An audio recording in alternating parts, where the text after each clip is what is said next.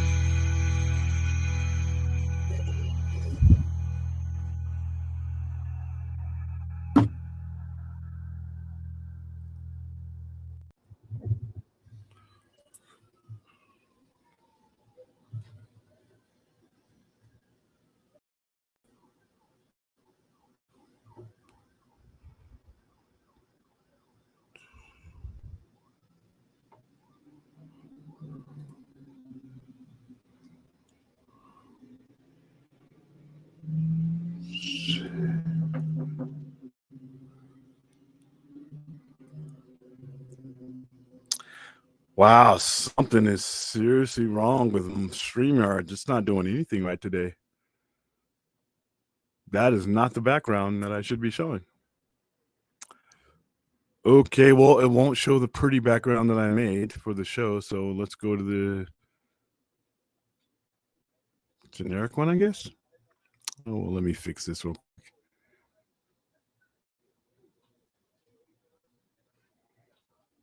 That sucks. That'll do. All right, wait. Welcome to Saturday. Welcome to. It's been a while since we did a fundraiser. Since we capped out at. Actually, no, we did one for. We did one for Rebel Moon Part 2, so we raised $300. I have increased the amount that we're shooting for today for American Foundation for Suicide Prevention to $5,000 for this particular campaign. We don't need to reset today, but this is going to be an ongoing thing. Right now, we stand at 1,500 and actually, no, I'm sorry. I'm all fucked up today. $15,800. That includes the $300 that we raised during the last fundraiser. So my goal is to ultimately get us to a round number of 20,000. So right now you see the fundraiser. So for those of you, if you cannot donate, just spread the word. Spread the link.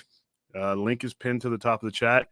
All funds go to both the Nevada chapter of the American Foundation of Suicide Prevention and the national. It's going to be an even split between the two. So locally, we have a big issue here in Vegas, you can probably imagine. And then obviously we have a national campaign that we've always been a part of. So if you can share that link, in fact, right now, if you're watching the show or if you're in the chat or anything like that, if you could just share that link, even if they don't come in and drop in and watch what we're doing today. Right now we're playing the sort of stalling for Brad. He is getting out of what he's doing right now. He'll probably be with us here later. Also, let me go ahead and let in the people that are currently in the chat. Wilbert, Taladia, Nerd, Aaron, what's going on? You do sound like Mr. Ed. That is perfect. Oh my gosh. Yeah. We'll get you back. I'll get you back at the end of the day. By the end of this day. I'm like, I would play him, but I'm pretty sure I'd get copyrighted if I played Wilbur. It's probably in public domain by now. I mean, it came out when you were what, 25? So that was clearly almost like 80 years ago, dude. Yeah, it's funny because I'm pretty sure you're not that much younger than me. It's a hilarious thing. So. Especially you don't show your face, so I can't. You might be. I'll put it to you this way, William. You've seen my face before. Was it the What was that, Ozzy? Was it the late 1940s? Mr. Ed came out, or was it the 50s? Oh no, Mr. Ed came out in like the 60s. Oh, it's 60s. Oh, that close. Yeah, it's on Nick at Night, so he can or whatever they used to be back when. All right, so the goal in the chat. You're still in the chat. Welcome. Hey. Welcome. Taladia. Yeah. Pass me a message along to Jared. You know what I'm going to say, right? I'm not going to his stream tonight, so. Well, when you see him next time, just make sure you tell him Wonderborg, all right? You and your Wonderborg, whatever.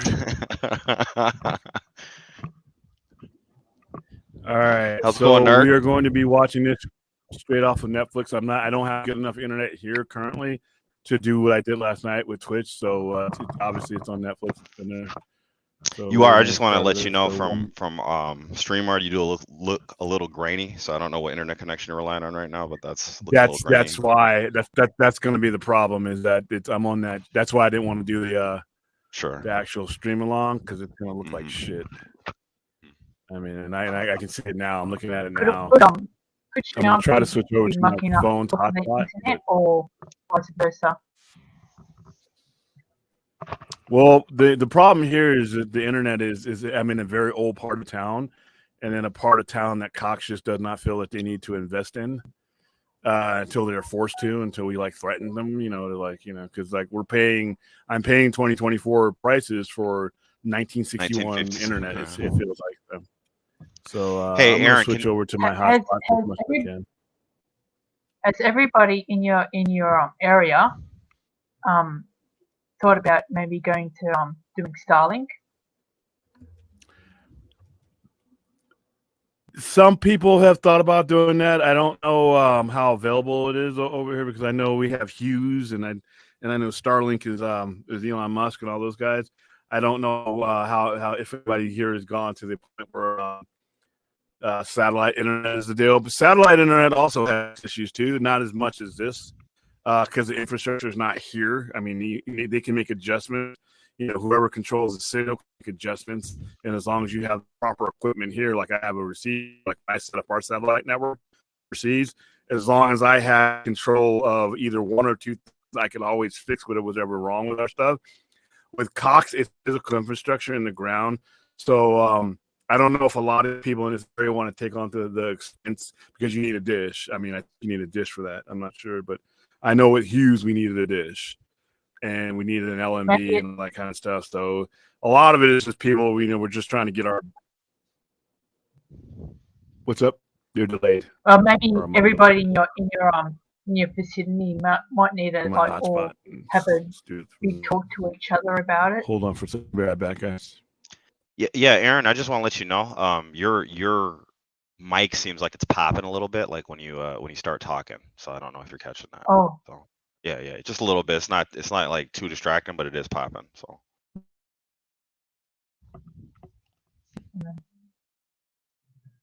Is it working all right now? Sounds a lot better. It sounds a lot better. Yeah. Because I muted it and then unmuted it. Yeah, it might just be little glitches or whatever. It's the old turn it off and on scenario. The old power cycle. Yep. Or I guess the mute cycle on that one, right? So, Nerd, did you happen to get a chance to watch this already? Yeah, I binge watched it Thursday because Anthony and I were covering it briefly on the ACS show Friday morning. So yeah. Yeah, I ended up binging on Thursday. I watched all 3 premieres on Thursday. So Thursday was a big. I had a kind of time. We had a screener of this early, so I started it earlier. I got lucky. So would you, without spoiling it, we'll let that to Brad. But would you? Yeah, I mean, we definitely want to leave all that to Brad. I mean, we don't want to take his thunder from him. Right. He loves to spoil, so we don't want to. A different take on Norse mythology than most people are going to be used to, but a probably more accurate. If you can be accurate with gods and monsters and things like that, but it's probably more as if you read the literature and everything that goes, that portrays all this stuff. Thor is probably closer to the Thor that would have existed, and if he were real, then the comic book version of him. Have you read Neil Gaiman's Norse mythology, the book? Yeah, and he also did when he did American Gods too. Okay, so on Norse mythology, the book, there are a couple of scenes in this that remind me of that. And I'm not like a huge Norse mythology expert, but I play the God of War, the newer God of War games, and a lot of that kind of reflects this story telling of the Valhalla. And you had a little high school, a little mythology week for Norse mythology. So I'm not like a super expert, but a lot of this looks familiar from what I read out of when Gaiman wrote that book. I want to say in like 2012, right? When it was like 2012 or 2014. I can't remember. I think it was 2009, 2010. Okay. Yeah, Thor's an asshole in this. So but yeah. He's not. But his intro is incredible. That is a beautiful Thor intro right there. I love that shit. Yeah, it's pretty violent. Did we start already? No, we're not starting. I'm just giving everybody a chance because we're not putting it on Twitch, so everybody's got to sync themselves up. Okay, it's episode 1 though, right? This is the first time. Yep. Yeah. It's going on 4th. What up? Seems like yesterday we were all gathered together here on the Sci-Fi Center. Some might even say this very morning. This very morning, yeah. Nerd is the only one that had any sense to go to bed on time or live. No, life I was like no, that. I was there. You watched the whole ordeal go down? I was up in the balcony watching keep an eye on the chat. Oh man, that was a fun one yesterday, wasn't it? So you saw the whole Brad getting hyper. How could you not? How could anyone not see Brad have to try to Candy break out after the? midnight? I mean, he was practically reading from a thesaurus the entire time.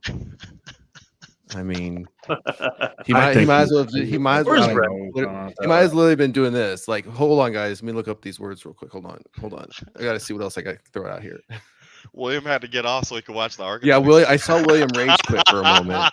William did rage quit for a moment. I saw that. Well, no, That's a because lot of I was ego. actually there were certain Enjoy- scenes in it that I do like it that I couldn't hear because Yeah, I know. I gathered that was what was happening.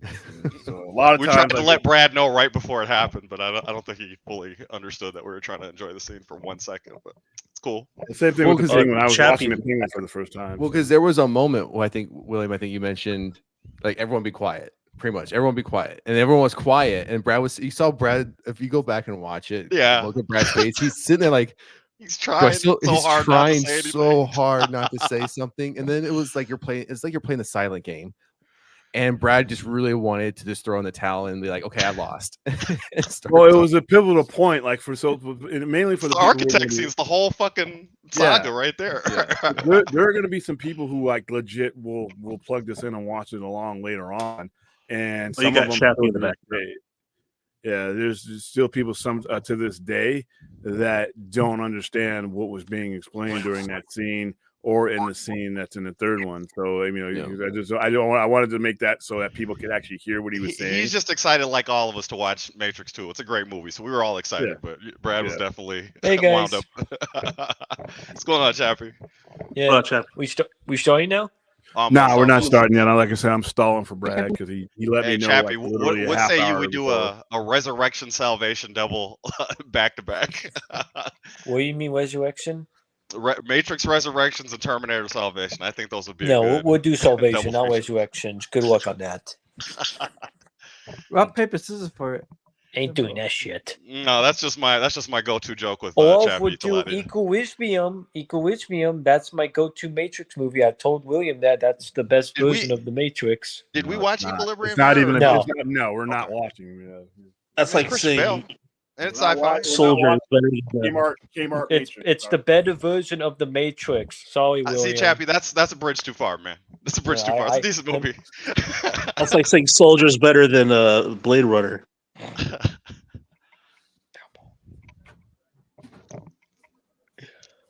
I thought Larry wanted to do a Time Cop anniversary stream because Time Cop turned 30 earlier this week. I figured Brad would If have we mentioned do, something like that. if we do salvation though, will we have to do it at nighttime or in the morning though? That's what I wonder. I can do both. No dusk, no dusk allowed, huh? For the best ambiance, or what is the best salvation snack? Garbage. Screws and nuts and bolts. What do you guys Oh. think? You gotta think like a Terminator when you're watching Salvation. I was expecting like maybe kettle corn over popcorn or something special for Chap. We You put a little motor oil discuss on that, the I could get down with potential that. future of the Terminator franchise as we're watching it. Yeah. Okay. We got today. William will see the brilliantness of Salvation once he rewatches it. So, William, we were talking about the Matrix comments yesterday. I think Taladia and Ruth had brought it up, and Something else. Brad did mention that it would be cool in a manga format, and I realized that you actually did say there was manga. I know you said that we were talking about the DC version, but is there a manga that you know of? Of the Matrix. Yeah. Yeah. Okay.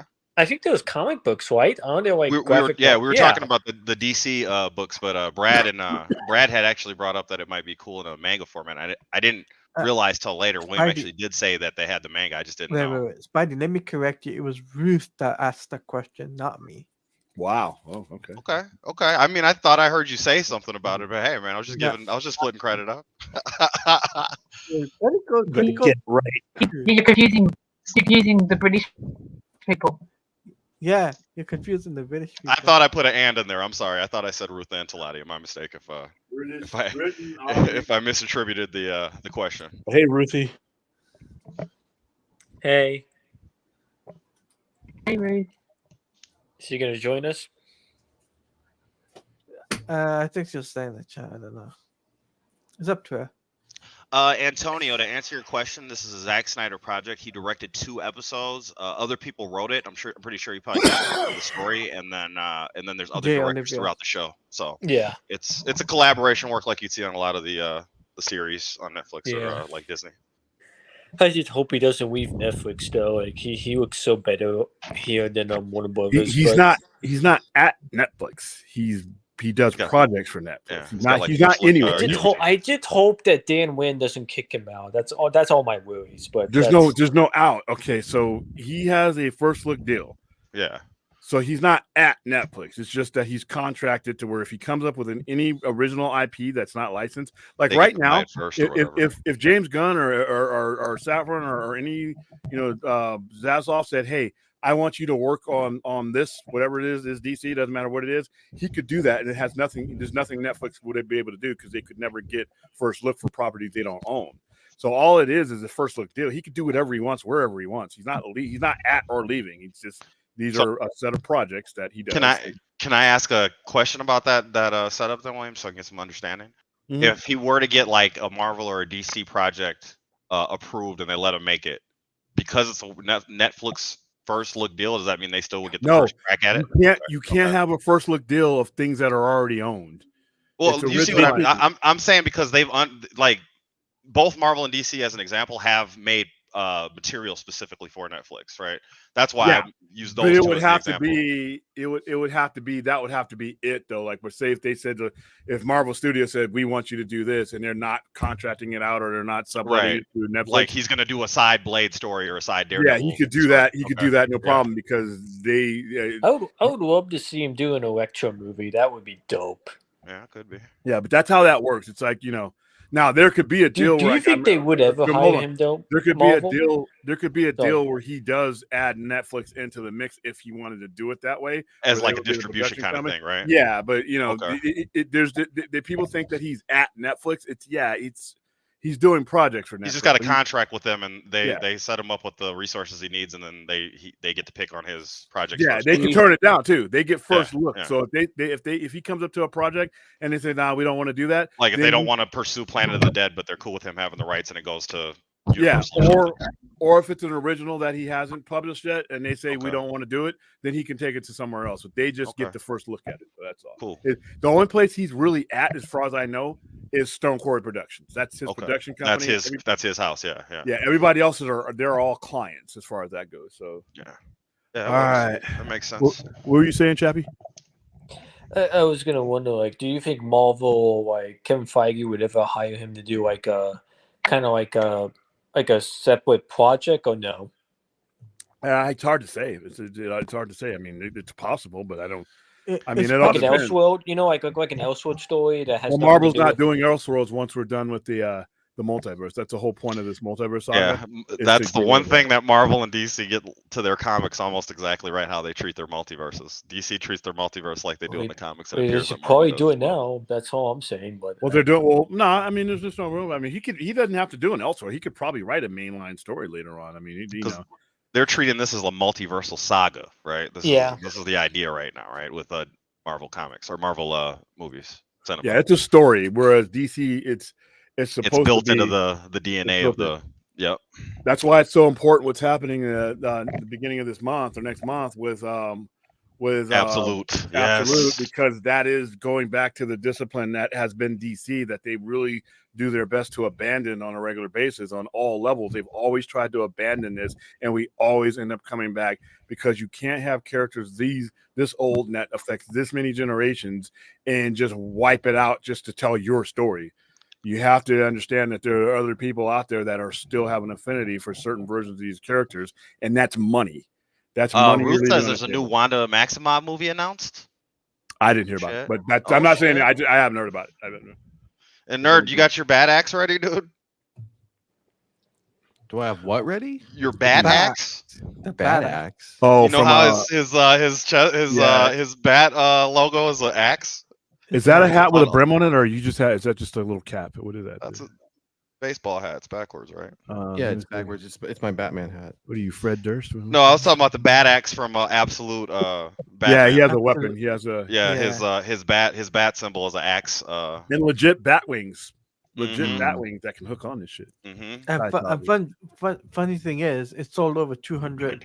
Well, pre-orders up to 200,000. Yeah, Whoa. that is very. I'm gonna bring that up tonight if I get a chance to do a show tonight because I got a whole bunch of stuff going on. But I really want. That is big. That's big huge. because what that does, and this is why we were talking about on Vlog Stream last night. This is why I don't care what other format people want Zack Snyder stuff in. It is critical that it starts here, because when you do 150,000 is good. That's good in this market comic. That's excellent. If you're already pre-soliciting at 200, that means you got back orders coming in. That already guarantees your variant cover and your second print, and not like old school second prints that were worthless. You're talking about limited run variant cover second printings. So you're adding on revenue. Second prints because they're out of stock. An actual scarcity, yes. And changing of the covers, things like that. So you're talking about total sales could go up to half a million. You could go up to 500,000 total sales with all that. That's huge. 90s and 80s comic numbers. Yeah. And in this era, we're in digital media and everything else, that's big. So if you were able to put this out there, sorry, didn't mean to do that to you. If you were able to put this out like that and say if you got 200,000 pre-solicitation on that, which I think you could easily. Have you read it yet? Do you have it in stock? Have you read it? Read what? Absolute Batman Superman. No. The only thing I have for Absolute Batman that was what we got from Comic-Con, which is Absolute the Amanda Waller story. No, it's what was this? The little preview. Yeah, it's a preview. Jelani, what do you think of that story, by the way, with Task Force 7 and the Amazing Robots with Failsafe? It was Zernaz brain. Hold on for a second. I want to finish this point before I forget. But if you were able to get 200,000 pre-solicitation on this, that tells you usually when you reach those numbers, what's called adaptability, which means you can adapt it to different formats, which would tell somebody who wanted to adapt it to a format, you now have nearly a quarter of a million or a people, movie or a TV show or whatever. You have data now, so you're not coming in the office with, release the air cut. And it's good that they're not doing a crisis, that they're just separating and making a distinct new universe. Yeah, you're like a crisis. Yeah, you have a market for the story. You can go to the person who spends the money to make this happen and says, we got 250,000 pre-solicitations, and that's just based on what we order. That's not even telling you what the demand is beyond that, because now that's just off of one comic. So every comic these days comes out with 3 or 4 covers. So now if I'm out there, if half of your audience gets all the covers, you've just gone into a stratosphere that justifies anything you want to do. So that's why that number with Absolute Batman is so huge. And it tells not only with this, it tells DC after 36 years of trying to basically wipe out something to tell something else, you don't have to do that. So I'm happy about that. Just take the Ultimate Marvel route. Just do it that way. Or take the DC route. Take the DC route that was established. And multiverse for like 50 years, So all right, so I think I've eaten into. Ruthie hit you with the DM, William. Kind of. I don't know if it pertains to right now or maybe your next show, but it's kind of relevant to what we were just saying. No, it's in relation to Marvel movies. Yeah, we were asking about that. I did hear about that. I think they are developing a Wanda movie, but it depends how the other show does. So we'll have to see and find out. Hey, William, did you talking about? Okay, she's sending me the timeline of. Do you enjoy Multiverse of Madness yourself? No. Why is that? I like it, but it's not a great movie by any means. I thought it was sloppy. I thought it was. I thought that somewhere in there was a Sam Raimi movie that he meant to put out, but I thought the way they edited it and there was no flow or pace to that movie. The cameos were fucking worthless. Yeah, I agree on that. And I have a problem with the death scenes. They just did it for effect. I hate when you just do death scenes. That's what kills me about Game of Thrones. You didn't enjoy the Illuminati scene? No, because one of the death scenes was impossible. One of the death scenes would never happen that way. There's which one? Captain Marvel, right? She shouldn't have fell. She shouldn't have died by some rocks. Black Bolt closing his mouth up. Because he wouldn't have said anything. His head should have exploded. That's what. No, he wouldn't have talked. He has control over his power. He wouldn't have talked. No, his body can absorb his power. Oh, that's the whole point. Fork. His body it's like is a tuning fork. Yeah. to inside or out. His own energy, his own voice would not hurt him, or else he wouldn't be able to use it. Every time he used his power, he would blow up. So that was stupid. There was one thing that I think Deadpool and Wolverine did well with the cameos. That was what people were expecting in Doctor Strange, and they didn't get that in that movie. Well, the cameos in Deadpool and Wolverine were actually part of the story. They actually played a part in the story. From a going back to the Doctor Strange movie, from a Doctor Strange, I don't know if you're a fan or not, but from a storytelling standpoint of Doctor Strange, do you think that was adequate? Not as a movie per se, no, but as that kind of adventure. No, the first one was. Mm-hmm. The second one was more of an MCU type movie because they were telling the only reason I would slightly disagree is because of the Darkhold in the other book and how they went about getting them. To me, that's like how a Doctor Strange story would have told that. That's how a Doctor Strange story would have started. How they executed it, though, it just became they were props after a certain point. It's like the Darkhold is more than it's Cthulhu, and they keep playing around with that. They've had the Darkhold for like years now at Marvel, and they need to start doing Cthulhu story or something. And Scarlet Witch's connection to all that, to me, that just, like I said, I didn't hate the movie. I rented out a theater to show that movie. Well, I'm glad they let Wanda be Wanda for a full movie. They built her up in her show and then let her be Wanda, because Wanda was getting ripped off for all those other movies for her powers because she was way underpowered in the other. And they've yet to show it. I've yet no one really determined what her fucking powers are. Everybody who wants to write her just says, you know what, I'm going to do this with her. And then do you think they don't understand the hex, the probability magic, and all that? Do you think that's hard to write? Well, you have people that come in with a basic understanding of comic book magic, and they just use that. They just do that. They don't really use beams coming out of your hands. Longshot's power of uncontrolled hex is basically the opposite of hers, but it's a mutant ability. And they keep telling. Then they went to that whole bullshit 4 years. Who's not a mutant? I'm like, listen, dude, she's not a mutant, and she wasn't Magneto's kid either. This is like the same shitheads that told me Namor was a mutant. I'm like, get the fuck out of here with that. So, what do you think? How do you define Namor based on Namor? Is a hybrid with predictable traits. Okay. You can't be a mutant and have predictable traits. That's literally the result of the human. Because everybody that's born in Namor's line will always have. Well, everybody that's born of human and Atlantean mixture has the same traits. That's what I'm saying. They'll end up being the same. You can, like you said, you can rely on what's going to happen. Now there might be a mutant Atlantean that has other traits, but those traits would always be default. That would be a random mutation. It's like if I married.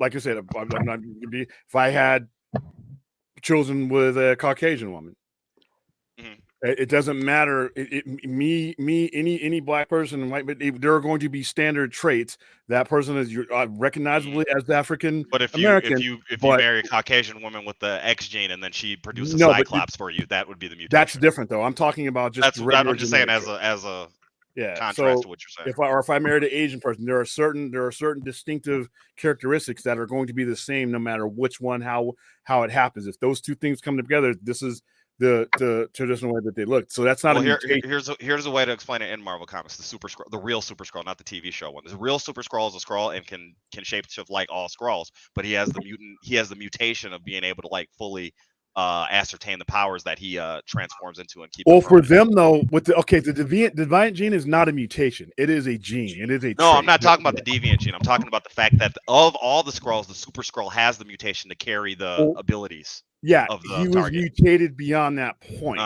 That's what I mean. Just the Super Skrull, not all Skrulls. But all Skrulls they're not. They're just the deviant gene that took over, as opposed to the Eternals taking over their planet. That's it. That's all there are. But when it comes to Marvel Comics, they just do it for sales. That's the thing about it, is Marvel Comics did it strictly for sales. They didn't do it because there was they didn't follow their own rules of mutants. They just said, you know what, we want to put whatever book we can get. We want their cells to be to go up. We're going to put them next to X-Men. That's what. William, they wasted the Super Skrull on that shitty show, and they should have saved him for the Fantastic Four. Well, that's a way better matchup. Done. All right. We're gonna go ahead and get started because I think I've bought Brad enough time, so he's only gonna miss 22 minutes of this. Yeah. He's already seen it, right? Yeah, we've all seen it. Yeah. Okay. So he'll show up. All right. So you guys get 22 minutes of silence. Talati is the countdown king from now on. Hey, Talati, you got to hit us with your new job too. Tell everybody to like, share, subscribe, and comment. You were killing that yesterday, dude. All right. Cool. Make sure you like, comment, favorite, and subscribe to William the Sci-Fi Center. Yeah. All right, everybody ready? Yeah. All right. All zeros. Yep, all zeros in 5, 4, 3, 2, 1, play. I got my sound turned off. Excuse me. Now a my moment. sites just want to load. Turn my sound a little bit down. Which I duties already set- gave you the man junk Why- alert, so if you guys know, and it's cartoon man junk, so be careful. You bookmarked that, or what was it? No warning Oh, for the easily offended. your favorite part? What? Turn mine down.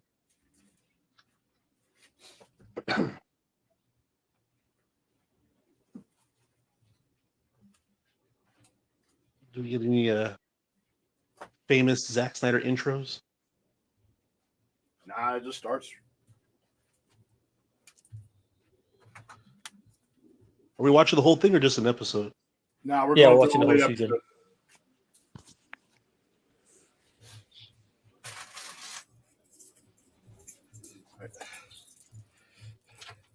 I will be right back.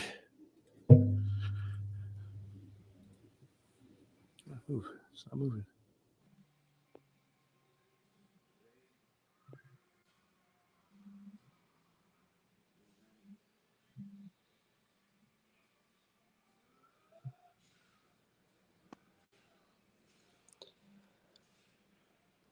Glorious. We got 2 Ds out of the way.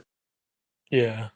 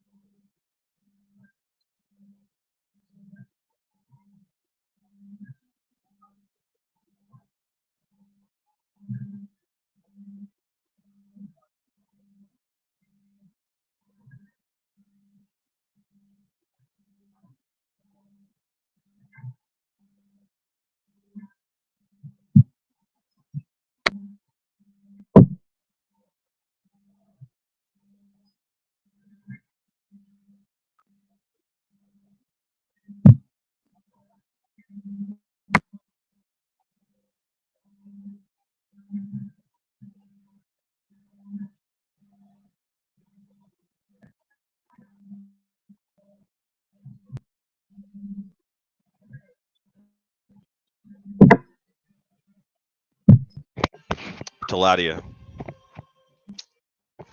you're on mute. Yeah. Yeah, Does no. the Valkyries remind you of God of War? The Yeah. Valkyrie fights? Yeah. Yeah. Definitely does. It's phenomenally animated, though. I love this 2D animation style. Oh yeah, it's very. This is I appreciate it. I'm not a big CG 2D combination fan. They do a little bit of it in here, but Yeah, they no, I've always leave it to the preferred, pencil. especially in the TV shows, I've always preferred the 2D animation style. 3D is sometimes good, but I think it works better for movies than for TV shows.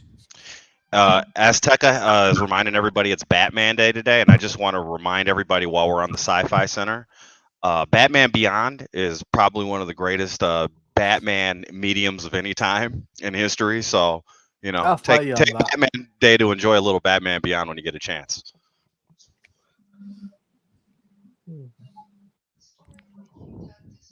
Only if William was here. William would fight you on that.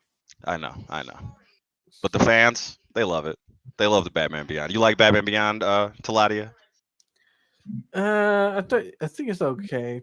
It's okay. Yeah. I'm messing with you.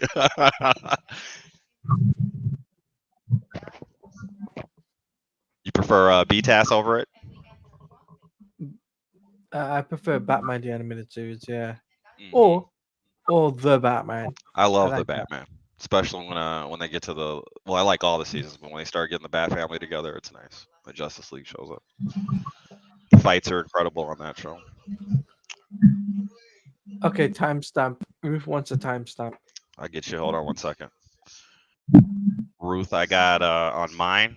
If it means anything, 5 minutes and 30 seconds. Yeah, mine is 5 minutes 38. 5 minutes 40.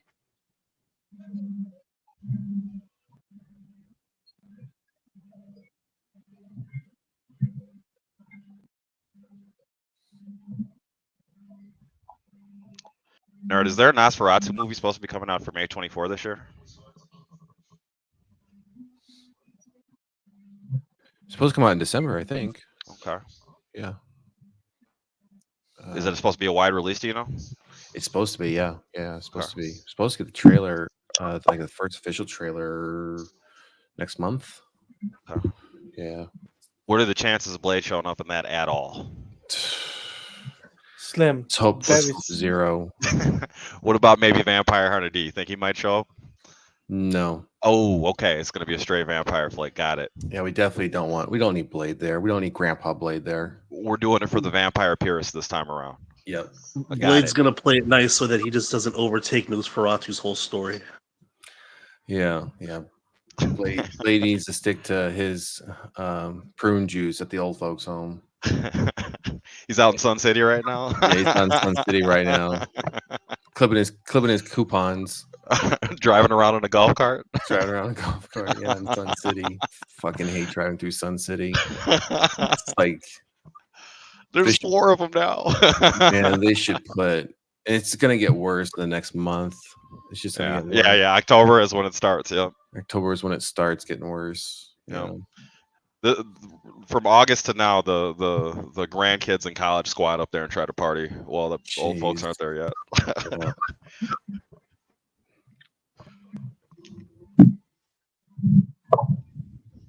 Tastes like war.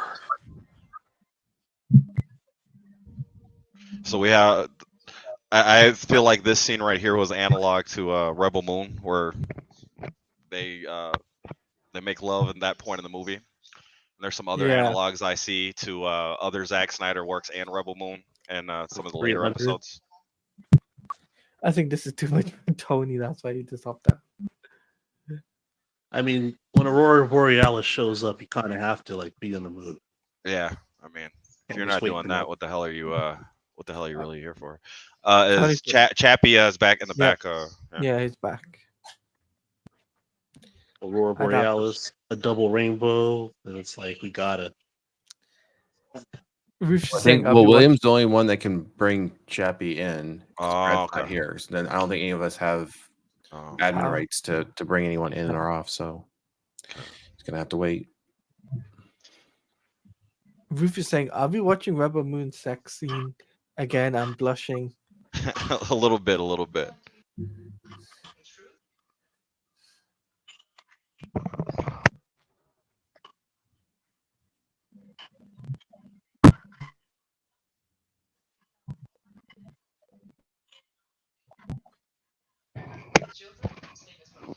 I don't know, Fourth, if you're going to be watching for this whole thing, but I'd like to hear your opinion on this as it goes along.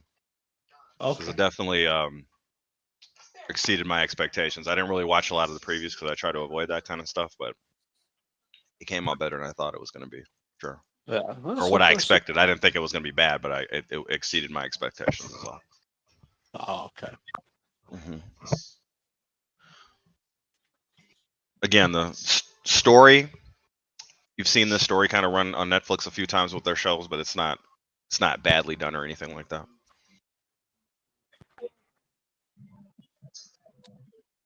Gotcha.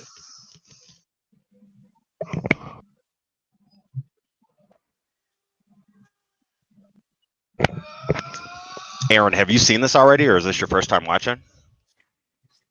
No, this is my first time watching. Okay. Have you ever seen their show, The Blood of Zeus, on Netflix? No. Okay. It's like a Greek god show, like obviously Zeus and stuff, but I see like similarities between the shows. It's not the same show or anything like that.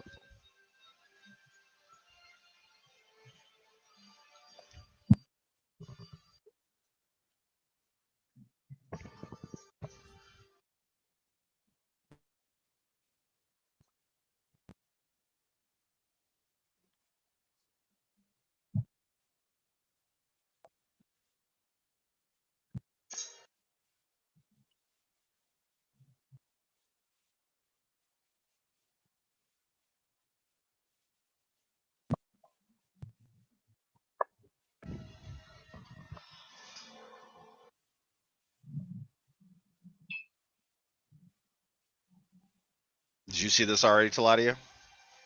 No, I haven't seen Hmm. Twilight of the Gods yet. Okay. I know Jared has seen the full thing before Mm-hmm. before me, so I was like, okay, you watched it before me. You're usually the guy in the group that sees everything first. Is that what's going usually happens? No, usually it's like Jared and me watch it at the same time, but He couldn't wait. he Midnight couldn't struck wait. and he went for it. He went for it, yeah. I got it. Ruth is asking, is there a reason for her Mike Tyson eye tattoo, guys? It's just tattoos and stuff there because they're warriors, and I don't know if that tattoo. She early in the first fight, she got cut in the eye. I don't know if that tattoo signifies her cut in the eye, or if that scar is just a scratch or whatever. But they all have. You'll notice like her brothers and all the giants. They got tattoos all over them. That's just like their clan thing or their tribe thing or whatever.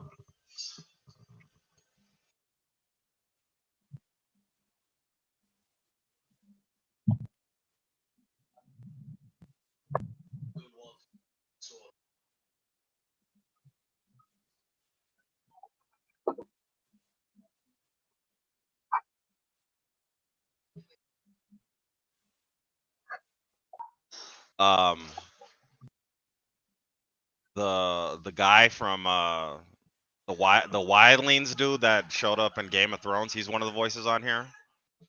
Din, Forrest's favorite character, is the main character of this show. Is the main male lead. I don't know who all the other voice actors are. We get Brad on here, we'll force him to get on Wikipedia and tell us. Ruth says she loves the a tattoo.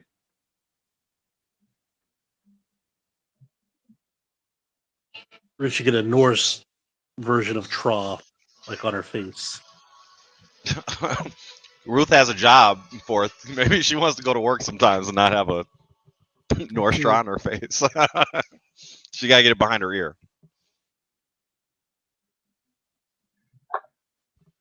A trial room. A trial room, is that what it is, Forth? Yeah, exactly.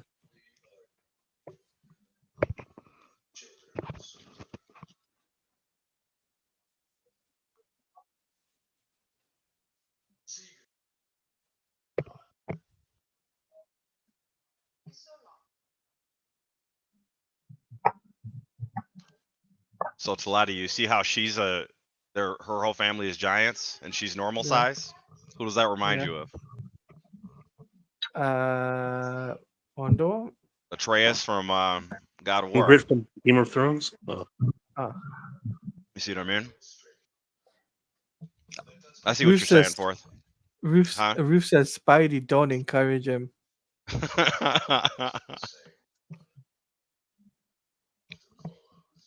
He sets him up, I knock him down. Easy peasy.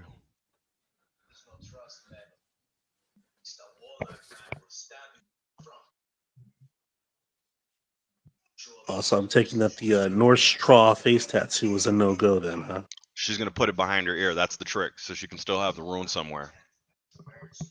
That's what I'm voting for anyway. I don't know. We'll have to get Brad's opinion and see where she's allowed to tattoo herself.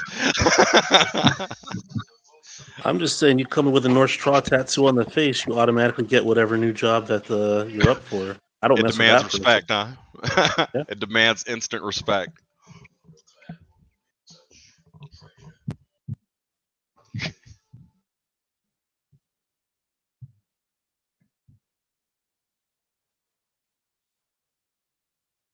or like an Icelandic pineapple. That's the rune. That's the rune's. That's what it equates to.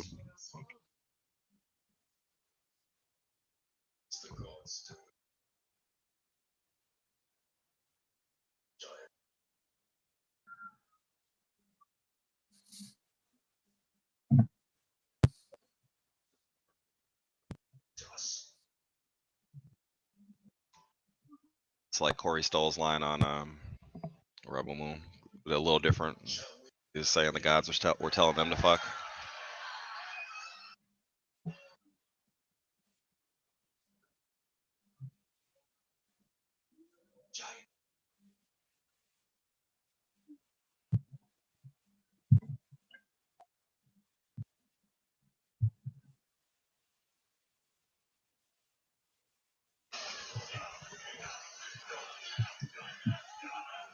That's just a normal day in Wisconsin.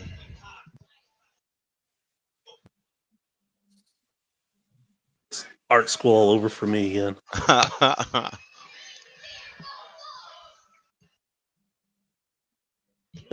We drew hard and then we partied hard.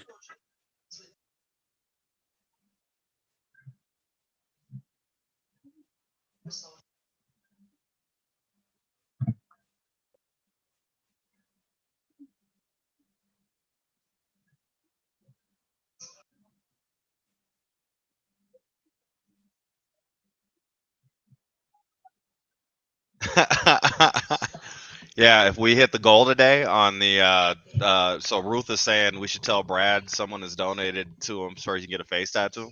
If we hit the Tiltify goal today for the AFSP fundraiser, so don't forget to donate. Perfect. Mm-hmm. Yeah, definitely. If we hit the 20,000, Brad should get a face tattoo. What do you think, William? Yeah, no more split. And the doctor did a good job though, because he.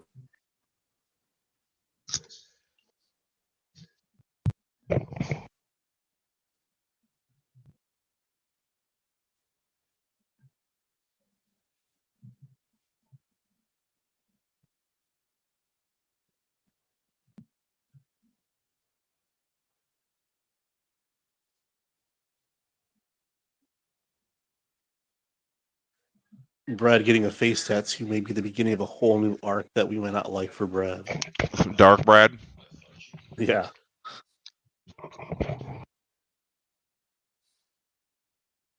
Wild side Brad? Stays up till 9:45.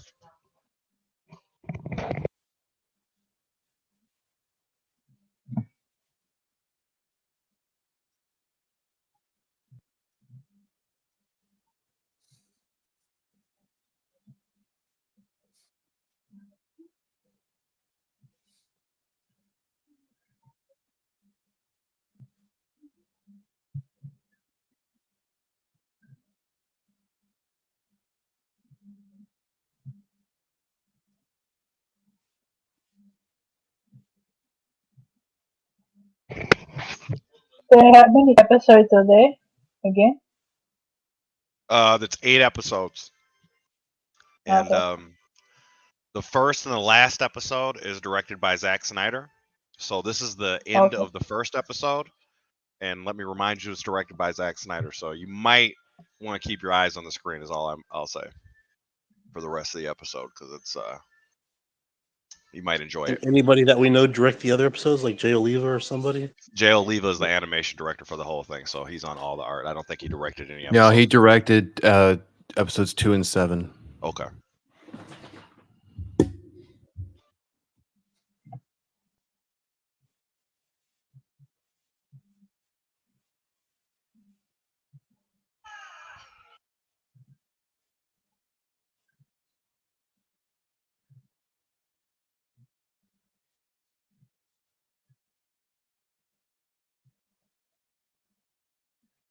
Ruth, you need a collection of like wine glasses that are shaped like their cups here.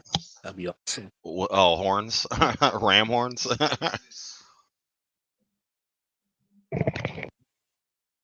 If somebody holds a ram horn cup up to your face and you don't drink, you kind of have to. You know?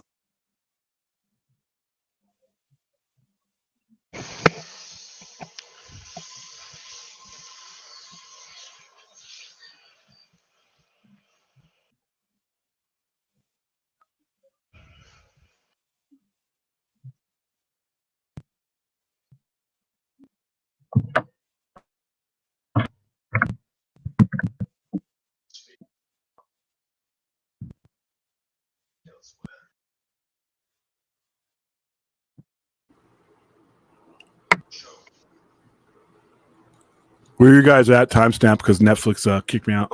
Thor just hit it. Thor just hit the wedding. He's just now talking. 20 minutes and 45 seconds, William. Yeah. Lamar is Thor? No, just watch, Thor. Just watch.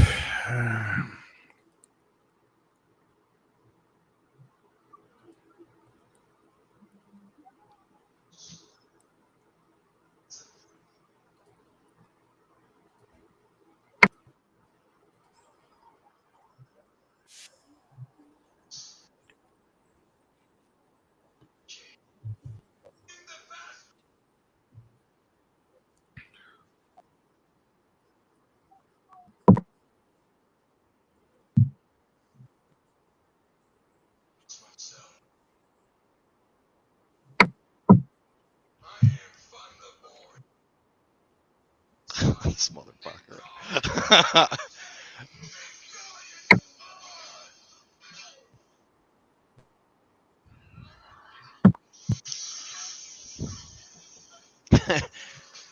If Thor was Dr. Manhattan, that's Zack Snyder's fucking Thor.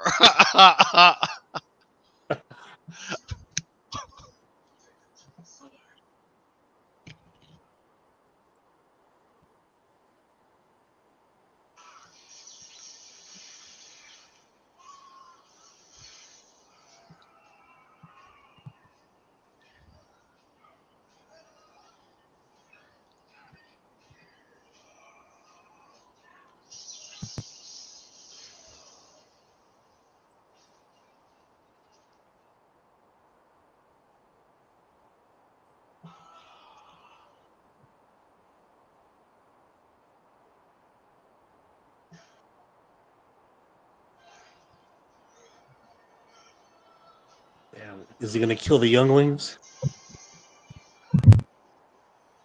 Or Darth Vader then? Yeah, I think so. Thor Vader. This motherfucker is sick.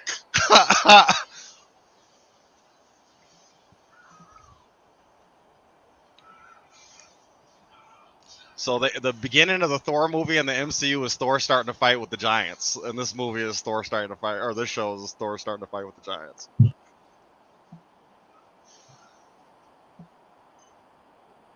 They are the ice giants on Thor the movie, but these are just giants.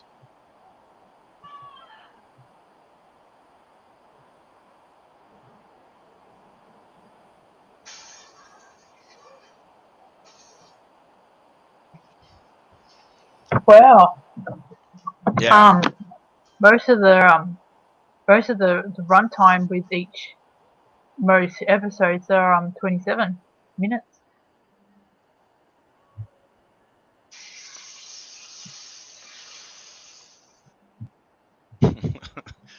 Split I mean, his he wig could have for walked real. 4 feet and did that.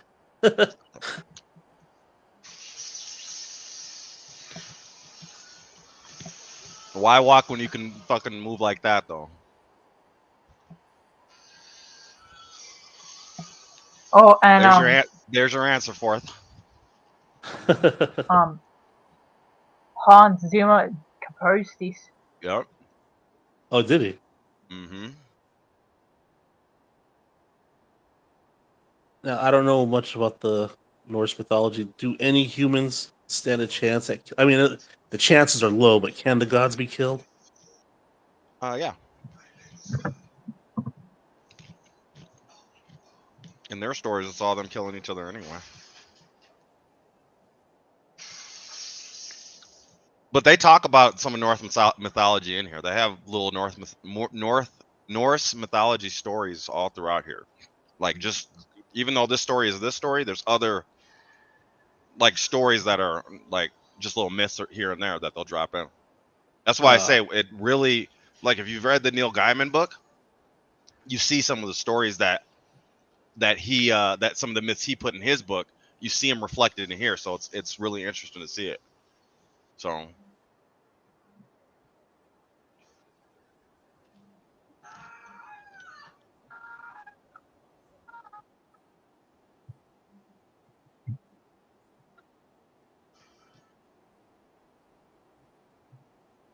Now, do you guys prefer all the episodes to be put on Netflix, or do you prefer like one episode a week? I'm fine. I like it like this because it's like a 4-hour long movie, so I'm fine with just watching it. If it's good, I'll watch it. If you got to think on it a lot, then yeah, maybe you want to do it week by week. But I'm fine with having the whole show out. Pace myself if I really need to. I'm good with both. Yeah.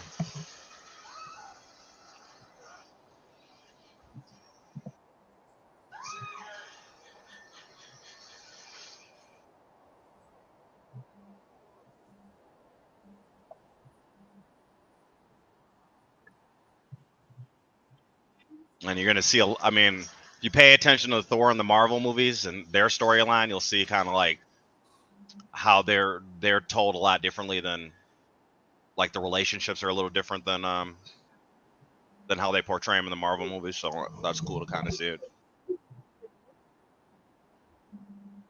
Oh wow! Of course.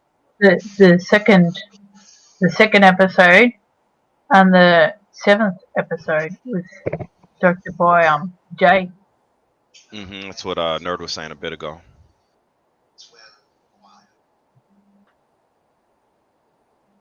What do you think so far, Taladia and Aaron? I like it. Yeah, pretty interesting. Very, very original. Carl? That Disney should have went this route.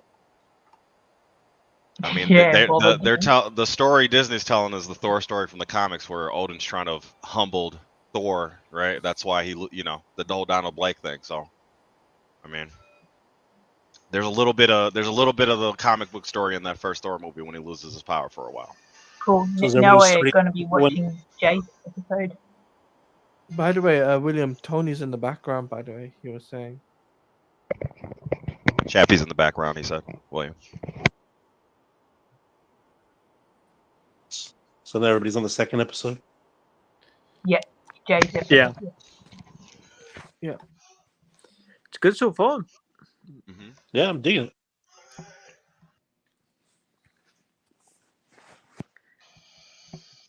William, what were your thoughts on that Thor intro when you first saw it? It was brutal. It definitely sets the tone for the rest of the show. That's what I say.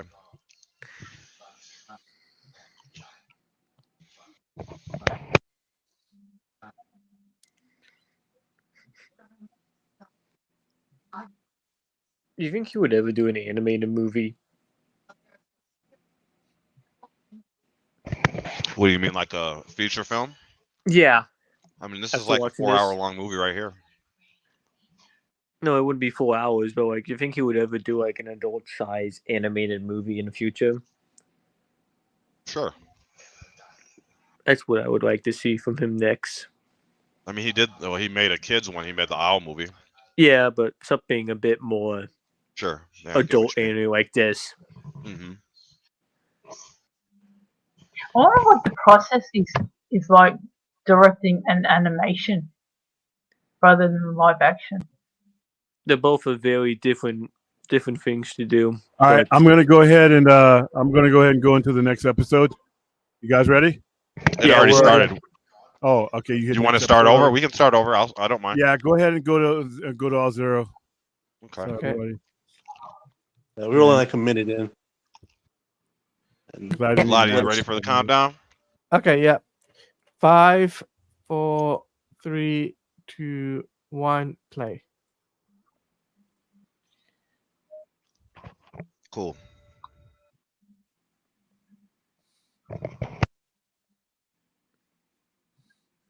Let's skip intro. It's like a 5-second intro. You don't need to skip it. It'll just throw us off each other. Okay. Yeah. It's just a title card, and then it starts the episode. Heretic spear.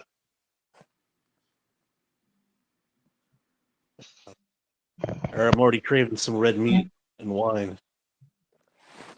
And episode 3 is directed by Tim Diva and Andrew. I'm going to butcher his last name. Tamandel.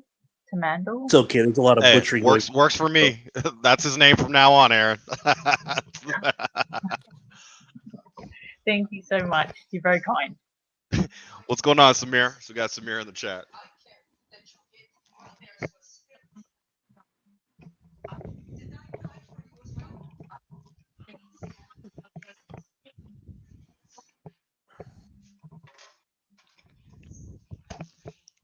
Hey, William, can we take like a 15-minute intermission at after episode 4?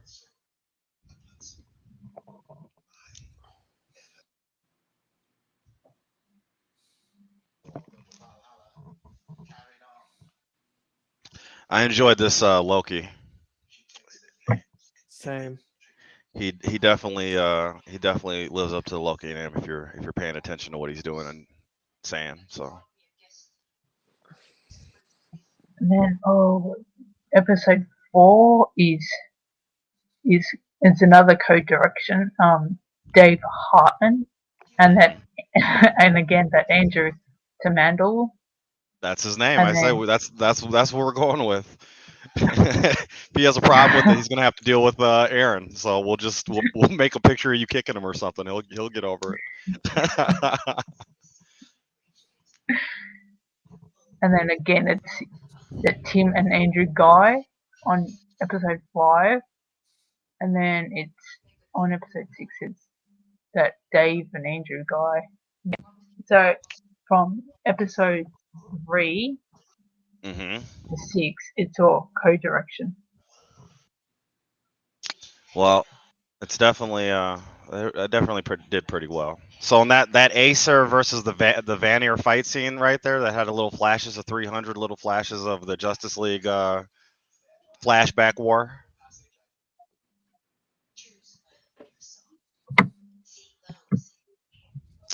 In this storyline, Hel, or they call her Hela in the Marvel movies, it's not Odin's daughter, it's Loki's daughter. And the story they use for Loki, his offspring or whatever, it really mirrors that mythology that Neil Gaiman was drawing from. So again, very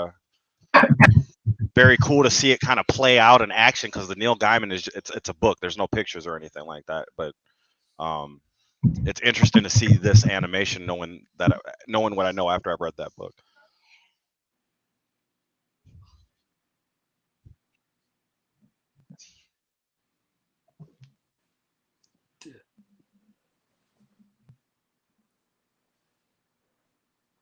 Okay. Now, did you hear what they did with that blood on her, that it can't leave her? It's like armor. She can like take hits from gods and stuff like that.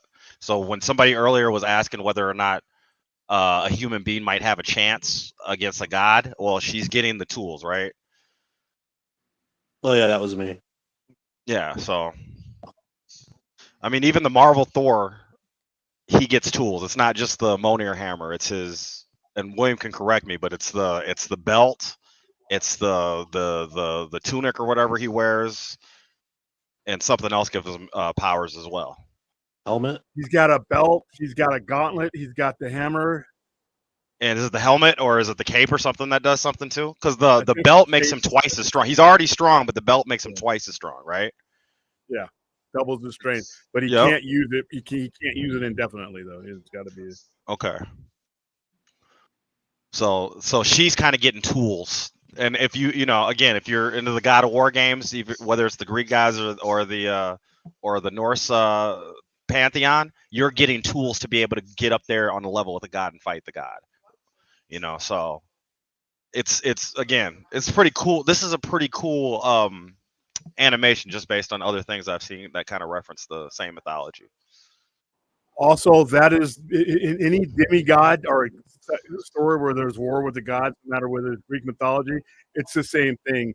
one set of Hercules with the gods will golden give apples and the golden fleece, right? Yeah, and the one set of gods will give the human tools. If you, the perfect Or it's example of Jason that the is golden Clash of the fleece. Titans.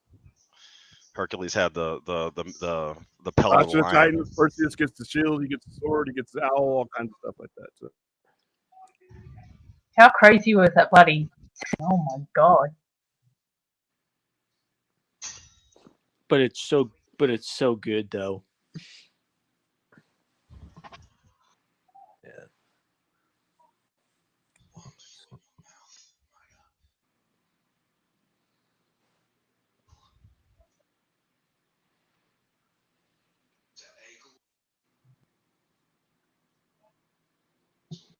Yet again, This they're episode all. took place in Sweden. Well, the whole Norse mythology is all throughout Scandinavia, so. Yeah, no, I'm just referencing the blonde haired lady. You know, the stereotype is the Swedish are all blonde haired, right? Well, it's not the Sweden, but it's also like predominantly a Scandinavian trait. Mm-hmm. That's why a lot of the bad guys from WW2 was encouraged by the bad Norse mythology. mustache Yeah. man to come up to go up to like the Scandinavian countries and create the Ubermensch. Yep.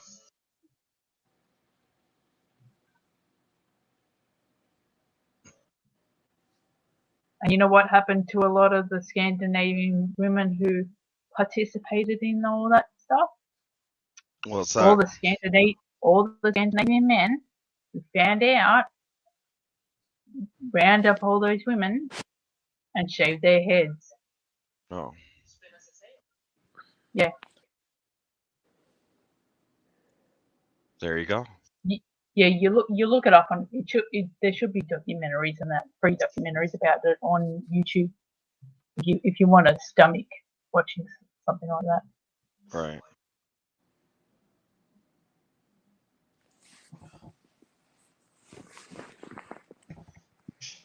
You know the brunette from ABBA. From where? You know the band ABBA. Yeah, I do. I know. Yeah. Yep. Yeah, the brunette girl, the woman. Her father was part of the whole thing with the Ubermensch going up to the Scandinavian countries. So she was the product of that.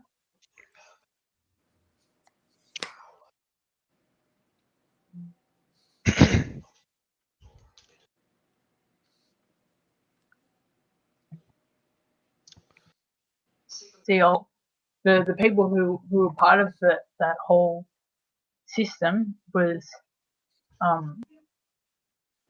all that was conducted by Adolf Eichmann, Mm-hmm. who was the head of the SS, and even he participated in all that bullshit. Yeah. So he pretty much has two separate families.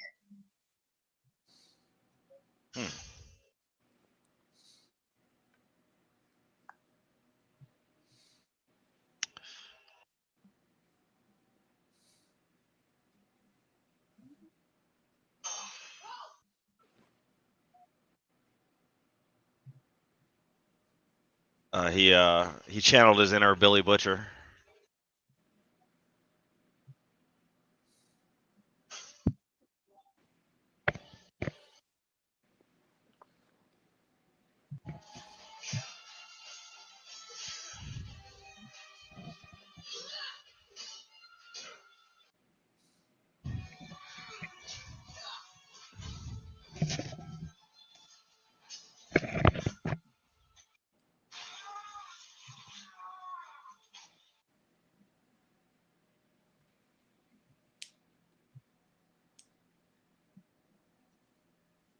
Oh, by the way, I went over to a website that I normally go to called How to Pronounce, and it was correct.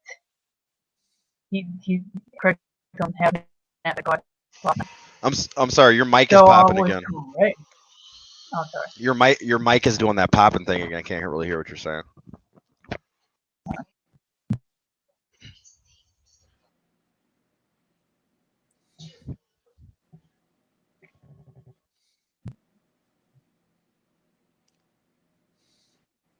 How is it now? Better. Okay, cool. I went over to a website that I normally go to called How to Pronounce, and I was correct how to pronounce that guy's last name. Okay. Okay. You're talking So I about was Eichmann. correct. Oh no, the Mandel guy. Oh, the guy from earlier, the director. I got you. Yeah. So you had it right the whole time. See, told you. Yeah.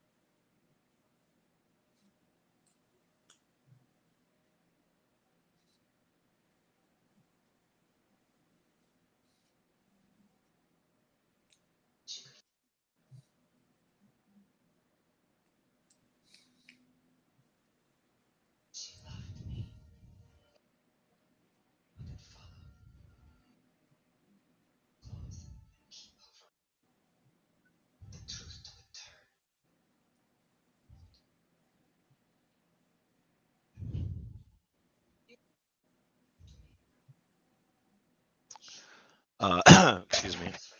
For those following along, we're on episode 2 of, and the timestamp is 12 minutes and 50 seconds. Yeah, I think so too, Ruth. I mean, the action obviously can be a little more exaggerated because it's an animation, and but it's interesting to see kind of their take on this in animation. But yeah, it would be cool to see a lot more of maybe some of Zach's works as ambitious as this animation is.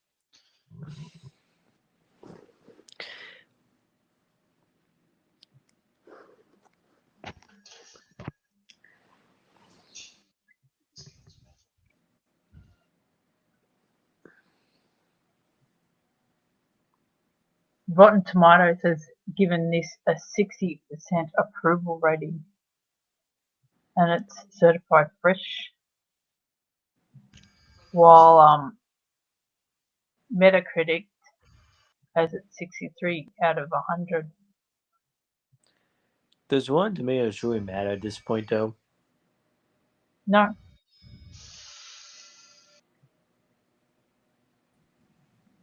Everybody knows that look, Brad's here. most of these critics get paid anyway.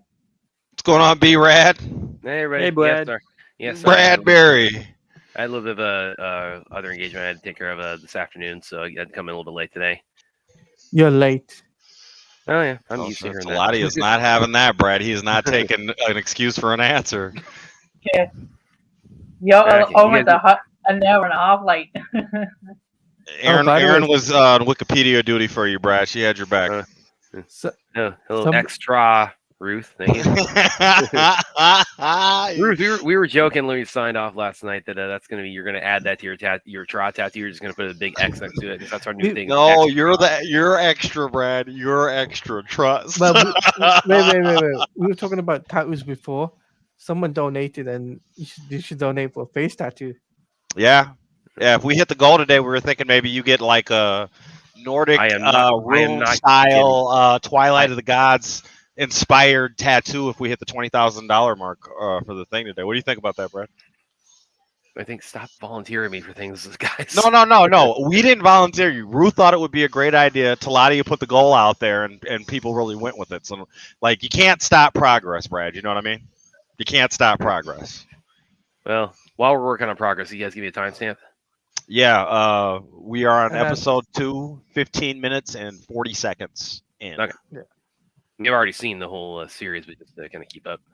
That's just. I think most people have not seen it, so I think me, you, This and is my Nerd. first time watching it. Yeah, me, you, and Nerd are, and William are the only ones that have seen it. So. Well, as I mentioned when we were signing off on the Vodka stream last night, anybody who's kind of coming in new to Twilight of the Gods, if one thing to brace yourself for, of many on the show, really. Yeah, one it thing is has that- a lot. You were right about that. It definitely. Oh yeah. Well, one there's a thing lot of also, stuff. if your preference for Thor is that he be portrayed as a superhero, this definitely ain't the show for you. No. And I like this version of 4 a lot. We got fourth in the back there, Brad. Okay. Yeah, I think we Yeah, dropped thanks. it in there.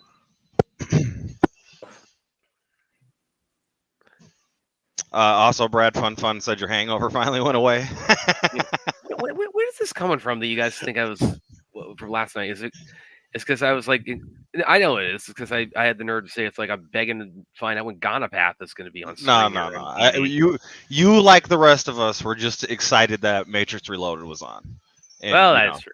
That's we true. were all excited. That's all. And we thought that your excitement was humorous. That's all. You guys think my suffering is humorous too when it's for something bad, so. See, your humor. You add humor to the channel, Brad. It's that humorous Don't credibility. worry. Once I donate, it won't be any more spoof movies. I promise. This time we're All gonna right, watch some good speaking of stuff. donations, Donate or we not, are right? Yeah, we're at that we are game. currently stuck at 300, which we came in. So if you guys can spread the link and get some people involved and maybe move that a little bit today, thank you. I might do that today when we get to a couple episodes. So just heads up for that one.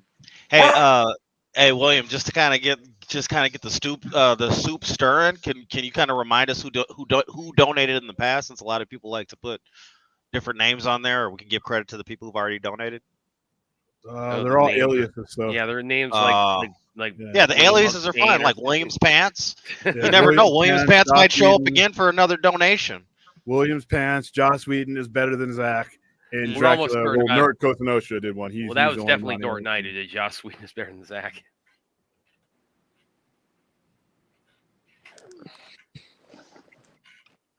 Thanks, William. Mm-hmm. I gotta mute myself, please. You know, since this is, I guess, tangentially related, but since this does involve the characters, they mutually involve the characters. What's everybody's kind of ranking of the Thor movies? My ranking is 4-1, then Release. 4-3, and then 4-2, and then 4 Love and Thunder. That'll be my. All right. So that's best the fringe rating. The Thor 1, 2, 4. No, it's 4-1 and 3. No. You had yours, so I'm gonna say mine now. Okay, sorry. Wait. I'm clarifying, Chappie. Is that from worst to best or best to worst? No, that's it. My Top two down. was for Love and Thunder and For the Dark World. So And the those best top ones two? are 4-1 and then 4 Ragnarok. Those two are good. Okay. Okay. So my ranking from top down, right? So best to Yeah. worst. 1, 2, 4, 3. I think 4 is not the best thing that ever happened, but 3 is awful. 3, in my opinion, is awful. It's another Hulk movie that they have to neuter the Hulk in. It's not a Thor. It's barely a Thor movie. It's it's a Hulk movie that had to neuter Hulk in. It's the Planet Hulk storyline with Thor in it and part of the Ragnarok storyline. I mean, there's some cool things, and it does lead into Infinity War. So there are cool things about it, but I think 4 is better, and I'm not like really thinking 4 is like amazing. I'll go 2, 4, 1, 3. All right, is that top down? Yeah. Okay. 4-2 is the Claudia? best one. Yeah, it's a lot of Yeah. Sorry. I was gonna say mine is 1, 2, 4, and 3. So yeah, you got the same order as me. Yeah. Yeah. Aaron, you got any ranking of the Thor movies? Oh, go ahead, Aaron.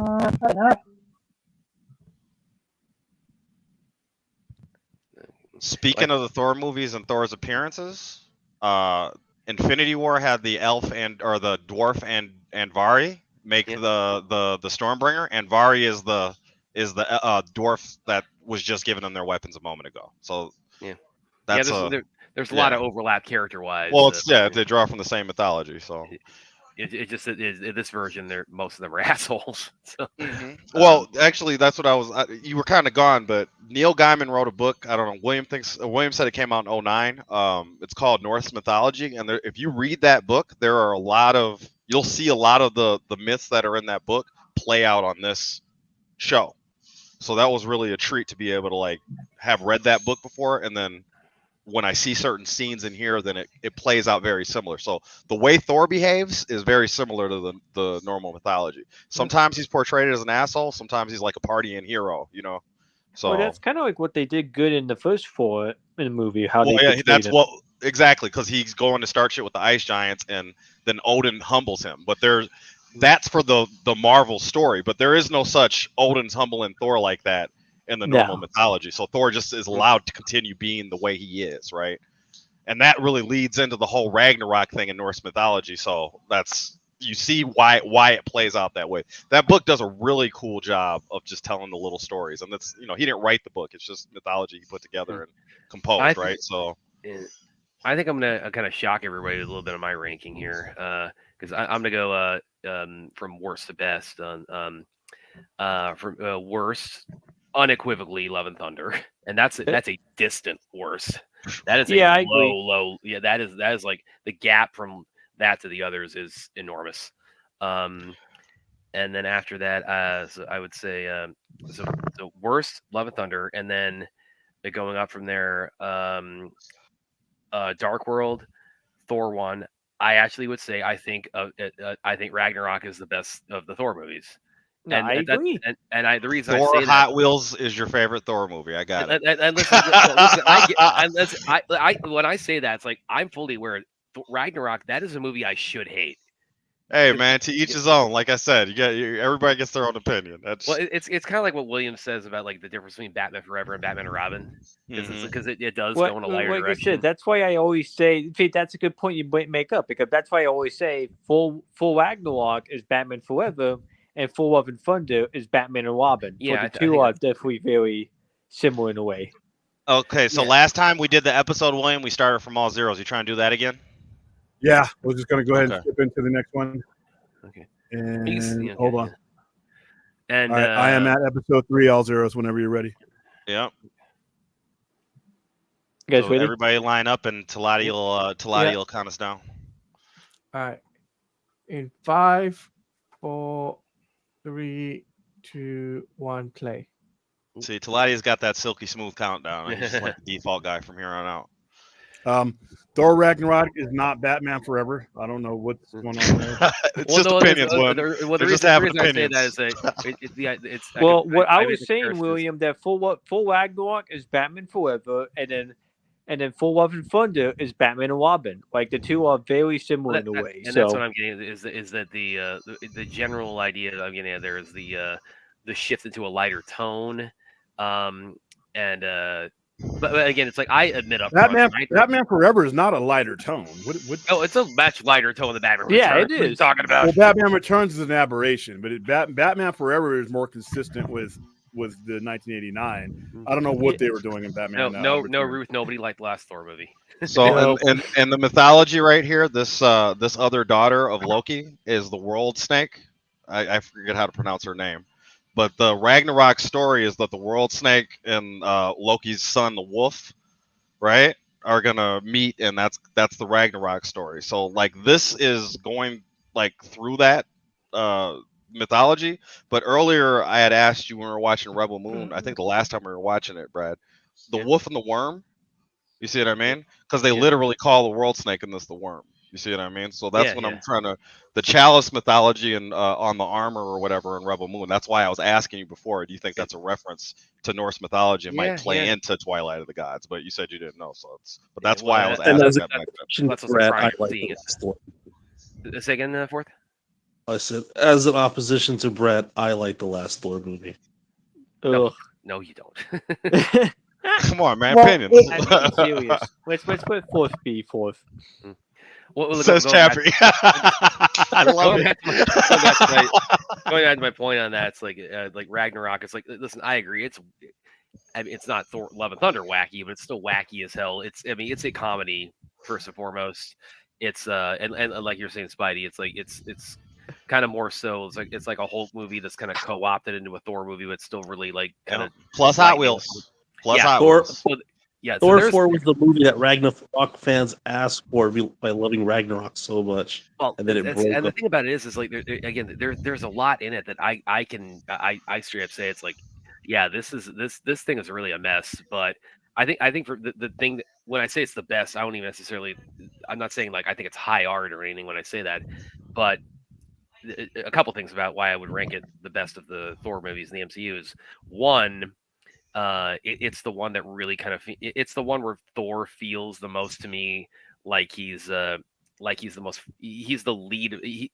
He's the most fully realized Thor of any of the Thor movies. I would say that's and it has the advantage of like him having been in multiple crossovers. I mean, Thor, if you want to play that, Thor goes. I mean, it's dumb as Thor is. Thor, he overcomes his depression and he starts to raise a family. So if you want to talk about a more complete character, we lost if I had to, if I had to list the movie, like Thor movie, there'll be like the first one, then the Dark World, Ragnarok, and then Love and Thunder. I think it's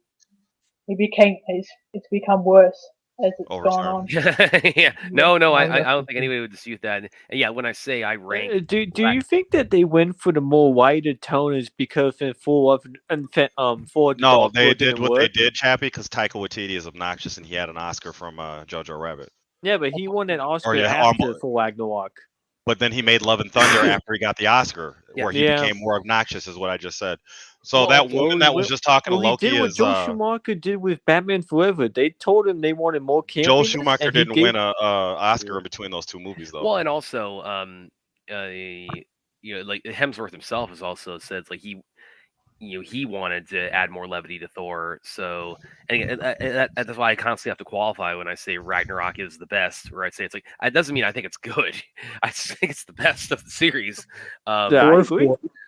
Thor 4 is what everybody thought that the audience wanted after they loved Ragnarok so much. They said, "Oh, that's also right." Hemsworth is a comedian now. Let's give him the comedy movie." That's also where I make the Batman Forever to Batman Robin comparison because Batman Forever was a big hit. And you know what I wish? I wish Marvel would have allowed Patty Jenkins to direct The Dark World. Yeah, that would have been interesting. That would have been a good one. Absolutely fantastic movie. It would have been just a part of the first Thor movie. Yeah, but I mean. Well, yeah, but I mean, we would have lost her on Wonder Woman. Ruthie's a fan of the Loki series when it comes to the Marvel Thor. Well, it's definitely Loki's great. But yeah, Aaron, we might have lost her on the first Wonder Woman though, so you gotta. Yeah, I think it worked out for the best. Yet again, Zack Snyder could have.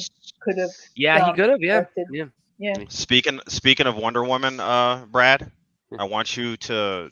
There's going to be a scene. I want you to see if you can pick the Wonder Woman reference in this, because what I was saying earlier is there's a lot of callbacks to some of Zack's other works. Oh no, yeah, I all throughout this. When we got the screeners, I saw them all over the place in this. Yeah. So there's a scene I'll bring it up to you after it's aired, and I'll let you know what I thought about it, and I'll see if you kind of catch it before then. Yeah. There's one that's actually kind of it's towards the end of the show that I had kind of a little bit of a.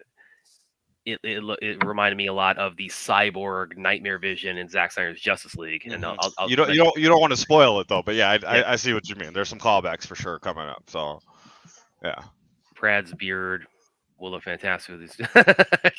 Because you're getting that trial room on your face.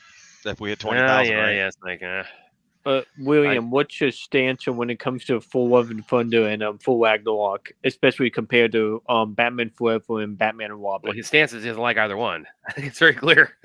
All right. Well, these guys that are in the show chasing after Sigrid and her crew, they kind of remind me of the Nazgul from Lord of the Rings chasing everybody around.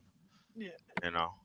And earlier they showed 2 ravens, and in the mythology, the ravens are Odin's way of seeing kind of what's going on around the world. So, in God of War, you got to go hunt down like 40. You got to kill 40 ravens. You know, shut Odin's eye up. Yeah. You know what I hate about the last story is that they killed off Jane. I was actually absolutely disgusted. Yeah. Well, What was that? Did they kill off Jane in Love and Thunder? Well, Oh also, yeah. Well, yeah. Not only that, Yeah. but also I was really underwhelmed by Mighty Thor, with her becoming Mighty Thor, and I thought that was really That was a reference to All New, All Different. that didn't amount. They just washed over it so quickly. They that was hit all the undercooked. All New, All Different. They had Riri Williams. They had Mighty Thor. They have Sam Wilson, Captain America. They have Kate Bishop, Hawkeye, which is All New, All Different, and Young Avengers. So they were trying to set up Young Avengers by having the All New, All Different be like the older Avengers. That's where you could see they were going with the story. I think you guys are missing out what makes Love and Thunder so special. They crammed an emotional cancer story into your comedy. Where else is that going to happen? Yeah. Well, it wasn't funny for me. It's called Missing the Forest for the Trees. Remember they had Christian Bale was in the beginning and like Gore, and then that big fat goofy god is like making fun of him. Like what? Yeah, the beginning. Yeah, kind of like was. Christian Bale in one Christian- movie, Thor in another movie, and then you get the emotional Even drama. Christian Bale has said that the movie was shit. Yeah. No, he didn't. And he Wait, wishes did Christian he Bale was- say that? I thought it was Christian. I thought it was Chris Hemsworth. Well, he didn't say. it's both of them. Sure, a lot of people said it was shit, so it But doesn't really Hemsworth- matter who said it was. Well, He didn't Chris say it was Hemsworth shit. just said that he made too much of a parody of himself. Yeah, That's all he he didn't said. quite go as far as say it was shit. He just said he thought they kind of got. He was diplomatic and said we just got a little too silly with it. I think it's an example of why you just don't listen to your audiences, because after Ghostbusters, everybody was like, Chris Hemsworth's a funny guy. He should be a comedy. So make Thor a comedy. And then they gave you the comedy, and then everybody's like, we don't want this. But Chris Hemsworth. Okay, you He want was funny in Chris Hemsworth Ghostbusters. in a comedy? Put him in an actual comedy, not a superhero movie, which he plays the god of thunder. Well, everybody Yeah. liked him Does as everybody liked him as Goofy Thor in Ragnarok, so then they doubled down on it. And they made him like goofier Thor. Well, and he was goofy and in that's in the Infinity interim between War him when he got becoming his Fat eye. Thor. So Yeah, I hated that whole fat form. no, actually, I've seen better Thor movies on Tubi. Well, Infinity War, he wasn't fat. Yeah, he was so good in that, and then they had to like completely Yeah, I like think his make him best dumber in Endgame. I think as far as like his Well, he was overall- depressed. The whole fat thing is he was depressed because Yeah, he, but they could he have done didn't it in a kill much Thanos. better way. Let me instead finish of, what I'm like, saying. making a So he joke out of it. he didn't kill Thanos the way he he. can go for the You know, head. you should have went for the head, like they said, and so that doomed the galaxy, universe, whatever you want to call it, and so he felt guilty for that, and in the process, he lost his brother, right? He didn't have his relationship with Jane the way it was, so he wasn't able to reach out to Jane. You know, he let the Avengers down, he let the world down. You know, the world is Half the all universe messed up. got We're also disintegrated. 5 years in the future, so he let himself go. I get what you're saying. It looked goofy, but that was showing how, you know, that was an expression of his depression. Yeah. Now, how it was executed, you could say one way or the other, but it didn't come out of nowhere. Yeah, You know, it's I his mean, I consequences would- of his lack of action. But I don't think he needed to be fat though. I thought that was a bit I too. would- That's just an interpretation somebody has. And in mythology, Thor is fat. Yeah. So Thor is not like a buff guy. Like, look at the God of War Ragnarok game. He's a fat guy just Yeah. like that. So I mean, Okay. I would say in Infinity War and Endgame I think that's actually probably his best like overall portrayal in the MCU. is in the Infinity War and Endgame. Yeah, I appreciate it. Infinity War has a lot good going on. The only thing that's bad about Infinity War is once Hulk gets knocked to Earth, Hulk is no more good. No good at all. Yeah, from Hulk there on out. sucks. He's, They've done it's it good so to see him in the good. beginning. He never does anything for the rest of the movie. He's sitting in a fucking Hulkbuster armor, and he never gets revenge against Thanos. And he's No. right at him Oh man, on Endgame. that was my Oh that was gosh. that was my that for me that was the I was going in Endgame. I was thinking like I was Brad, waiting he for that had a revenge. fucking Infinity Gauntlet that he could have used, that he just got finished making while he was looking at Thanos. I mean, I thought he and Thanos were like, gonna, like punch a hole through the moon or something. No, they and, like, weren't. they're really- No, because Universal says no. He can't make him be the hero. Yeah. Is that why? Is that why they can't Mhm, use he the can't Hulk feature him anymore? as the He can't show him doing too much. Can't make it but about him. still, Can't make it's him like, the Titan. why does Universal still own the rights still? Like they haven't made a Because Hulk why movie would you give it up? You can themselves. tell Disney what to do and make them pay you to make a movie that you didn't have to do anything for. Yeah, it's true. Yeah. By the way, real quick. Also, with a lot of these, you were talking about the Rebel Moon connection a minute ago, Spidey, and a lot The of these Village. a lot of these swords. Well, yeah, that's true. The Village, they do look a lot alike, but also a lot of these swords they're carrying. Like there's one that has some of the insignias on it that kind of light up red. They actually do. Yeah, kind of I noticed that with the one woman. Her Yeah. sword is kind of even shaped similar to the Nemesis swords, right? Yeah. I kind of thought about that too. I didn't know if they do connect them, would that be the explanation for the Oracle Steel? Yeah. You know, did you listen to the Seneschal thing they did? Yeah, I haven't listened to all of it, but I've listened to Well, they explain that the Oracle Steel is like alive and it's enchanted by magic. So, because the jimmies are made from that, right? So, and yes, Ruth gets of our could be a 80 people connection. watching. Actually, 74 right now are watching via Twitter. So for those 74 watching via Twitter, yes, please welcome our guys, but also if you can, please like and subscribe to the Sci-Fi Center YouTube channel. Just love to continue to grow our audience here. And also, please consider a donation to our charity drive for AFSP. I may do that. should Wait be, a What a naughty Go ahead. number. 69. No, it's 79. Well, she was That's- just trying to have. and- She was that trying to one. have a little fun, Brad. You said. All right. You might be my horrible Beavis and Butthead impersonation. Horrible. I do. admitted it, he admitted it. I beat this a little bit better. All right. Hey, look, it's Twilight of the Gods. I am Cornholio. That's not a good question. You got to put your shirt over your head, Brad. Okay. It's the only way it works. Oh, it's gonna do it. Are you kidding me? You can't be in your 30s taking the bait, dude. Yeah, I can't do it with my headset at the same time. So Clearly, it's okay. It's okay, Brad. You'll figure it out next time, I'm sure. yeah, we're laughing. Oh yeah, you guys probably got demonetized here. That by itself. Yeah. We were saying this like an hour ago, like when we were on episode 1, like we were all discussing that maybe like Zack Snyder for like one of his next movies, he should do like an animated movie like this. What I mean, sort of animated film would you want him to do? Like his Yes. own thing. I mean, like like either an original IP or like something like of his own. That's what I Like would want to see. Gahul? Yeah, No. I think No, that's like, no. underrated actually is Gahul. Gahul's okay, but like I want to see something a bit more darker, like an adult animated thing like this. So like that's what I would like to see him do next. But that's just me. Because he I've seems to never know how animation works. So I am so happy. I just happened to turn in to see Brad do that. Oh my Hold God. on, Clint. I'm just doing weed and enjoying life, bro, and that happened. So that was great. Funny. No, it was funnier. It was funnier when it was unplanned, Brad. It was way funnier. I just kind of woke up and turned on the stream, and I watched Brad do that. I was like, my God. And I didn't even coax him.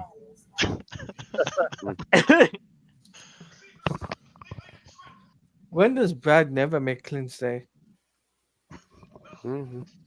When I'm watching something that doesn't infuriate me, I guess.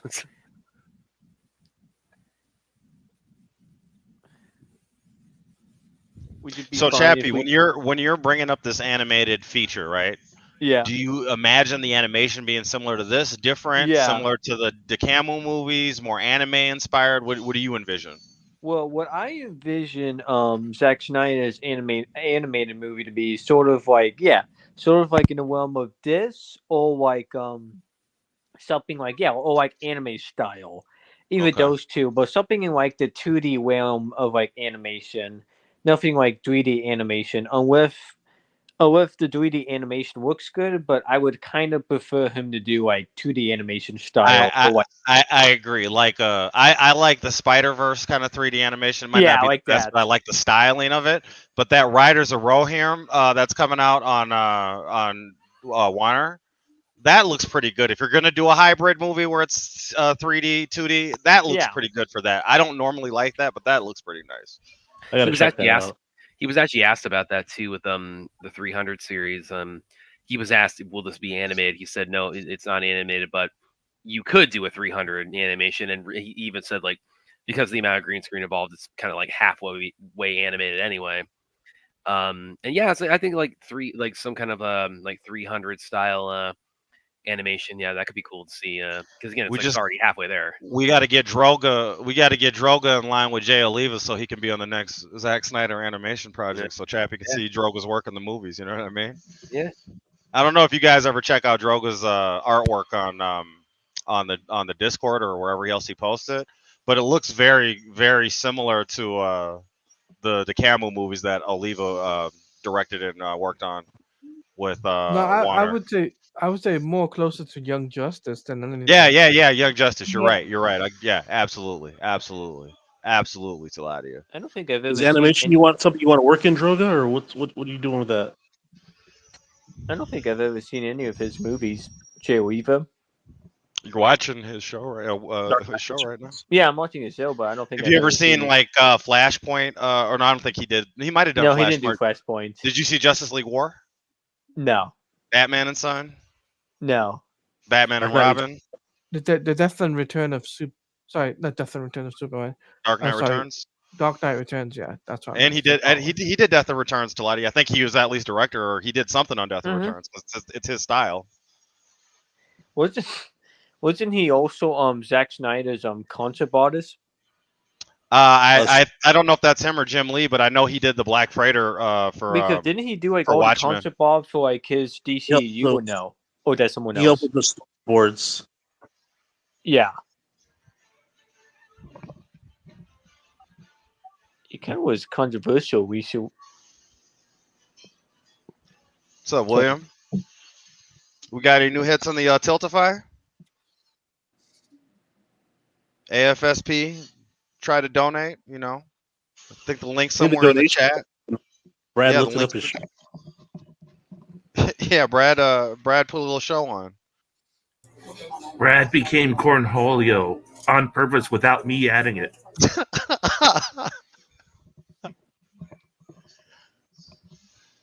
He must be still taking that honey Robitussin or something.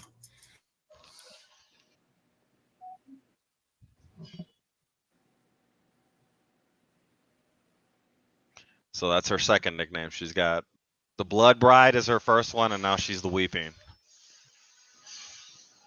Right. She got that blood upgrade, so let's see how she does. And she has that Anvari weapon as well that can scratch a god. You know what I mean? These fight scenes are so cool, by the way. The fight scenes with the gods.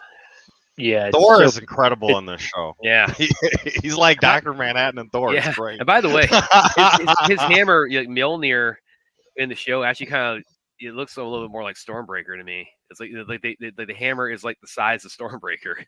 Yeah. Just different styling. You know what I'm saying, Brad? Yeah, Just yeah. different renditions. But yeah, they did a really good job with Thor on this. He's definitely my favorite. I like a lot of the characters in here, but Thor is definitely a treat. Yeah. I'm just wondering, like, I'm picturing like anybody who's like maybe like 12 years old right now who's like mainly known Thor through MCU and like discovering this show, hopefully in a few years when they're old enough for it. No, let the kids watch it. Let them win the hard way, the truth. Yeah, they might look at Thor like he's Darth Vader. Well, or there's something. other stuff I don't think they're ready for in the show. So Hey, well, if they're gonna turn it on, they already turned it on. So I mean, yeah. So but I'm just imagining like the main, and even just like not just strictly the age thing, but also just again, as I said to William a couple nights ago, the fact that Thor, I think it's fair to say Thor, the public perception of him, and within the last decade and a half or so, has very much been shaped by his role in the MCU, and he's very much seen in the public zeitgeist as a superhero. And this show, it's like, I mean, he is outright a villain. Yeah, you got to read that Norse mythology. You just even read just little parts of it, Brad. Just little, because it's all cut up. Yeah. Read that Gaiman. It's if you read that and you watch this, you'd be like, wow. There's a lot that I don't know. It's just they tell the same stories, and then you see Zach and Jay and everybody produce it, and it's really good. Yeah.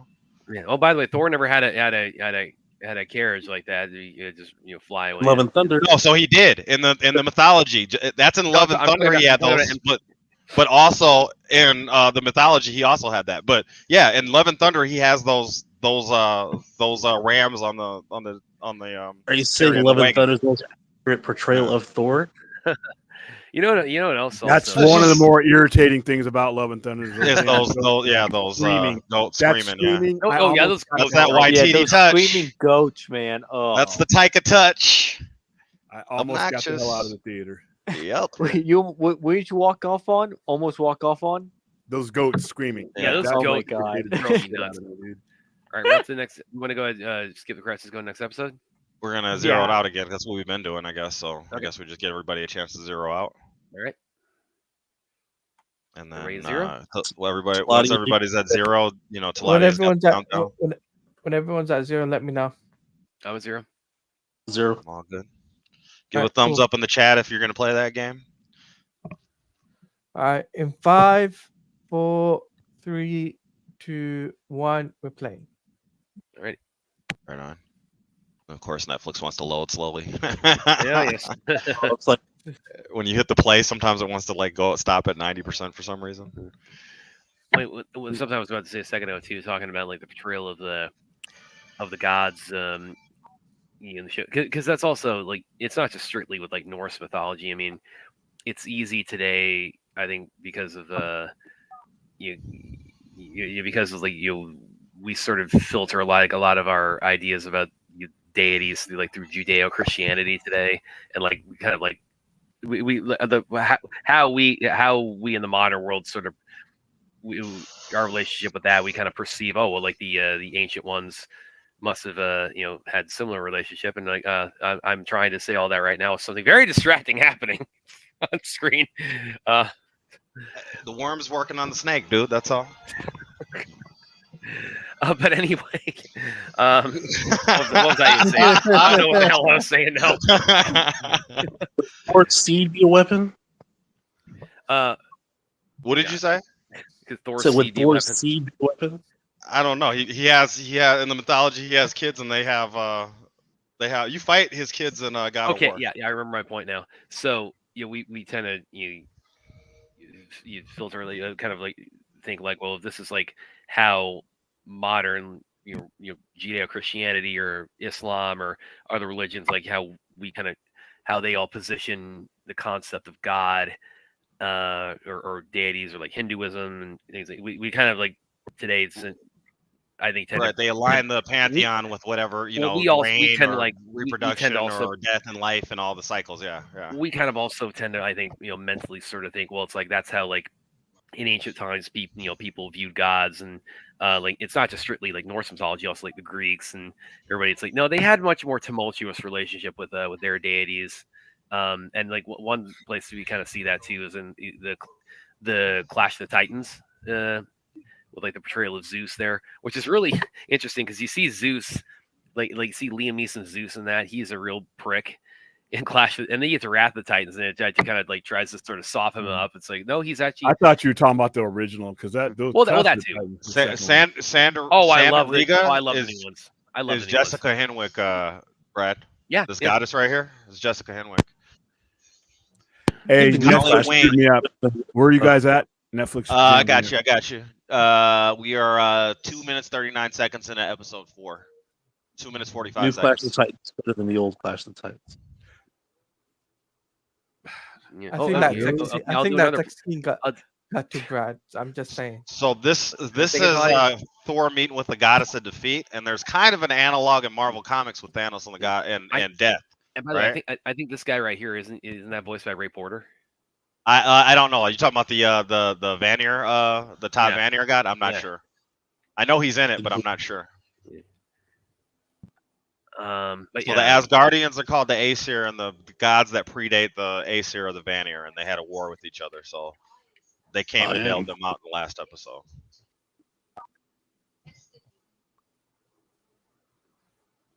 But anyway, what was I saying? Yeah, I was also going to do a little bit of personal plug again, because I did a feature on Screen Rant a few years ago.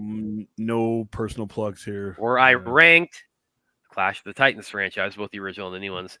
Then a couple months later, I did, or actually not even that much later. I think maybe it was like a month later. I did an interview with the costume designer for Doctor Strange and the Multiverse of Madness, and he told me, I guess he must have like Googled the name of here's the guy who's interviewing you, and he kind of looked up some of my prior work, and he said, "Oh, I saw the piece you did where it's like because he worked on all three. He worked on the original and the new ones." And he said, "Yeah, I appreciated that piece you did where you were like ranking the Clash of the Titans franchise." And so that was kind of a nice thing. It's something I tell a lot of people too. Ruth hit you with the extra, Brad. Next prop, personal plug. There's always just when you think. Ruth said you're getting a little extras off. Tony's in the back, by the way. But so his name's T.Y. So if you might be right that it's Ray Porter, but the character's name is T.Y. or Oh T-Wise. my goodness! No, that's not Ray Porter. That is What's up? Olaf or Darren Olafson. I got to take the milk carton off the. Okay. Milk carton problems, everybody.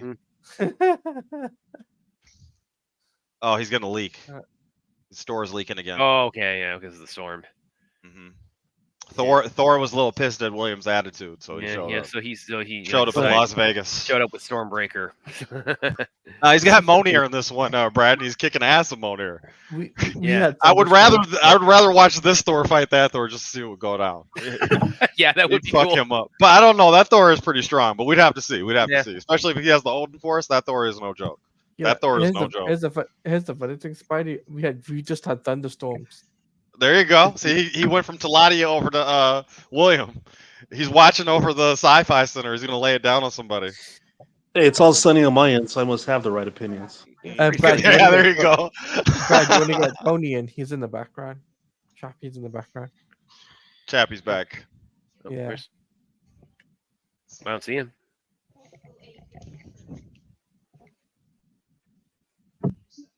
Okay, well, if you're back, man, you gotta click the link because I can't bring you in if you don't click the link. Did you put in the private chat about 2 minutes ago? Hey, William. When you got a second, I got a question for you. Well, you guys have fun with this stream. I'm just glad I got to see Brad do cornhole. All right, Clint, take care. Don't hurt yourself doing all that weed, Clint. I only do the weed at night, man, when I don't drive. Okay. That's something I would not admit on stream. I'm just saying. It's legal here. It's legal in all 50 states for me. All 50 states? Okay. He has the medical card. Yeah, I used to have. No, it's not even a it's a prescription. Ooh, you're above the law, Mr. Clint. Nice. Yeah. Nice. But that tells you something about my health. Yeah, in Australia, in the UK, it's a Class A drug. And you'll be sent to prison. Oh, wow. No, this is from a CVS pharmacy. Is the quality pretty good coming out of the CVS, Clint? I have to ask. Oh, it's just the perfect amount, man. Nice. Who am I interviewing next, Ruth? I am not at liberty to say. Get that Kirkland brand. Other than to say, it's like I enjoy doing interviews very much, and I'm looking forward to my next interviews that I do in the future. See you, Clint. Do you remember the episode of The Simpsons where Homer got prescribed the weed and they gave it to him in the pill box, Brad? I think I might have missed one. I actually remember the one where they actually they put Bart on Ritalin, and they're like having them try to Yeah, it was talk called him into focusing. It was called but focusing. Yeah. And but Homer tries to talk him into it. He like sticks they can't get him to do it, so he sticks like 8 pills inside of this taffy and hands it to him. Yeah, And Bart's like, what kind of idiot you take me for? And Homer says, okay, listen, if you want somebody to be the guinea pig, I'll try it. And he gets all whacked out on it. Remember Homer drank candle wax so he could eat the hottest pepper and he hallucinated? When he's running off like screaming and the bus driver's like, go find your soulmate, Homer. Dogs don't talk. Woof. Damn straight. That is a pretty funny episode. But yes, Ruth.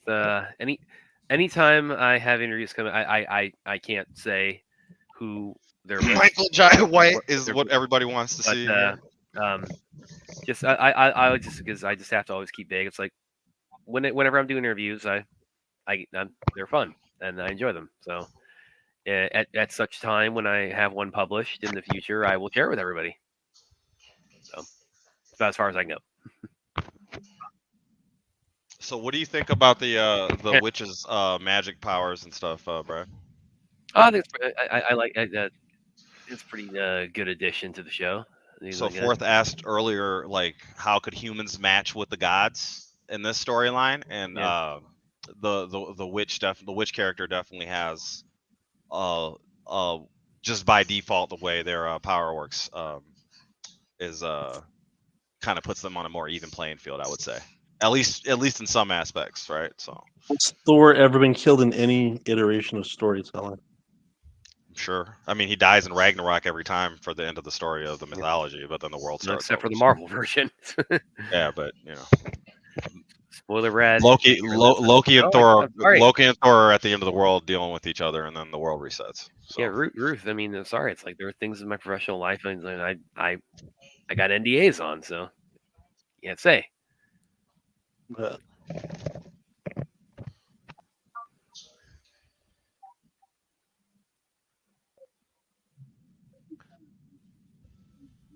I mean, I will go ahead and say it's like I'm interviewing The Rock on Monday. Okay. And I may or may not be just completely BSing on that. But you're interviewing The Rock? No, I'm not really interviewing The Rock. I'm just messing with you guys. I think The Rock says this. The Rock says, "Don't be a candy ass, Brad. If you're gonna." I'm sorry. He was out here a few years ago. Well, he's been here a couple times. He did what did he film out here on Tybee Island? He filmed what was it, Baywatch, and then he did I think he did some of a Red Notice here. So there have been times where he's come through town. It's like, and my mom always gets on me about things like Brad, this. Because Savannah, it's used as a location, a fair amount in the business, and Georgia in general. Like Marvel, they love Atlanta. I mean, I would go as far as say like Atlanta. They do so much Marvel stuff up there. I think most a lot of stunt people come out of Georgia. I would say probably like most of the core Marvel cast. They probably have like condos or second houses there because they spent so much time making movies there. To say, okay, I'll just get some property here. And you talk about stunt guys. Yeah, I interviewed Chris Brewster. He's a stunt coordinator and a fight choreographer a while back, and he talked about he's in tight with some of the 8711 guys, and he wants to they have their gym and their base out there in LA, and he wants to set up a equivalent to that in Atlanta. And he was a cool guy, I thought too. I really like Chris Brewster. Chris, if you're watching, film him.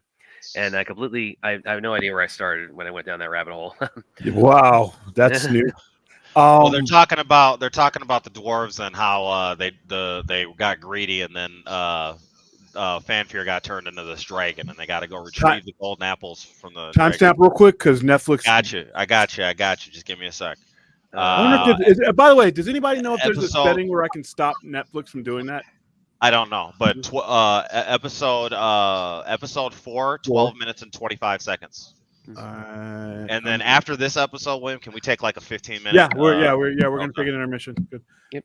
I don't know if there's a setting. If anybody in the chat knows, when I walk away from it or something, it just stops. And You I want it need, to you need Vince. Vince is your tech support dude, man. Yeah. It's annoying. I've not watched it. I'm trying to keep up. Dracula's up there kind of looking like IT Dracula. Like he's definitely Dracula for the Limp modern Bizkit? age. Limp Bizkit vampire? I did it for the Nick. Well, I guess my question is, when you say you're walking away, what are you watching it on? Are you watching it I on have it on my laptop. Right Is now. your is it just Netflix that's stopping, or is your laptop going to sleep? No, it's Netflix. It's like it says it's like it senses I'm not there, and then it pauses it, and I don't want it to do that. William actually opened his business up at a Pearson testing center, so if you get out of the fucking camera line, then it turns off everything, so it doesn't cheat. I was just wondering. I'm like, and nothing. No, there's another program that does that too. I don't forget that it's like it wants you to, it doesn't want you to have to come back and restart it, but it doesn't realize I'm doing a watch party. So I guess so that could be your laptop probably setting, the not camera. necessarily not necessarily Netflix itself. It could be your laptop, like a sensor. Yeah. I'll figure it out. Thing. I mean, it's not the worst thing to happen. By the way, we have crossed 100,000 views. We'll celebrate that tonight. Rad. Let's go. I give credit to Aaron for her work in the Matrix to bring us up to 100,000 views as Trinity. Everybody give Aaron a round of applause. My for baby her work as sister I Trinity. only finally met a year ago. You did it. Now, Brad, remember when I was talking about the Wonder Woman scene? Yeah. I want you to think about maybe the next few minutes here. Oh, I think I know what you're getting at here. Yeah. Mm-hmm. I think I could totally see the parallel. You see what I'm saying? Because he wrote that scene. You know what I mean? He wrote that dialogue or that aspect of the story for that movie, didn't he? Yeah. If you're on the same page as me, then. No, I think this is definitely a callback. And what Spidey's getting at is what should I go ahead and reveal or what? Give it a few minutes. We can let it simmer. Let the art be the art, then you can talk about the callback. Okay. But yeah, no, I totally that's like that. Yeah, I think that had to be intentional. Mm-hmm. The dialogue isn't the same, but the setting and the behaviors are very similar, right? So yeah.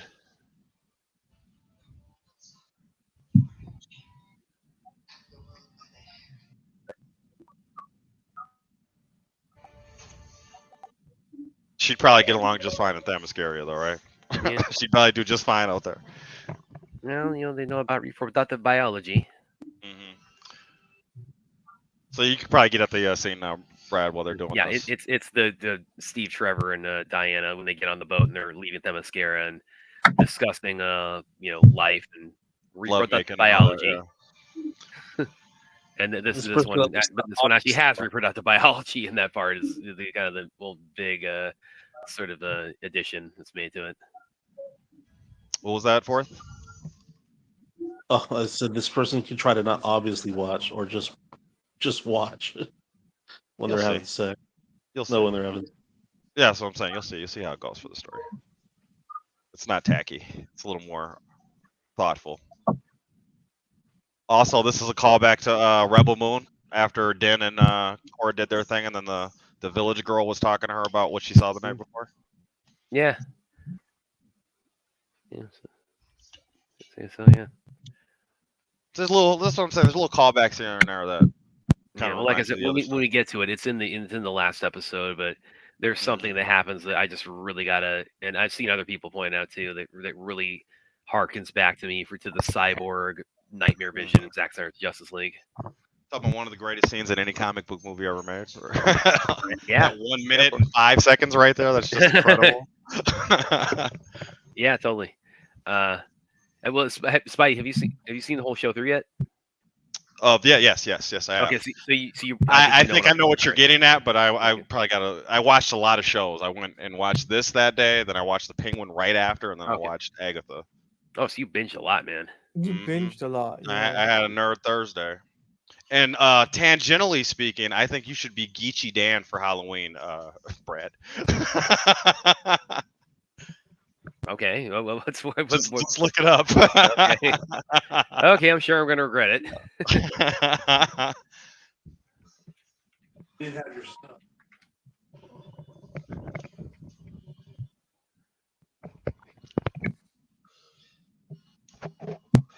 By the way, who did we just lose there? Chappie Okay. Well, Chappie, yeah, he keeps going in and out. and Dracula's out for a second. Looks like. Okay. And then Fun says just get a cardboard cutout of William and leave it on the screen. Oh man, that's like Homer like doing the whole thing. Like I'm gonna walk away from the computer. It's like But I bet William does have a cardboard William somewhere in the store, right? Like for your storefront, right? There's got to be a cardboard William for like sales and stuff, right? Now you gotta use some of our Patreon funds to get a cardboard William going, dude.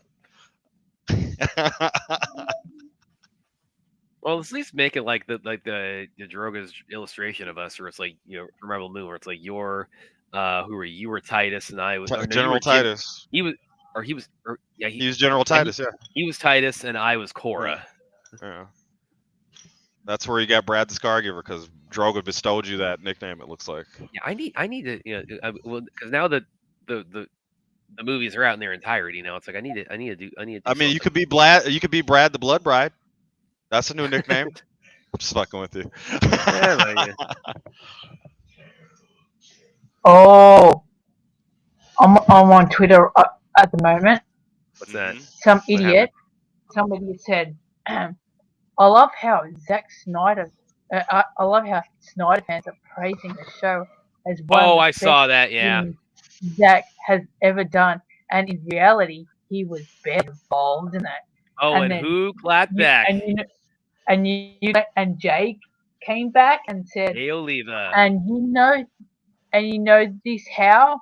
Sounds like your hate for Zack has deluded you into thinking you worked on the show or have some kind of inside info, and how first hand is involved. Oh my god! Yeah, I saw that before I came on, and it's like, oh yeah, that was like Jay Oliva, man, straight shooter. Speaking of Jay Oliva, his crew really kills this dragon fight scene, this fanfare. Oh yeah, fight scene. Very intense, and then you get a lot of the Zack Snyder slow mo stuff happens a lot in this too. I like. I will say, Ruth, because talking about interviews. I did because I reached out to Netflix or the this is actually our first for the Sci-Fi Center, the first time we were able to get screeners, so we were able to see the show about like 2 weeks or so, something like that, before it came out. And I definitely intend to keep doing that with like, you know, get us screeners where you know, wherever that's applicable or wherever we can to see stuff early, because William treats the channel as like an extension of his business, and I kind of want to treat it as an extension of my journalism, entertainment journalism career. And so when I reached out for the screeners, I did ask about would it be possible to set up any interviews with Zach and Jay. Unfortunately, we weren't able to make that happen.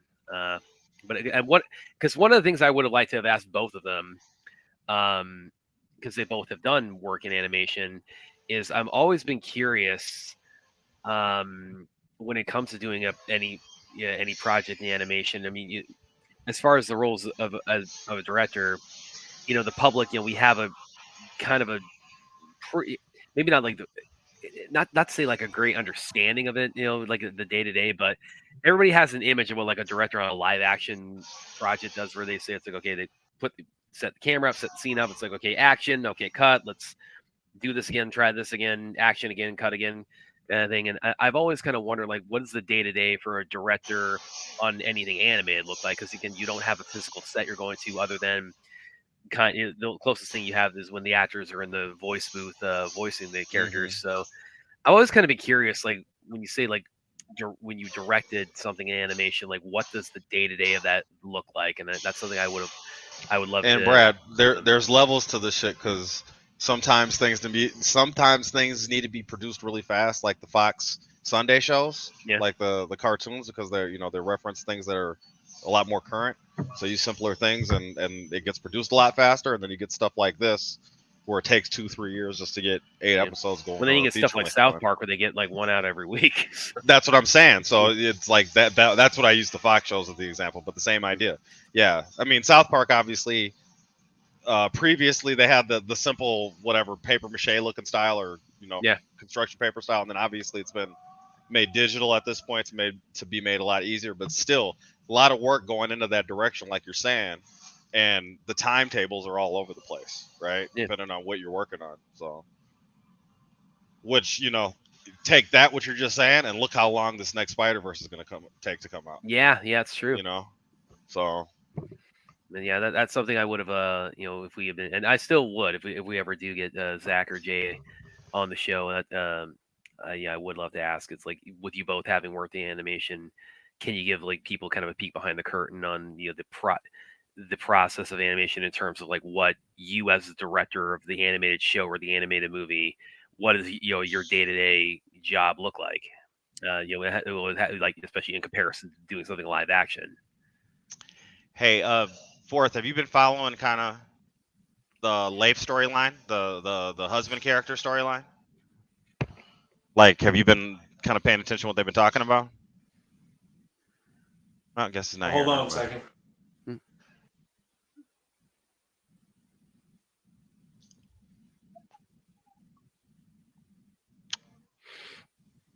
Hey Brad, you should have tried to ask if you can could have what do you call it interviewed Eric if you couldn't get Jay or Zach. If I could interview who? Eric. Eric who? Car Brasico. I'll just butcher his last name. The one of the directors. Created, oh, yeah, okay. Yeah. He already created this show. Eric, as well. okay, I got you. Eric Carrasco. Yeah, I got the Wikipedia up. Yeah, because they're listed as Zach, Jay, and Eric Carrasco are the credited as the creators of the show. So, yeah, that would be great. So William and Brad, I'm not trying to give anything away, but this all right here, this part after the dragon, or even this whole setup going into getting the dragon, is so well executed for what they throw you in the rest of the story. Like how this whole scene was set up and everything leading into it. That's what I'm saying. They did a good job with really good job with one of the characters, let's say. And by the way, this throne room definitely reminds me a lot of the Apocalypse throne room. And yeah. With the coloring especially, right? Yeah. Well, and that big dude, of course. I mean, totally, it looks like Darkseid with branches. He looks like what's his name? The what's his name? William, the doctor, the Pamela Isley doctor. What did he? Floronic man. The Floronic man. That's what he looks like. Yeah, he does. He does. It's like he doesn't deal well with rejection. These warriors. So I'm afraid you'll have to die. Ah! Yeah, John Glover, man. He say what you will about that movie. He's actually very entertaining in his part as Jason Woodrow. I said yesterday, I said John Noble. I meant to say John Glover, but John Noble is in this, and John Noble did Scarecrow's voice on Arkham Knight, and he did a great job at it. Well, that is episode 4 down. So. Also worked on the Supergirl TV show. He worked on what? The TV show for Supergirl. The Supergirl TV show. Oh, really? Okay. Yeah. So we're on intermission until what? 3:40, 3:35? How you want to do it? Yeah, about 15 minutes. All right. So are we just gonna leave the thing playing while we kind of all go to the bathroom or something? I mean, I guess open discussion of the show. I guess if people are interested in talking. Okay. Yeah. Okay. I'm gonna just jump away real quick. I'll be right back, guys. So far, what do you think, Taladia? I like it. I like it. I really like it. There's a lot of sex scenes, of course. That's a given. But you know what? The blood and gore, I don't mind, and I don't mind the fact that it's Norse mythology and whatnot. So I'm really enjoying learning a lot of things about Norse mythology, anyway. So yeah. I mean, yeah, it's pretty cool. And like, you've played the newer God of War games, right? Yes. So do you see a lot of the analogs that are kind of going on and kind of the feeling? Yeah, I appreciate that. I see a lot of similarities between the first God of War video game Mm-hmm. which is And what the you're seeing in here, yeah. the PS4 version, not the PS3, PS4 version. No, I dig what you're saying. Yeah, for sure. Yeah. For sure. Yeah, that kept kind of screaming out to me when I was watching this a lot. A lot of that atmosphere that's in that game kind of is mirrored in this. So I really dug that. By the way, I was gonna say I screwed myself over. By the way, What's night. that? So. Oh, you spoiled yourself? No. So after watching the Matrix Reloaded, I passed out on my computer. Okay. I didn't You get drool in your keys? No, I literally passed out. I woke up at 5 o'clock in the afternoon. Oh, sheesh. Yeah. Hey, but you got your sleep back though, I guess, didn't you? Yeah. Black Adam, and then Excuse me one moment. Flash and Batman. Those small mini ones. Yeah. Are you just giving those away, or they cost more? What are you doing with those? Those are free. Those Looks like William's got customers.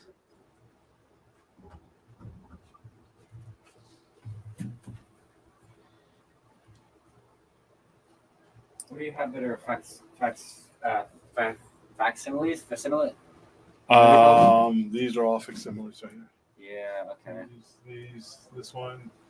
And kind of while we're on our intermission, it's just a reminder that today we're doing the live stream with a fundraiser for AFSP in the background. Which one's that? You can look in the Tiltify, or there in the chat. There's a Tiltify link that'll send you the deal. I think we're at roughly $300 for today. I think we got a goal for the day or the weekend of $5,000. So if you can, donate, go ahead donate. And if you want to go ahead and share that link, go ahead and share that link and send it to your friends. It's for a good cause, suicide prevention. And again, that's the Tiltify link that you can find at the. I believe it's pinned in the chat somewhere. So. Thank you. Oh, wait, what'd you say? This is the original, this is how it came out. Okay. This is what it looked like. This is the kind of paper that they did.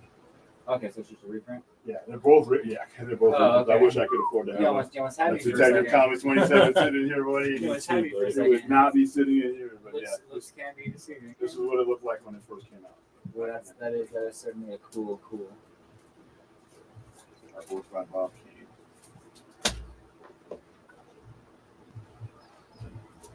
Does this fit in standard case? No, Okay, that's a golden age. Definitely a little wider than. Yeah. But they were sold on newspaper stands back in the day, though. Hey, And that's so like the true. magazines, so all your magazines, your Sears and all your catalogs were this same size. So that's what they did. Very true. Very true. Might be interested in this guy right here. Trying to see what other ones they might be interested. What's that Wolverine one? What's the significance of that? That is Wolverine #1 from the miniseries that Frank Miller and Chris Claremont did back in 1982. Okay. Very cool. Very cool. This one's the first Hulk, our first Wolverine. I do believe I had gotten that. You guys are listening to a master at work. He knows every page in between those covers of those books that are on his stand. Oh, awesome. Taking just in case one day I have to take over the Sci-Fi Center store for William. Take over paying the bills. You're all for it, buddy.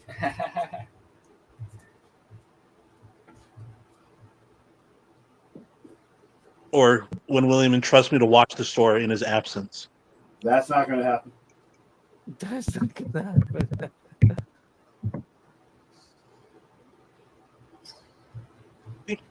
I think William will leave it to me. Those are the Seth MacFarlane ones. You're William's heir. What are you, like 2 years younger? Sorry, I knew. Yeah. 1990, #1. Well, they're both #1s. This was the alternate cover that they came out with. This is the newsstand cover that they. What's the price on those? These are 25 a piece. 25 a piece. Yeah. Gotcha. Is that original or reprint? These are originals. Okay. William, show him your Assassination Nation plot. He's already seen that. Okay. He's talking about the one I got signed by Todd McFarlane. Hey, William's customer, do you also, for just a favor of me, explain to William why the Death of Superman is awesome? So I've got the Death of Superman at home. I just haven't actually committed to turning the pages yet. So Ouch! Not an endorsement. Don't waste your time, and don't look. He paid for it. If He you're holding laid on down to the money for for it, value, William. don't- Lay down the money for it. William's customer, you looking for it? Yeah, Doomsday, Superman Lois season 4. No, Can't wait, right? Yeah, yeah, I can't wait. Wait for it. Can't wait for it, guys. No, I really it's like that the preview they showed so far does look that looks pretty rad. Cannot read it. So Because like practice out in 20 I'm minutes. gonna Maybe William, hours of I the want entire to talk story. about That this sounds great. Yeah, guy one. Because one, it's not enough to ruin the movie for me by any means, but I remember when I saw BVS, it's like it doesn't bring it down at all, but I kind of roll my eyes when the Doomsday battle starts, and you have the news reporters saying it's like, oh, Doomsday is like he's wreaking havoc, but don't worry, the workday's over, everybody went home already.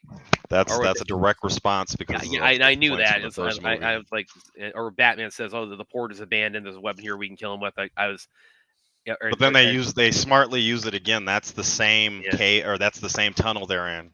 In Justice League. Yeah, so continuity, like you say. Yeah, it's Stryker's Island, I think it's called in DC. Yeah. So it wasn't enough to ruin it for me by any means, but I just kind of like the first time I saw it in the theater, just kind of sitting there thinking, okay, we gotta throw everybody a bone for like the Man of Steel Superman controversy. If you ever watch Superman the animated series or read the Man of Steel books by Byrne and some other people, Stryker's Island is the prison that Lex Luthor usually gets sent to, and he can comfortably live in. Spidey, there is a comic you should actually pick up, which What's that? called Superman's Secret Origins, which is David. Secret Origins, yep, and that Lex Luthor is very similar to ours in the movie, isn't it? Yeah. But one thing I am so again, like I said, it's not in any way enough to really like. Did you just show the cover off, Talati? Did you have the comic with you? I've got it. I've got the comic. Yeah. Go ahead, show us. Show us the comic on the screen. All right, let me get it. Yeah. One thing, go ahead, Brad. Say what you're saying. Yeah, it's not enough to like mar the movie at all for me. I just kind of had like roll my eyes like, okay, we gotta throw the people a bone for like the Man of Steel destruction controversy. But one thing I am that's something about the Superman and Lois version of the Death of Superman. It's like I could tell like, okay, they're clearly not concerned about that at all. So it's like at least I'll be able to watch this and enjoy this without having like, okay, we gotta pay lip service to destruction and casualties and all it being avoided and all that. I know that Superman fought. Go ahead, Talati, do what you're doing. Yeah, zoom in so we can see it. You gotta let us see it on your camera. You got your light kind of on gleaming on it, maybe angle it a little bit. Yeah, there you go. There it is. Who's the artist on that cover, by the way? Can you see it, or is it, you got it in poly? Gary Frank. Oh, nice. Pretty nice. And by the way, it's a reprint, so it's not. It's a trade paperback, but it's a reprint. It's got the old DC logo on it. Nice. Which is the new DC logo again nowadays, right? Yeah. Or are you talking about the DC where it like folds over? No. The one which is just the normal DC, which just has the DC and the circle around it. Mm-hmm. No stars or anything on it. Okay. So I got that. I also got Earth 1 Superman. I got Kingdom Come Superman. Kingdom Come. I've got Absolute Superman coming on the way as well. Yeah, I can't wait to read that. So what do you guys think about Superman without the humanity, and then what's up with the glowing hands? What do you guys think? Yeah, that's interesting. I dig it. My nephew's got a little theory about that, but yeah, that's gonna be. I'm looking forward to that, and like all three of them just look so. I mean, Wonder Woman with the tribal tattoos, and like Batman is like a power lifter, and like Superman. Batman looks insane. Jared actually likes that. Would you believe? Say again. Jared actually likes that Wonder Woman. Just saying. Oh, Wonder Woman with the tattoos. Yeah. I think that's a cool touch. It looks cool. Yeah, I'm looking forward. I mean, Scott Snyder definitely proved his weight a few times at DC by now. So, I'm definitely looking forward to seeing what kind of treats they got for us in there. And then my nephew said he saw the is it Barry Allen or is it Wally West as the Flash? I think it's Wally West actually. Yeah, so he's seen a little preview of that. And he said he thought it was pretty cool. And real quick to our audience, 88 people watching right now, 85 of them through Twitter. So anybody new that's there? Welcome to Sci-Fi Center, and please, if you haven't already, like and subscribe the Sci-Fi Center YouTube channel, and also consider a donation if you can to our AFSP drive for Twilight of the Gods we're having right now. The link is in the chat. I'll go share it again.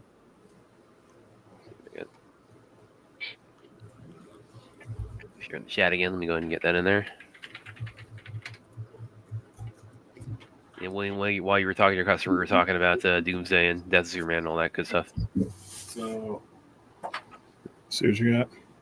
So, she put or no supposed to be. I just picked that one up. Yeah, here it is. We can get that in the chat for you guys. Yes, so I just shared in the chat the our charity drive for Rebel Moon right now for AFSP or with Rebel Moon to Twilight of the Gods. So if you can, please consider a donation. Link is in the chat right here.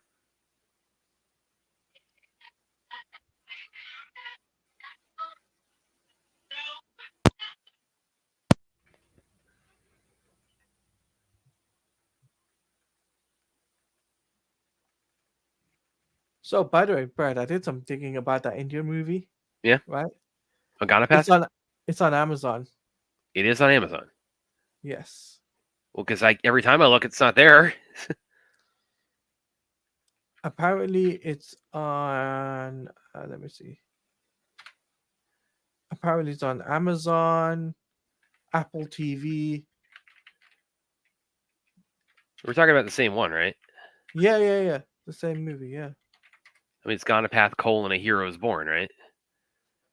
Yeah, I just typed in Ganapath. And are there two Ganapath movies? Is it like a sequel? Is that what you're getting at? No, it's just the one. It's just the one. It's just the one, yeah. Yeah, can you DM the link that all that you to me on Twitter because it's like because I just pulled up, I'm not seeing it there, so I'm curious. Just let me see your. I mean, it might just be like Amazon India, but yeah, go please DM the link to that to me so I can kind of see what you're seeing here. Salati's in the UK, right? So I mean, yeah. Okay, where are you on Twitter? Is that the same? Is that considered the same region for Amazon, or is it considered Europe different? This is where it says it's where you can watch it. Okay. Oh, okay. It's Just Watch. Yeah. It's Apple. This is Apple TV. Really? That is so. Huh. Okay, I'm gonna look this up, see if it's there.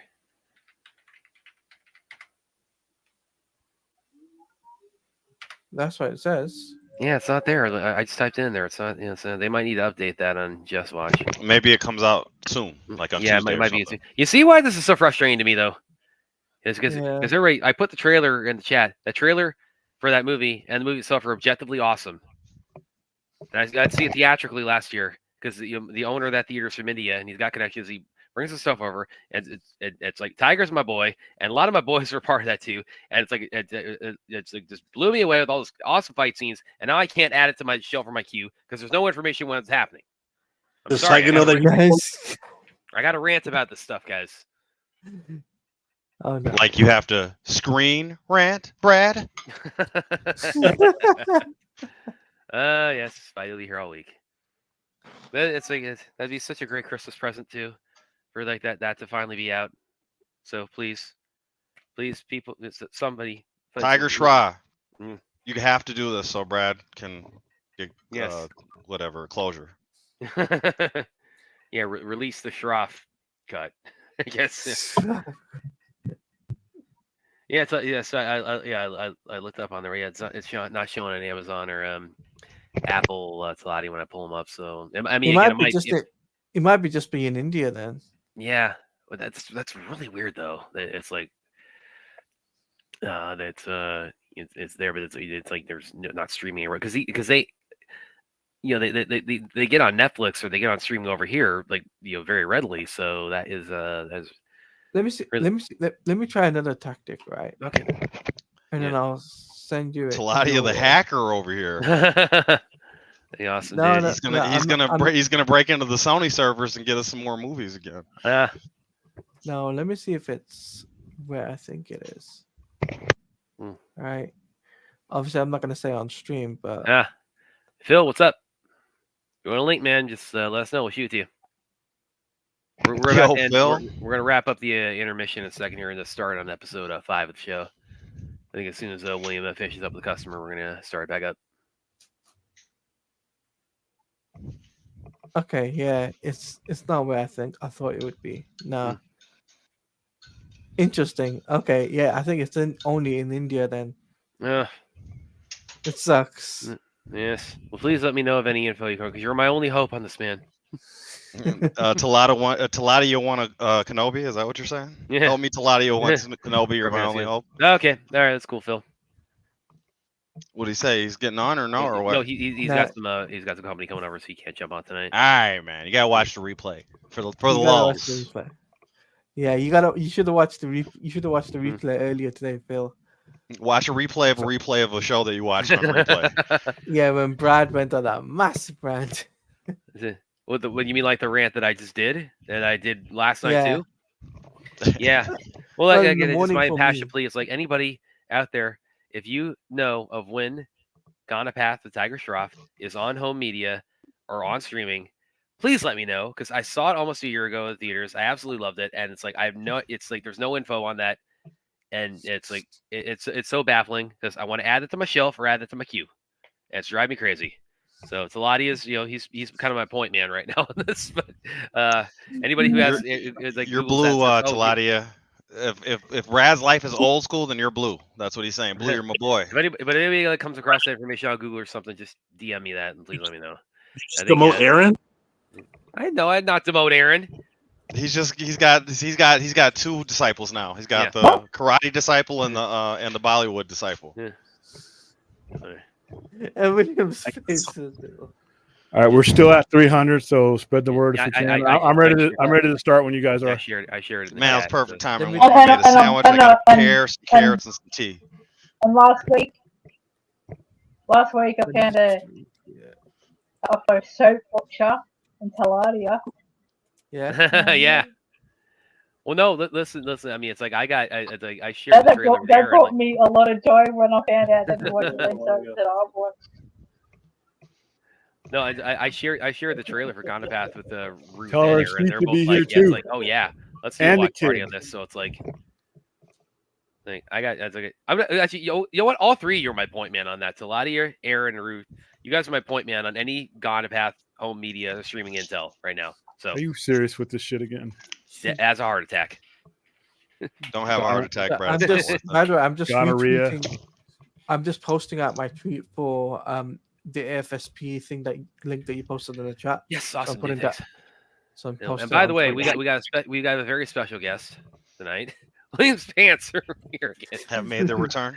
He's made the return.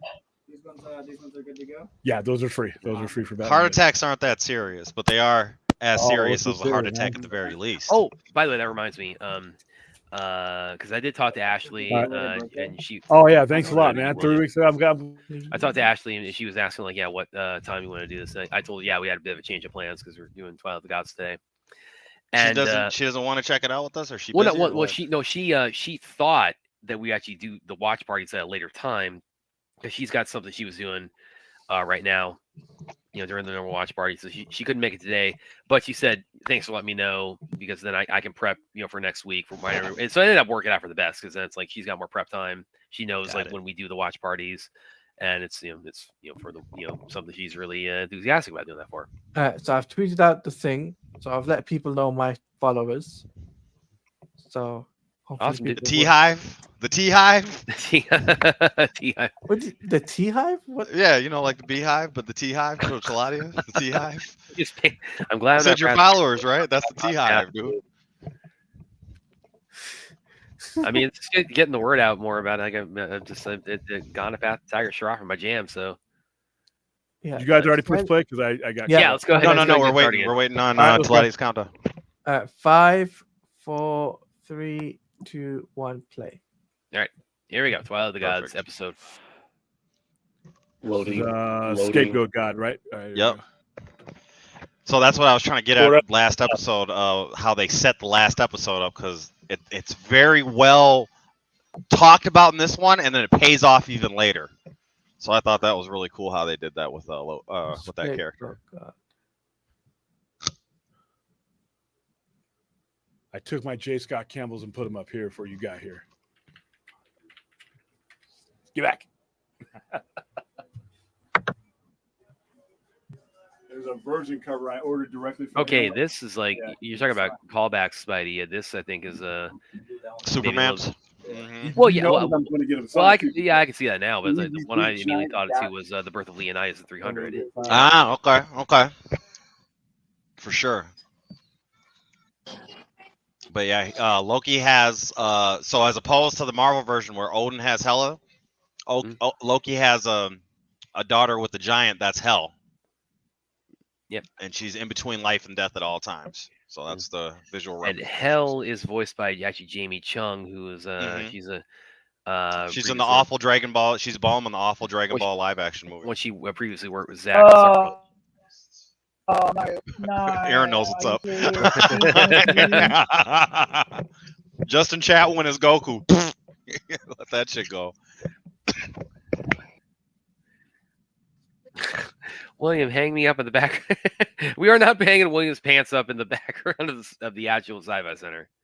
Ruth had been asking about William's pants for like days at this point, so we finally got her answer.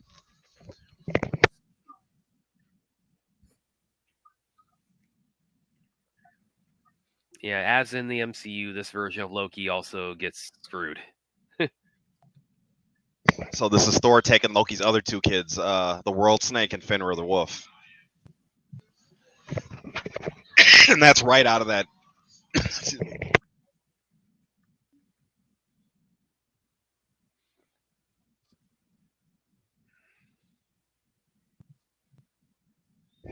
This whole scene is in the Gaiman book, and it leads to this is the start of Ragnarok. This happening kicks off Ragnarok.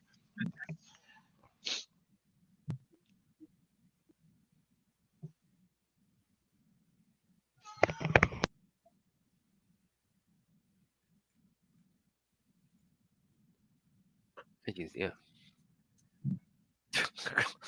Will you stop it, Fourth? Stop it. What do you mean, Force on screen? You can't be both in the chat on screen as two different entities, Brad. What are you talking about? Must be one of our number one fans, Williams Pants.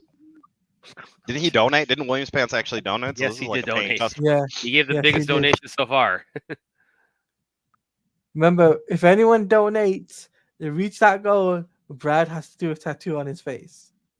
I committed to no such thing. What do you okay. It was just about one thing I was about to say too is because Chappie talked about like other like what kind of animation style he wants to see Zach or Jay do in the future, and I kind of thought back to this too. Like one animated movie that I've always really have been close to my heart, and I think it's still very gorgeous, holds up really well. Is the Prince of Egypt. I think that I think that could be one that I'd really see in that style kind of make a comeback. The DreamWorks movie? Yeah. Mm-hmm.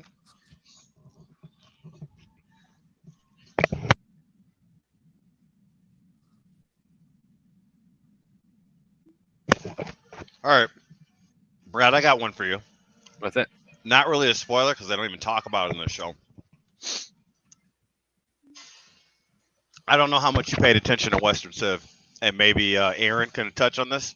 Yeah. Do you think that this Leif character is Leif Erikson, who would have been, historically the first Viking to touch Greenland or the New World? I think you might have something there. Yeah. Yeah. And I believe Erikson is not derived from his father being named Eric, but from the legend of Eric the Red, the saga.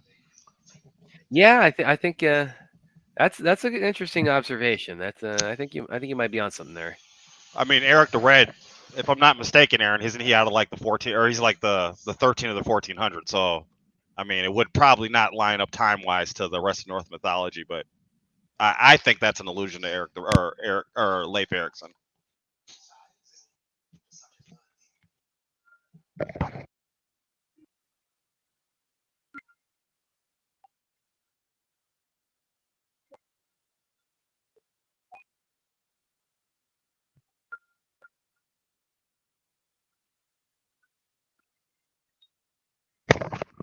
This trade is out of mythology, At least in the Gaiman version, Brad.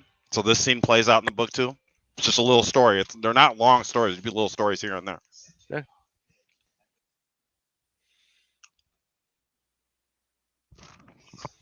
Actually, also another thing I'll kind of get Roy's take on is just the overall design of Loki on the show. Like, what are your thoughts? I actually really like. I think this is actually really, because obviously they wanted to differentiate him from Tom Hiddleston. So I think this is actually a really cool. Tom way to Hiddleston make looks this like thing. that default though. So he looks like what? When Tom Hiddleston shows his true form, he looks like that because he's a frost giant. Well, yeah, but this is not like this is not like his like running. No, it's not the exact same rendition. But when Loki shows his true form, even in the Marvel movies, he looks just like that. He has the blue skin and everything. His hair is black, I guess, but you know what I mean? Yeah, and Thor, the second one he did it, and one of the Avengers movies he did it. Yeah, they obviously, again, it's like they obviously wanted to. I mean, not just with him, but with all the characters. They had to be cognizant of the MCU beings having shaped so much perception of the. Well, it's of older than public domain too, though. So. Well, yeah, but again, Yeah. it struck such a chord that so I would think like with Loki, they really both in appearance and personality they wanted to. There is a DC Thor. It's just not as popular as Thor. Well, there's also a DC and a Marvel or Hercules. Hercules, yep. Because it's again, mythology is free reign, And Superman and Captain Marvel both references to Shazam, right? They reference his strength. Yeah. Or not Shazam, but Hercules, right? Yeah. Superman is always referencing Hercules' strength, or it's a reference to Hercules' strength, and Shazam, the H. And Shazam, yep, the H is literally, yeah.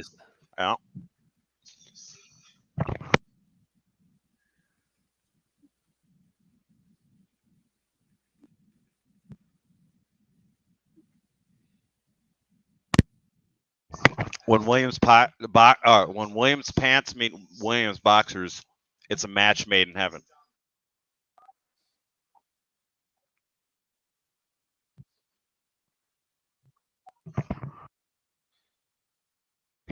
Also, the Freya trade for the god with no head. Does that remind you of the New Gods, Brad? Say again?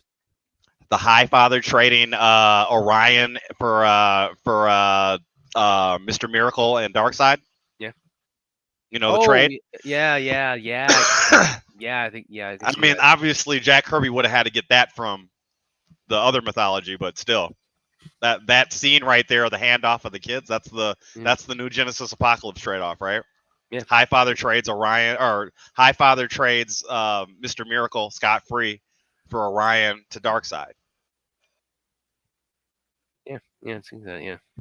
Oh.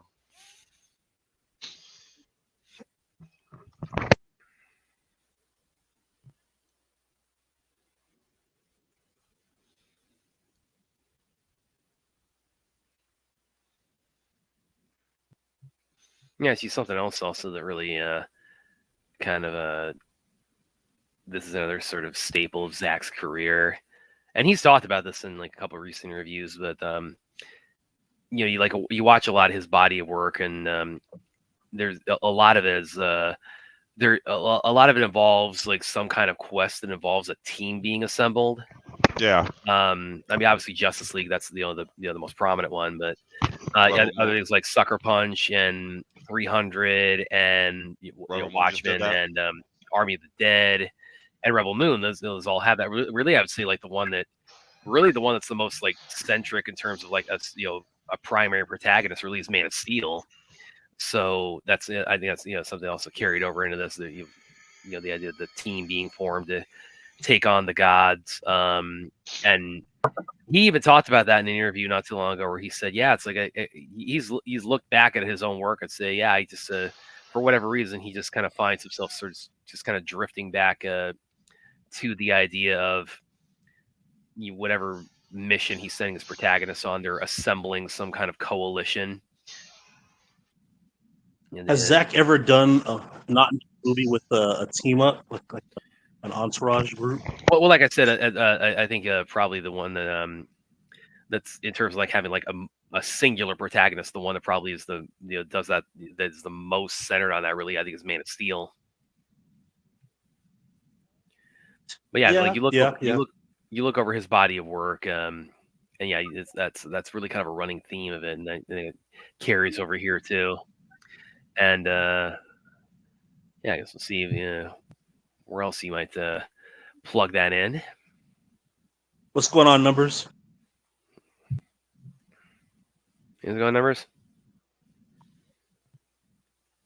Droga, dude, what are you talking about?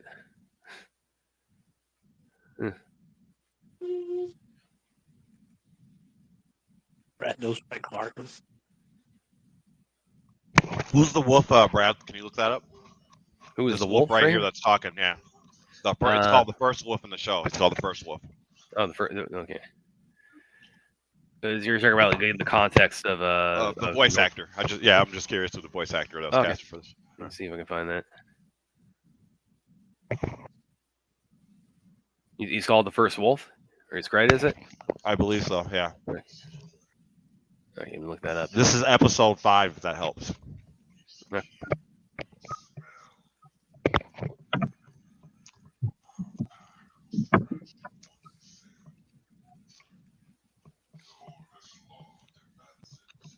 Actually, I think this actually might be Ray Porter. Well, that's what I was thinking. That sounds a lot like Ray Porter's Dark Side voice. A little bit, you know what I mean? So that's why I was asking. Yeah, look. He might be doing 2 voices, or maybe somebody else was T-Wise.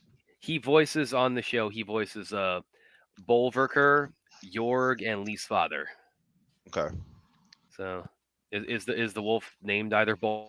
I don't know. All I heard the wolf ever say myself was like the first wolf or the original wolf or something to that extent. No, I'm dead certain that's Ray Porter.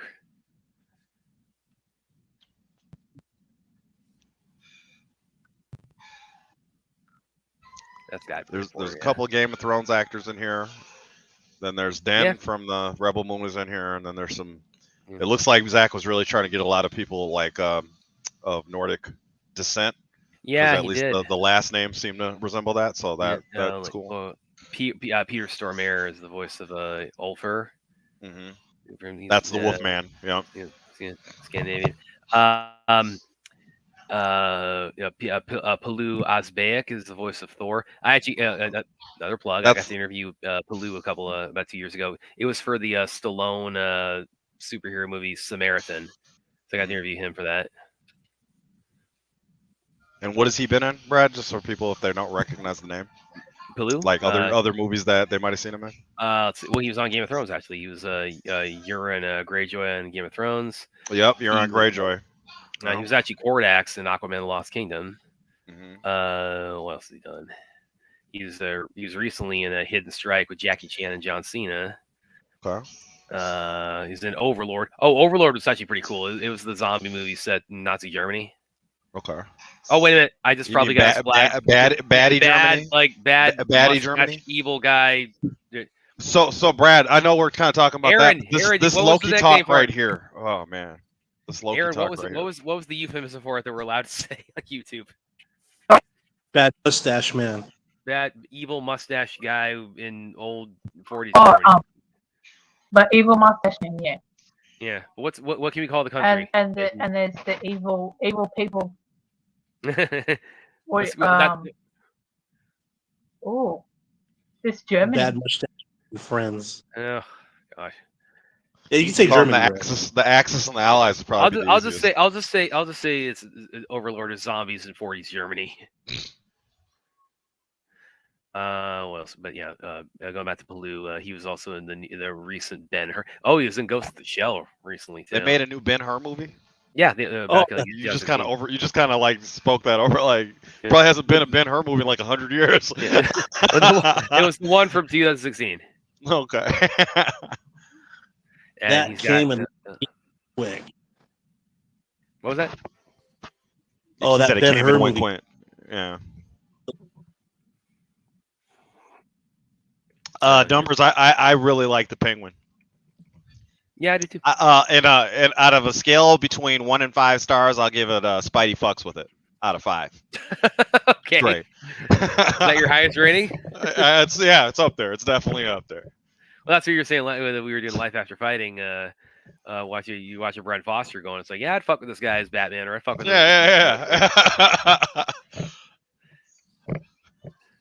to go back Peter Stormare. Let me also kind of list off some of his. You know, the first thing I ever saw him in, actually was Lost World Jurassic Park. He was the what was the guy who the got hunters. It was with the guy who gets eaten by all the compies. Oh yeah. I know. Yeah. Is that part where he's getting chased by that pack of compies and you just can't get away from him? They basically give him his character Dieter. They basically give him Hammond's death in the book, because Hammond dies in the original novel, in Jurassic Park novel, and he gets eaten by the compies. So because the end of the novel, doesn't that it goes halfway into the Lost World, or at least goes into when the T-Rex gets captured and brought to America. That's when the novel that doesn't happen in the Lost World. I'm saying that happens in the Jurassic Park book, the original novel of the book, right? Doesn't it go up to that point in the Lost World or something? No, that doesn't happen. No, that doesn't happen in either book. Oh, okay. Yeah, the Lost World book is significantly different from the movie too. I thought that the end of Jurassic Park they brought a dinosaur to America. The man. Well, they allude to the idea that some of them have gotten off of the island, but they don't. It's not like a T-Rex rampaging through the city. Okay. They didn't get off the island, but part of the subplot of the book is that they're stopping a boat that is actually filled with dinosaurs. Yeah, being automated to mainland. Okay. Yeah, there's a lot of stuff in the book that didn't make it in the movie, and they take like some elements. And Crichton wrote the book for the movie, right? Well, he wrote. The book came out before the movie, but it was always intended to be a movie because he's a screenwriter, right? Kind of, yeah. I think more so the Lost World, though. Okay. The Lost World, that was like, okay, it's like I'm writing this so they can turn it into a movie. Okay. Yeah. And then, but yeah, there's a lot of stuff in the original Jurassic Park novel that didn't make it in the first movie, but they kind of like repurposed it in some of the sequels, like the copy scene. The part where also the T-Rex chases them into behind the waterfall. That's also in the first book. Let's see what else is in there. The Spinosaurus attack on the boat in the water in Jurassic Park 3. That's based on a T-Rex chase that happens through a lake in the original. They're also with Gennaro, the lawyer, in the original. He's kind of Gennaro's he's a very different character in the original novel, and they sort of package him in with this guy who's kind of like their PR. His name was Ed Regis. In the book, he's kind of like their PR guy, and they sort of mold him together, and they kind of like take that and sort of give him like Hammond's sort of his greed and his avarice and his. He's just like, we're going to make a fortune with this place. Like they sort of composite all that into Gennaro in the original movie, but he's very different in the book. When you're watching, and Malcolm is the one who dies in the book. Well, he dies, but in the novel, and then in Lost World, they say it's like he was so close to dying, he was just misdiagnosed. He was mispronounced dead. Yeah. It's also a 6-year gap too. Without getting Justice League 2 or 3, when the world becomes a Justice League, maybe some of these battle scenes that you're seeing is what could have been if the parademons invaded Earth. Just saying. Yeah. Jay Oliva's been known to draw Nightmare Batman once or twice in his movies, and of course the parademons were very prevalent in the Camu. So one that especially again when we get to the final episode, I could see the idea let's give like this this epic battle. And I always say the Teen Titans goal, the Zack Snyder directed episode has Jay Oliva drawing the Dark Side versus the Titan scene, and it looks awesome. Yeah, that was an interlude. Yeah. And Numbers has a modified version of my system for his own personal rating system. Let's get a penguin rating of Numbers. Fucks it out. Okay. Oh man. Oh, this new rating system we have.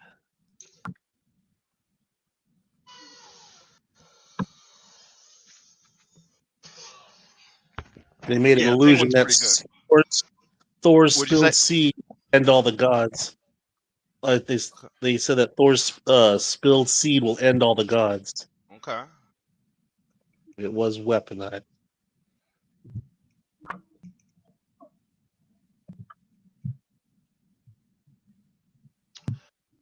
Yeah, and so in God of War, in the first one, you fight. Thor has 2 sons you got to fight that are demigods, right?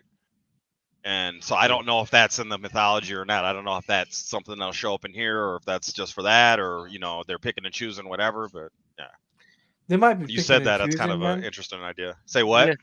I think they might be picking and choosing. To be honest with you. Yeah, for sure. Because the mythology, there's a ton of different ways to tell all these stories, right? And they've been around for so long, so you really do have the ability to pick and choose and kind of compose out of what's available. So, but I'm impressed with the choices they made for this show, because I compare this to the Blood of Zeus, and the Blood of Zeus is fine, but I think this is kind of told a little bit better. But it's a very similar kind of story. Good save, Brad. I caught that. Good save. Good mute save. Caught it. What, would be coughing? Okay. Yeah, you had a huge cough, but you caught it with a mute save. Because I haven't been so lucky. I had a couple of coughs show up in the thing. So that's an art right there, Brad. It's an art form. Yeah, and plenty of practice.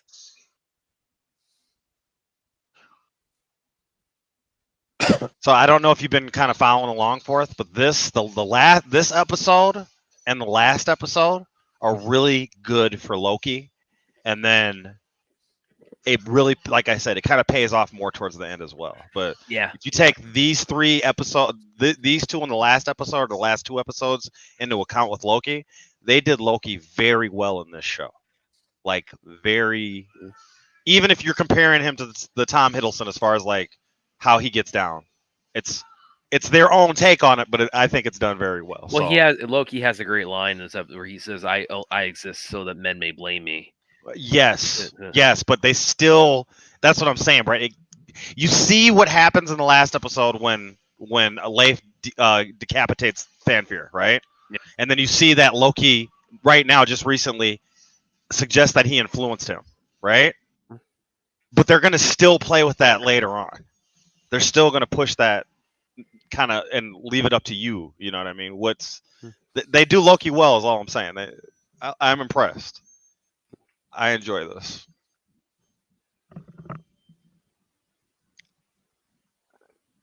Yeah.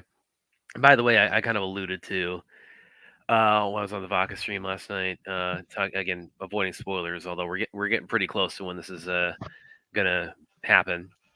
When we get to the last episode, without giving anything away too much, let's just say there's you might see one other. There might be let's say another deity that appears. Don't give it away, Brad. Let the people let it cook, Brad. Let it cook. It's very provocative. That's the way I describe it. It's a very provocative interpretation yet to come. It's definitely going to shock. It definitely has a shock value. Numbers has a question for us in the meantime. What genre of film would you want to see Zack Snyders tackle that he hasn't yet? Western, maybe? If it's something he hasn't tackled, has he done a Western, or is he wanted to? Yeah, he wanted to do like King Arthur in a Western setting. I think he kind of did that a bit too with Murphy's behind me. I think he kind of did that a bit with Army of the Dead. Mm-hmm. When somebody asked him to option, he said he wanted to do that Blood Meridian book, which is a Western. Can you imagine a Twilight of the Gods video game? Yeah, I definitely would. I would play the hell out of it. I mean, God of War is kind of Twilight of the Gods of the video game. I think Zach is a gamer to lie to you, and I think that we're reaping. Oh, he said that. Like, what was he saying? Because when you watch when you watch the warehouse scene, you know he plays Arkham. You know he plays Arkham. Yeah. Not only not only do you know he plays Arkham for watching the warehouse scene, you know what else he saw? What? Yes, Brad. Fortnite. Aaron, high five. He does. He plays Fortnite. That's out of his own thing. So we got to zero out to the next one. That's the way William's trying to do it.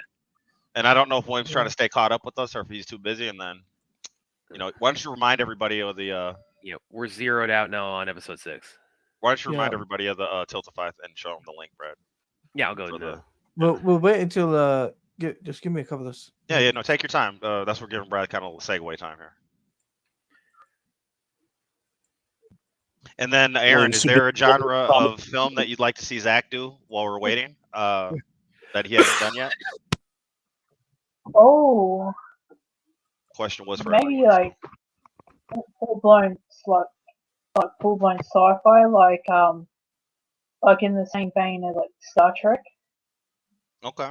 So like a more of a Star Trek Snyder as opposed to a Star Wars heavy metal inspired Snyder. So the other end of the Yeah. space storytelling spectrum, right? I see what you mean. Here, and another one too, and this is like actually Justice League. The further story would kind of fall into this. Is I've always wanted to see Zack tackle something post-apocalyptic. I mean, And- we were right at the cusp of it, Brad. Yeah, We were yeah. right there. So post-apocalyptic, I think he'd really do awesome. He'd do some awesome with. You like guys want to do the countdown? His own Zach direct his own biopic. like Spielberg did last year. Yeah. So just as a reminder, it's interesting. If it's at the bottom, it's interesting. Middle, it's boring as shit. Brad dropped the Tiltify link in the chat. So once again, we're doing a Tiltify fundraising drive for AFSP, which is American Foundation for Suicide Prevention. We have a stretch goal of, I believe, for the weekend of $5,000, in addition to our $15,000 already raised cumulatively. So that would be a grand total of $20,000. And if we do hit that grand total of $20,000, Talati has also kind of hinted at it earlier that Brad will put a Nordic rune on his face. Yes. So if you help us make it to the $5,000 mark, we'll go ahead and make sure Brad gets that tattoo. And if we get to $1,000 by the end of the night, I'll put a little kicker in for you. I'll put the thing that always gets us $5,000, and I say we'll watch Justice League tomorrow. Huh? That always gets us $5,000. So if you can get us to $1,000 today, then we watch Justice League tomorrow. And if William's not going to do it, we'll hijack the channel and we'll have Taladia run the stream. When Spidey says Justice League, he means Zack Snyder's Justice League. Yeah, we're gonna watch Zack Snyder's Justice League because everybody loves watching that. So did you hear that, William? As we're talking the Tiltify stretch goals here. No, I just came back in. So I just kind of created, we have an incentive. So I was just reminding everybody, hey, why we're here. American Foundation for Suicide Prevention is the fundraiser. We have a stretch goal, if I'm not mistaken, for the weekend of $5,000. That would bring us to our overall goal of $20,000. If we do make that overall goal, Brad's going to go ahead and put a Nordic rune tattoo on his face. Never said but if we hit $1,000 today, we'll go ahead and watch Justice League tomorrow to do that big, because we always get big money on a Justice League watch, right, William? So if we get 1,000 a day, that would be a good faith gesture by the audience and the donators to get that Justice League going, so we can go ahead and have another Justice League party and raise even more money. How's that sound, William? Does that sound good or no? Sounds fine to me. There you go. Now the tattoo, I can't. That's somebody else's. I got control. I'll take control of that. Don't worry, I got that managed, William. Brad, you're gonna put the fucking tattoo on because it's for a good cause. All right. See, I got this. Where are we at? Yeah, we're just about to start up the next episode. We're giving everybody a little time. We're dropping the Tiltify commercial. You know what I mean? Hold on for a Yeah, second. we're doing that Tiltify commercial because we need to. And go ahead and do the like and subscribe commercial, Talati. Everybody likes to like. Make sure you like, comment, favorite, and subscribe to the site. You're on episode 6. That's true. Yes. Okay. Yeah, just a reminder, guys. This is all for AFSP, so we're trying to do this for a good cause. Anyway, 5. One more commercial before you start the countdown. One more commercial. Like, if anybody knows when the hell Ghana Path is going to be on, forget. Please let me know. William's face is disgusted right now. You need to do the X thing. I just had to get that out. Hey, William, give us an X, William. Are we ready to? We're ready to go. Talati was doing the countdown, and Brad had a commercial break. Yeah. 5, 4, 3, 2, 1, play. I'm telling you guys, when we do that watch party, you're all going to be thanking me, especially Aaron and Ruth. Yeah, you got 2 people. Yeah, right. Whatever. Anyway, going off of numbers. Earlier question, because he asked while you stepped away, William. He asked, like, what genre has Zach not dove into yet that you would want to see him do something with? We all kind of list off things like westerns or like Star Trek. And I mentioned again, this kind of plays into the Justice League sequel plans. Is like, I always want to see him do something post-apocalyptic. And Number says, I want to see Zach do a mob movie or video game adaptation, Mortal Kombat. I think that'd be cool. Yeah, he could. I never want to see Mortal Kombat adapted again, so skip that. So this episode is, there's a few things going on here. One, they're gonna go over like a lot of the myths. So again, if you read the Gaiman book, a lot of this shit's lifted right out of here. Also, the Last Supper scenes that Zach alluded to in Justice League, and the one that we kind of saw in Rebel Moon play out, there's gonna be something similar here, right? Yeah, I know you're and talking then about really Odin's myth really plays out a lot to its origin story in general. So like even if you took the high school class of mythology or your English class or whatever, Odin's thing is right on time. So it's interesting how they play with that too, Brad, to your point, what you were alluding at earlier, how Odin perceives things for future events, let's say. Yeah, and oh man. Yeah, we'll that's just by leave the it way. at that. Yeah, We'll just leave it at that. I will say that is in the part I said is akin to. That's what I'm saying. Just a little, give them a little taste of a preview, Brad. Don't overdo it, right? Yeah. We still got this episode. Guys. It's gonna be worth it when you get this there. is a good one too. They all get on shrooms and have a good old time, but yeah, they really do. Yeah, they break bread in a different way out here on the. They do like the Viking, like getting a high for battle, basically. Mm-hmm. Well, they're doing the weed of their time, which was shrooms. They're doing the shrooms.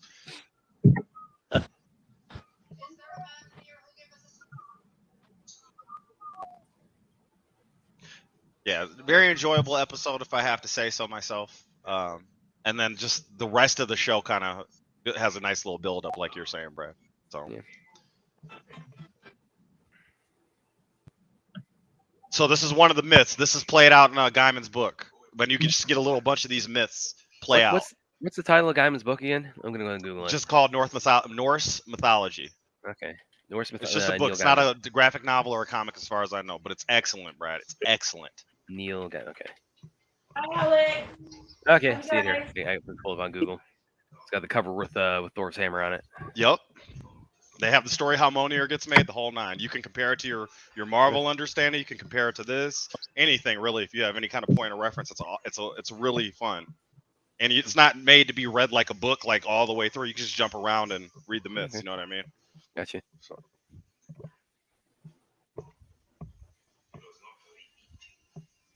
So we're doing Revolutions tomorrow, correct?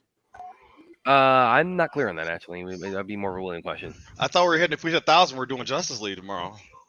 Well, that's actually I was about to suggest. Like, I'm totally down for another watch party. The only kind of suggestion I would make on that is postpone it a little bit because we're late September right now, and November 17th is 2 months away, so it's like I just think that'd be just such a perfect time to do like a watch. I was just using it as an incentive to make 5,000 over the weekends. I mean, we could watch it on both days, and I don't think anybody. Yeah. Okay, give them 2 more watch parties. If the people want to give $1,000 a day, they should have earned being able to watch the movie tomorrow. Too, that's true.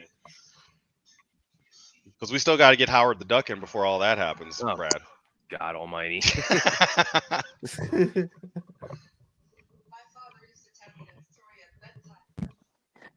I thought you would have done something Batman related because of Batman Day, to be honest with you. Well, or last year, Batman on Return of the Joker hit movie. Last year, like this time, like when they had Batman, they like put out they released the whole Dark Knight trilogy. I didn't get to see them all, but I did go see the Dark Knight that day. So that would be the 6th time I think I had seen it theatrically. Should ask William what the actual issue is this month for his Batman Day giveaway. And then they use the mushrooms for hallucinations to tell the backstories. And this, Brad, this right here, this wall story, again, out of the fucking Norse mythology book. Time out. Numbers comment just to use Spidey, right? Hey, Spider-Man, I want to throw this out there. Where if you raise 5,000 by the end of this watch party, Cypher Sarah do. No. I'm down. No. I feel like even more money can get raised. No. Aaron's the only one who's allowed to remain. Okay, when I say no. I think Numbers was the actually originator of Scary Movie, if we're not mistaken. Oh, yeah. He played a role. I'm just saying, pointing out the comment. Another bloody movie of that. Say again, Aaron? I said, I can't believe they're making another scary movie. Yes, see, guys, this is what, again, Aaron understands me. Brad, That reaction you gave is why we get scary movies. We would never watch this. You're so lucky Clint's not here.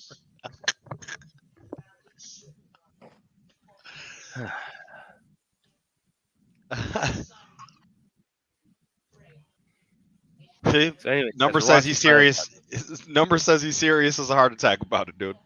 No, he didn't say anything like that. he just said he's the guy who like started all this BS. Yeah, I know. By the way, you're talking, yeah, there's definitely a euphemism there with the enter Loki, and I'm not going to recreate it. But this whole wall scheme right here, they tell this story in Norse mythology. It's definitely Loki's trick. The way it's told is exactly how it's told in the book. That's what I'm saying. So when you read that and then you see this, you're like, damn, that's nice. You know what I mean? And it's all, you know, Gaiman didn't invent the mythology. He just, you know, he wrote it his way. He just took all the stories and picked the ones he wanted to do and wrote it his way. You know what I mean? So yeah, but it's nice prose, so it's easy to read. You know, it's fun. Look up really quick who voices Loki on the show. Yeah.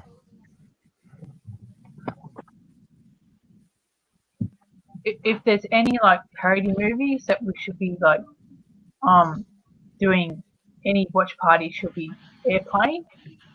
Airplane's good stuff. Yeah. Sounds like it's nice. Or my movies. guilty pleasure. And this. Oh, Not another Aaron. teen movie. Oh, Aaron. Oh, I mean, nobody bats 1,000. What was it? She has it. She says it's one of her favorites, and then pulls out the actual DVD. She's not playing when she says it's one of her favorites. She meant every word. Yeah, one of my guilty pleasures.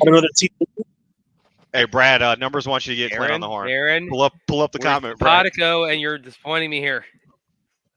Okay, Hey guys, it's 420. I'm gonna start doing some weed. Chris Evans. Chris Evans with whipped cream on his nipples. What's Chris Evans is by far the best Captain America on film. Well, that's not my part to clear at all. That's the part that sticks out to you, Brad. Say again? That's the part that sticks out to you On that cover. I mean, in the whole movie.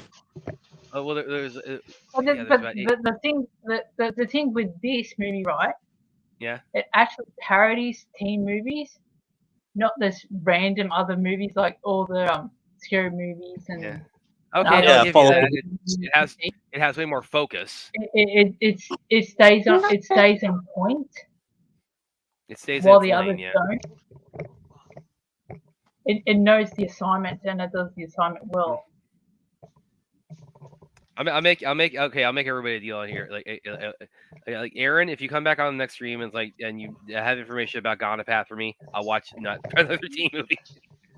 Plus the face tattoo. Can anybody get you information about Gonapath, Brad? I bounce around the dark trying to. I bet you I can get you information on Gonapath in less than an hour, Brad. Oh, okay. Please do, man. Okay. Share it on the Discord. I will. Numbers. But first, dumber I as have to fuck enjoy this with, pair. Go say again? Nothing important. Read numbers. Oh, nothing important, right? Right when we're in the 80th sex scene of this series. Oh, I thought you were asking me. I was talking about some nonsense. Okay. So, yeah. Oh, that's usually par for the course, right? But where was I 5 minutes ago though? I was saying I'm looking up who's the voice of Loki. Patterson Joseph is the voice of Loki on the show. What is he from? Let's see what else other credits he was actually this is I think this is the first thing I've seen him in. Oh, he's just recently in Wonka. He was Slugworth in Wonka. He's also in the Velveteen Rabbit. Velveteen Rabbit's like that book you read when you were a kid. That Velveteen Rabbit. Yeah, I remember that. I don't remember what it's about. He was in the Eon Flux movie. Mm-hmm. What else? Is Charlize Theron or is that Mila? That was Charlize Theron. Yeah, Charlize Theron. Okay. Mila Jovovich's Ultraviolet. Right. Yeah. Okay. Oh, that's awful. Oh, that's a bad movie. Yeah, that wasn't. That's the Mila Jovovich and Paul W.S. Anderson scam. Yeah. No, he didn't do that. That was Kurt Wimmer. It was the Equilibrium dude. And he's even disowned that, I think, because that got like chopped up like way beyond his liking. I don't know. Would you say Ultraviolet's better than X versus Sever, Brad?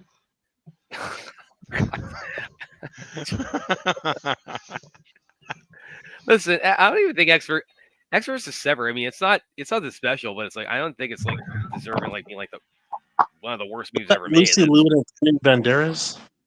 Yeah, that was. Yeah. And they set it up like it was going to be like the John Wick of its time. Just pretty much, yeah. They have them on the poster. Well, because that one they had like they had a subtitle. Well, they were trying to do like almost like it was like a pre-Expendables kind of thing, or like a pre-John Wick thing, where they have like the two like action stars on the poster say these guys are going to war. And what like originally I think the idea. Yeah, I'm gonna look that up right now. Actually, he was off the Desperado badassery, and she was off the Kill Bill badassery. They originally they had wanted it to be Wesley Snipes and Jet Li. See, now that would have been a good X versus Sever right there. Yeah, that would have been the greatest of all time. Then they thought about making it Sylvester Stallone versus Vin Diesel. Okay. Then they had another idea of Chow Yun-Fat versus Jean Reno. So can I do an aside? What's that? Vin Diesel was on track to be the next big action star until The Rock came around with the Sean William Scott movie and made Vin Diesel look like a fat ass. That's exactly how Vin Diesel's entire career got derailed, because he was going to be. There is a movie where Vin Diesel's a babysitter, and it's like an action movie. And a year later, The Rock did the same fucking movie, and from that point forward, The Rock took his destiny as the next Arnold Schwarzenegger. That's exactly what happened. Vin Diesel thought he had it. That's why that's why they hate each other. It's the next Arnold versus Rocky. No, Arnold versus Sylvester situation. Yeah, well, not even close, because Vin Diesel looks out of shape next to The Rock, and Stallone and Schwarzenegger, they kind of their physiques kind of they were comparable. You could say, right, or at least seemingly. Yeah. They had a long comparison feud. Because Triple X was definitely, like the movie Triple X was definitely Vin Diesel starting to go on that path. He's going to be the guy, you know? That was it. They were setting him up. Fast and the Furious made the money. Everybody liked him. He's a good guy, but he looks like the schlub next to Rock. The worst decision he ever made was putting The Rock in his movie. Probably wasn't his decision. Probably the producers said, yo, well, I mean, you got to put The Rock in here. It's the fucking Rock. There's an infamous shot in 6 of like them, like, just standing like, they're standing next to each other, but they're talking, but they're not facing each other. All that shit started back with the Babysitter movie and the Tooth Fairy movie. So that was way before. That's when as you would say, the line of demarcation between The Rock and Vin Diesel's supposed career were. If I'm wrong, if I'm lying, I'm dying. Can somebody tell me if I'm wrong here? Does that check out? No, I think Spidey's on something here. Let's see what else was he going back to Patterson Joseph though, was because he mainly works with TV. So what else was he on? What shows he's done. Was on Babylon season 1. He was see Boy Meets Girl. He was he's actually been in a lot of stuff I haven't seen.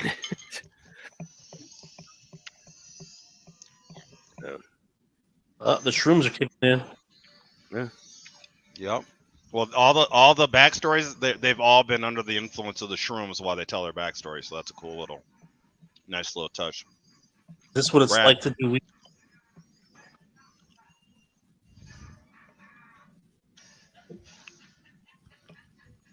Check your Discord, Brad. Okay. Make sure you use ad block. So, that's my advice to you. Make sure you got ad block software and all the goodies in your browser. Oh, you've had to help them. Yeah, go ahead and share that with Talati. Or do you have my Discord, Talati? Just send me a message on Discord and I'll get it to you. No, I'm in the Sci-Fi Center Discord. Just message me from there and I'll send you a link. I posted in general a couple of days ago about Time Cop. Time Cop turned 30, Brad. I thought you were going to comment on that later. Do a watch party. About how you got nothing right about the future. I just messaged you on Discord. Got you.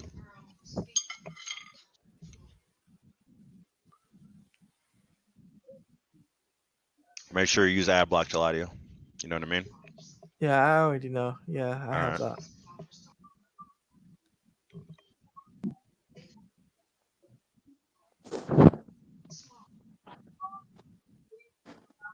Hold on, I gotta send you a yo real fast, and then I'll send it.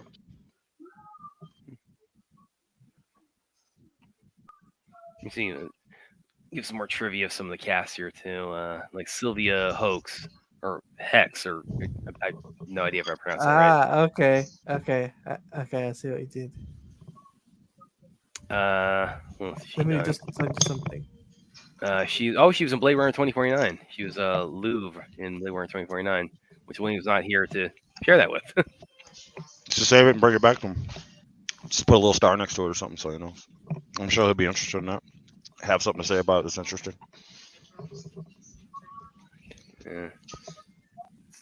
Stuart Martin as Lee. Stuart Martin is Den from Rebel Moon. He's Brad Cage. And he was Brad Cage. he's from Army Thieves, yeah. So Yeah. he's part of this whole like Netflix Snyderverse. So that's what I'm saying. Do you think this is going to be a Snyderverse on Netflix? Because The Wolf and the Worm might reference this time. Yeah. I mean, and it's you know what I mean? Well, it's obviously. I mean, there's a and the Planet of the Dead and the Army obviously has the teleporters connected by that storyline. So. Yeah. Or By the way, the pussy portal. Spidey, did you see my message to you on Discord? Fly. Oh yeah, no, I don't even know about that one. I'll check it out though. I got a good one for like Amazon stuff too. Yeah, that's how I'm doing it. I'm not gonna say that.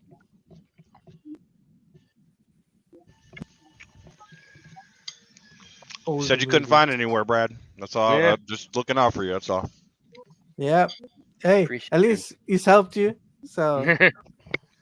Yeah, my problem is I'm a hard copy guy. It's like I want to get the DVD. I understand, but if you want to watch it just to say you saw it, there you go. There's your option. But I get what you mean. Well, actually, and the thing is like if I just type it into YouTube, it's already over the place there now too, which makes it even more confounding. The whole movie's on YouTube? Yes. Oh, I didn't even know that. Or like clips of it. Or, yeah. Which is so confounding to me. It's like you pull it up there, but it's it like the officially sanctioned like the studio. Like, are you guys not thinking like, okay, now it's time we should actually put this out and like? I bet it'll be on Netflix around Christmas time or something. They're probably just saving it so they can do a big drop. Well, because it's been because in my quest, to follow along and find out about it. I know it's been shown on TV in India at least twice this year, and they had like a big this channel called Sony Max has had a big premiere there. So it's like they've done everything but like put it on streaming and put it on disc. No, I bet Netflix does a big drop. How long did it take for Triple R to get on Netflix? True. That's a good question. Right way. Yeah. Oh, by the way. Oh, guys. William, are you there? William's a customer. Well, I'm just gonna Wonder Meg, which by the way, if you're watching Wonder Meg, yeah. Wait. Numbers got one for you, William. What's up, guys? Okay, well, because William mentioned he shot both Film Junkie and Wonder Meg streamer links, so they might they may or may not be able to jump on. But she posted earlier that she's watching. She just started watching the show, and she had like in the thread about like I'm now watching Twilight of the Gods. Her second comment is she says I shouldn't have gotten stoned for this. She was doing weed. That's what she said. Wonder Meg got off. Wonder Meg was doing weed. Good. Shout out to Wonder Meg for doing the weed, like the rest of us out here enjoying this artwork. Or maybe she was it edible? I don't know.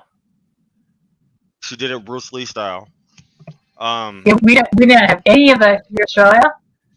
It's like a big no-no, and we haven't had a. Didn't William say that you have? Doesn't William say that you have the Outback cocaine or Outback Yale? Isn't that what William said that you have? Outback Yale. I have no idea what they have in the out. That white emu. All I know is that that kangaroo hop. We've got currently a left-wing government who's almost been in power for 3 years and hasn't done anything when it comes to the legalization of weed. Mm-hmm. So, if So it was legal, would you partake, Aaron? This is why we vote you in for to get rid of all this crap. but they're always left stuck in barrel with the other mob. And I doubt Kisama will be doing anything over there in the UK when it comes to legalizing weed. Chappie's back. Welcome back, Chappie. Yo, Chappie, what's up? Yeah, Maybe- just maybe- got back from eating dinner, but maybe I've been the- listening to you. Maybe the US Democratic Party should come if you over to wanna- Australia and the UK and talk to You guys still our watching this? Labour parties and say, what the hell are you doing? Timestamp is 21 minutes, 31 seconds, episode 6. Thank you. Okay. No, I It's just about- got back some Aaron- dinner. I just got some dinner. That's all. Aaron, So, without getting too much into politics, there's about 8 million things both of our parties should do that they won't do, that they refuse to do. Well, So- They make money on sitting Well, on their on the apps menu, too. That's part of the game. What was on the dinner menu, Chappie? I just got from fried chicken at Kentucky Fried Chicken tonight. Okay. All right. Did you get the mashed potatoes and the gravy with it and the coleslaw or Nah. what? No, I just got Oh, a regular Chappie. size. That's it. Those are regular sides, I thought. Just mess with you. I thought that was like the whole menu. Today's pear is tasting great, by the way. What? I'm eating a pear and I'm high, so it's Oh. delicious. I'm living life. Someone right keeps putting in like none another teen movie in chat, but I don't think we're Well, gonna... we yeah. Aaron said she's I mean, that popping one's it in for okay. the. That Yeah. one is actually Yeah. funny, but Brad, again, like I said, Brad doesn't like. No, any I just spoof made the movies. offer. It's like if Aaron comes back is like and like tells me when I'm going to be have the capacity to add on a path either to my Amazon Prime queue or my shelf. It's like I will do a watch party if not another teen movie. Yeah, we Spidey won't- gave me a little bit of help there, but it's like I'm like also asking would you for, be like, That's just a okay? sneak- that's just a I will sneak say preview, this, Brad. I may. I would say this. I may put some money in. Like, would you be okay with doing Cats? You already paid for Cats, I thought. Yeah, we still have to finish the Cats trilogy. Literally, Unofficial. William literally brought it up yesterday. No shit, no bullshit. Really? Yeah, he brought it up on Yeah, stream last night. I we shit you gotta not. watch it soon. We gotta finish the unofficial Cats. I can't promise I'll be there, but he said he brought it up. doing a musical, right? Yeah, we Why? deduced that you Happy, were a why do troll we need to because watch you always Cats? buy these movies and then you never show Because up we to have watch to them. finish the trilogy, Brad. We did the Well, Cat no, in we the Hat, don't have to. Catwoman, No, and now as we my, gotta as my finish dad Cats. never tired of telling me when I was growing up, the only thing I have to do is pay taxes and die. Don't worry, we can make it through this. I promise. Chappie We all will take- guide you by the hand. It's okay. We watched best to worst, and now we're gonna watch worst to best. So let's see. So Did you guys figure out who this guy is right here? Who's sitting there chilling with them the whole time? No. Well, I, mean, I think pretty it's about. obvious. I mean, come on, it's like Yeah, who it's else pretty is gonna obvious. be? It's pretty obvious. But they do the backstory perfectly. And he's telling backstory. Just imagine if Justice League 2 and 3 had more backstories. Shit would be looking like this. This is fucking I doubt Odin's it. true backstory. All three forms, that's Odin's backstory. Yeah, where's the part of his backstory where he's a bum living on the streets of New York? That's that one right there with the hangman, with the noose around his neck. Really? Okay. That's which one. The one on the right. Just wait and watch. Just wait and watch. Don't give it away, Brad. Don't give it away. This shit is great. Like this is kind of leading into the Cyborg comparison that he's making. Good Yeah, stuff. yeah. Good stuff. Not exactly there, but just enjoy it. All right, we got to zero out. We got to zero out to the next episode, right? All right, yeah. Okay. All right. Two more episodes, guys. So Then we're episode done. 7 zeros, everybody. Yep. Chappie, just so you know. Yep. Azteca. Bro. Aegis 5 Beyond Steak Tacos. He's gonna be on the toilet for the next 3 weeks. Good luck, buddy. God. All right, everyone's ready? Yep. Sure. All right. In countdown 5, 4, 3, 2, 1, play. William, you kind of been up and walking around, but you've had a few shout outs to Happy Batman Day. Azteca, Numbers, a few others did that. And then I was curious, what's your Batman book that you're giving away for Batman Day today? Real quick, we're on 7. Yes, sir. Yes. Do you want to re-zero it? No, I got it. I hit it. I just want to make sure. All right. The live stream on tonight. Yep. That's what it sounds like anyway. Yeah. You gotta ask Taladia. We'll Oh, probably this is the this is for tonight. Live Brad, stream. I can't do this one. This pissed me off right here. This is what awful. This is awful. Which one? They're doing a fucking acoustic cover of "Can't Touch This" by MC Hammer. Oh, this shit is terrible. Well, not only that, but they're also like Thor's. You know, it's because of Hammer, right? Thor's right? Hammer. Yeah. Yeah, Hammer Yeah, time. Thor's Hammer. Hammer time. You know, Right. That's what we're giving away. Long Halloween. Yep, and the Joker World. Okay. And the Wayne Family Adventures. Okay. And there's buttons. We're giving away. Wait, let me see that Wayne Family Adventures cover. I want to see who is that. Him and Damien. Who else? Night. Oh, it's the whole squad. Spoiler: the whole nine. I got it. Even Duke Thomas is back there, huh? Oh, this is. But you see how he's partying. He's partying around, Brad. Yeah. And living his life like this. This is how they describe his life in Gaiman's book. But then there's like actual feasts that he goes to, and different shit happens at the feast that start shit up, including like one where he goes to somebody's feast in a wedding dress and pretends to be the bride, and then kills everybody there. God, Thor. Yeah, Thor's pretty nuts in the Gaiman book. There's the Oh, he's got the buttons. pin. Is that Fat Man's? Yep, that's the Dark Knight Yep. Returns. Yeah. Standard. Yep. Yeah. This is the one from With '89. those. Oh, that's awesome. That's the Prince album cover. Then there's the bat signal from the Dark Knight Returns. Yeah. Actually, looks a little bit like Did the you Adam use West. that for Bat promotion? signal. Okay, you guys all talked at the same time. I couldn't. That hear you. looks a little bit like the Adam West bat too. No, I That didn't. time- I purposely didn't do that one. The person with the helmet next to Thor that's pointing out the war out there, that's Heimdall. They don't. I think they don't. They might mention him once, but that's Heimdall from obviously their deal. So Somebody who wins the prize is going to get this. that's an excellent. She's got the slingshot in hand. Please zoom that in, William. Show the people the artwork. Show them what's up. Thought I was already zoomed in. Oh no, I guess not. I am. Yeah, he's way in. It's probably closer to the camera. Yeah, man. Yeah, Carrie Kelly. Yep, and this is signed by Klaus Janson. I got this at Yep. Comic-Con. These are one of the things. Is that poster board or what is that? What kind of paper is it on? It's poster board. Okay. Print. Wow. Is that a drawing you're doing, or is that something else? That's everybody who came in today got their name put into the prize hole, and Okay. I'll spend the prize hole later on. Very cool.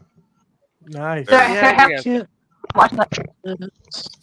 like Batman Returns. I don't think it's my least favorite though, but I know it's Williams, but I like Batman Returns. No, because Batman and Robin is the yeah, I I know that, but that's like your second least favorite, Batman Returns, right? Or no? Out Or of is it Dark those, Knight yeah. Returns? Like, I like it more as a Tim Burton movie than as a Batman movie. And I'm not the biggest Tim Burton fan after a certain era, so you have to really be a Tim Burton fan to enjoy Batman Returns. I agree. Yeah. Not a very good movie. It's, So I think it's not. I think it's not a good Okay. Batman movie, but it's a good Tim Burton movie. That's what I always feel. Yeah, that's more I feel. So if somebody wins that poster, do they get it framed or do they have it framed? They can get it. They can get it framed. I'm not framing it for them. Fuck that. Do they win that Uh, poster? just- they get it. just- They win that just- poster, wait a minute. They win that poster. They get a copy of Gonapath with it. Just a reminder, this is the Jay Oliva directed episode here, and this is the beginning of the new Acer Van Air War. And then the final one is definitely, the final one is Zack Snyder again. So you're gonna get Yeah. a lot of goodies in these next two episodes. Yeah, it was. I think it was Zach directed 1 and 8, and Jay directed 2 and 7. Yeah, that's what Nerd said earlier when he was going through the. By the way, I'm gonna mention this right now. This has been the most fun stream I've been a part of. Okay. Wow, Even this more one- fun than last night. You were here last night. That shit was fun as hell. We've yesterday. had some possibly drug-induced streams. This one, okay. Hey, you know what? I'm Well, then happy imagine how I'm much fun the Gonapath watch ride is going to be. Oh, No, dude, I mean in everybody- terms of interaction and everything. We're gonna do Equal Lithium. That will be our best live stream. Hey, we're happy it's doing it for you, Taleti. You're welcome anytime. Yeah, For sure, for sure. We're still stuck on 300 though. Come on, cheapskates. I did just share the Wow. link. I did share the link. I did share the link to it on Twitter though. We'll do a promotion after this episode before wrapping up. Kind of reminds me of one of the Samurai Jack right here. The way how it's like it's shot and animated. And the Craig McCracken style. No, like in like No, Samurai that's Jenny. Jack. Jenny. Yeah, That's in, Jenny like, Samurai Tedavarsky. Yeah. Jack's, like season Yeah. 5. That's what this animation style. Have you ever seen Primal, Chappie? No. Primal's I thought it did, his latest shit. That's pretty good. Primal's Yeah. awesome. Hey William, when you met Zack Snyder, did you leave him with any kind of contact info if you ever wanted to pop on the stream? We were not allowed to do that. Oh, really? Did you tell him that you have the most famous Marvel superhero in the entire books on your stream for every watch party? You tell him that you have the star power. He knew who we were and he knew what we were doing, but you were given certain rules when you I'd imagine. Yeah, you tell him Spider-Man's on your stream, and that'll give you a little cachet. That'll give you a little that capital you need. Well, like William, Huh? William mentioned to me that like William told me that he had because Film Junkies had him on the Vodka stream numerous times. So he'd mentioned the Film Junkies say, hey, if there's any possibility, can you link us up? And he said, yeah, sure, but I mean, just the dude can't go on stream after stream. I mean, he's got a life too. So Thor is on here wrecking shit. Thor is back. Oh yeah, Zack Snyder is very, very methodical in where he goes when it comes to streaming because of a particular incident that happened a few years ago. That's why he's very methodical now. I am resigned to the fact that we're probably never going to get him on this show, the odds, but who knows? You got Rhea in an interview with him on television. You got William meeting him on camera. You got Brad working at Screenwrite. I think it's a big conspiracy. I think you're downplaying it because that's in the contract. You don't really ever aim for anything like that. If it happens, it happens. I mean, but August 23rd, 2025, Zack Snyder will be on this channel. See, this is what why Brad is trying to get more like martial arts stuff onto the stream so he can bring in more celebrities over. Michael J. White is one of them. And watch parties and that. It'll bring your brand up a little bit more, and it'll make interest of people like Zack Snyder say, "Oh wow, I think I might actually give the Sci-Fi 10 now." Yeah. And like I said, it's like earlier, it's like because William, from his end, like he treats the channel like an extension of his business, and from my end, it's like I'm trying to now like kind of treat it as an extension of my work in entertainment journalism. So that's why when I reached out and got the screeners for the show, we got I was able to see it about probably like 2 weeks or so before it came out. We got it pretty early on. And I did inquire about any possibilities about interviewing Zach or Jay. I never, for whatever reason, they just weren't able to make that happen. So, but like for future things, like when I reach out and like get screeners for anything, I think we really want to dive in on here. It's like, I tend to do that too. It's like, hey, any interview opportunities, etc. But yeah, there's also the fact that I have a lot of, established contacts, whether through interviews I did with Screener Answer interviews I did with Kung Fu Kingdom, or those are a little bit more in my back pocket where I could maybe pull them in for like watch parties or things of that sort. And then with my genre too, with it's martial arts related, I in particular I have a lot of kind of in my easy contact guys there. You should definitely try to get Dan Trachtenberg on the channel once. That would be kind of a good. That would be cool if we can talk because I had to interview him when for the it was when the Prey trailer dropped. I got to interview him and what was it, Jane Myers. I got to interview them. Yeah, that's the producer. I know that. That's like the Indian producer. Brad Numbers has a challenge for the AFSP donation marathon. I want to invite everyone to join me on the quest. Go ahead and read it out loud, Brad. I'm not reading it. It's for the better. It's for the betterment of the cause. It's a true invitation. Everyone knows Escape. If you were raised, I mean, who's raising the 5,000? I don't, to be honest with you, That's what your goal was. You said that you needed 5,000. No, I'm saying does he have a way to get to 5,000 besides? Otherwise, Anyway, didn't he like do a lot of the donating, guys? Because apparently you got deep pockets. Numbers. It was Clint and Numbers really got it all kind of rolling, and I know Numbers, Chappie got involved. If I actually do this, I got two. Numbers. If I actually do this, I demand a DVD of Gonapath on my doorstep by Monday. That's non-negotiable. It just doesn't sound like something that you should be watching. It sounds like something you should be trying to cure. Why does it? It's just a name. Oh my God! What does that mean? What does that translate franchise? There's no problem franchise, and you have such a disdain for it. Are you all right? What does Gonapath mean? What Are you does all that right, translate? Claudia? I'm all right. Yeah. Was it? We lost fourth, didn't we? Yeah, we lost fourth. Yeah. What does Gonapath translate into? Oh, that's it's within the context of the movie. Okay, so it's not a word that I'm not. Yeah, Okay. it's in the movie. The hero is kind of So William doesn't think it's a real word, like Tra is a real word. In the movie, he's this kind of this prophecy savior figure known All as right, Gonapath, never mind. So. Isn't Neo the Messiah of his story? Isn't that like something we just got finished? Yeah, I'll be right back. And his name is it's an anagram. It's like one Neo. I'm sorry if I can't. I'm sorry if I can't stop talking about this, guys, but it's driving me nuts. I should have wrote the Matrix 4, Brad. If they Numbers, if you got those deep pockets, I'm gonna mention this now. Numbers, if you got those deep pockets, I'm so debating whether or not I should donate in the chat right now. Well, you work on that. You work on that thought process in the meantime. Well, I just gave my terms for it, guys. Make sure that we go ahead and. I'm gonna donate. Excuse me, Monday. Brad. Excuse me. Can we maybe pull up the Tiltify link right now, just to kind of give a little visualization of what we're talking about on the screen? Yeah, sure. Yeah, and then can you also drop it in the chat? So while Chappie's kind of thinking whether or not he's going to donate, you can definitely take some of this time to donate. And if you're watching on a watch along, don't hesitate to give to the American Foundation for Suicide Prevention. That's the name of the game. That's where all the fun and games and the 4.5 hour Zack Snyder movie marathons coming from. So, I'm sorry. I know William has a good way of kind of making it relatable. Unfortunately, I'm not as eloquent, but yeah. Go ahead and go ahead and consider donating. Guys, also, if I have this fixation on this one topic, but I tend to, it's been driving me nuts for a year. It's like I tend to obsess over things until I, remedy that. So we lost Chappie now as well. Yeah, we got William back though. Okay. Well, we got William's wall back at least. William's at the source wall. He's at the source wall.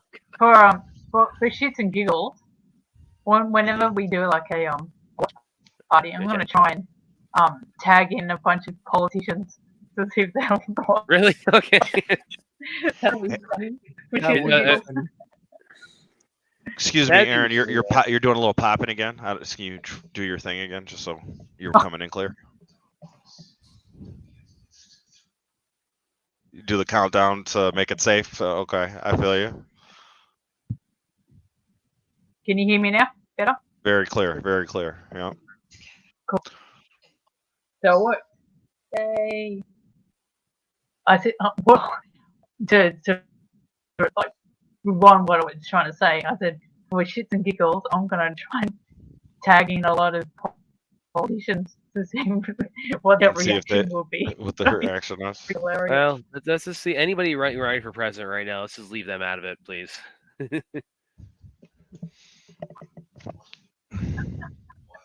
But from anybody, even Jill Stein. Yes, anybody. I'm talking about all candidates. I'm being very equal opportunity here. Let's just start small. Let's start with like mayors or senators or and it doesn't have to be like over here too. It's like also let's get Australian politicians too, like the one who name dropped life after fighting on the floor of Parliament. In fact, tag her right away. It's like let's get her tagged on the next watch party because I already like her. She's a fucking rock star. Yes, I agree.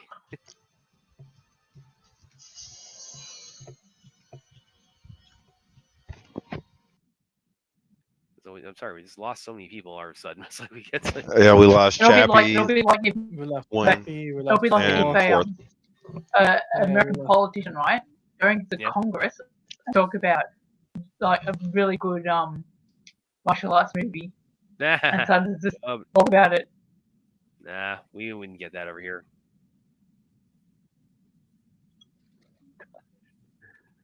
I'm trying to think of like what's the most. I've seen some wild stuff. I'm trying to think like what's the funniest thing I've ever seen like broadcast from like the floor. My favorite one of all time has been Hank. Hank, he's actually a senator from my state or congressman from my state. This was like about 2010 when he's asking about like he was talking to like the Joint Chiefs of Staff or the head of the or one of the top generals in the army. I usually won't get into politics, guys, on the show, but I have to. This is hilarious. And there was it was back in like 2010. There was this debate about whether or not to send more troops onto Guam, and he was inquiring about like what's the current population, what's the topography, what's this, what's that. And he said, and this is like verbatim. I've watched this video so many times, laughed so hard at it, because he raises his concerns like, yeah, my fear is that talking about like sending like 8,000 more troops to Guam. My fear is that the whole island will get so overpopulated that it'll just tip over and capsize. I'm not kidding. Look it up. It must be he must have thought it was a man-made island on that had buoyancy or something. I don't know. I'm not, guys. I hope he was joking. I hope he was joking. No, it's not. I'm not joking. That really happened on the floor of Congress. And again, he's a congressman from my state.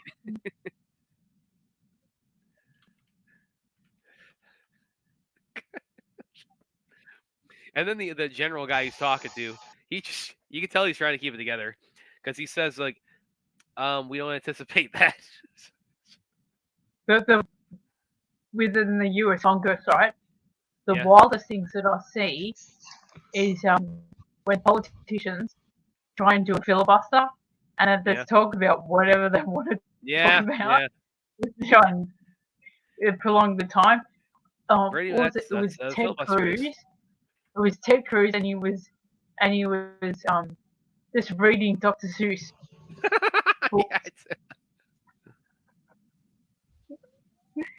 And one of the last ones he wrote was green eggs and ham.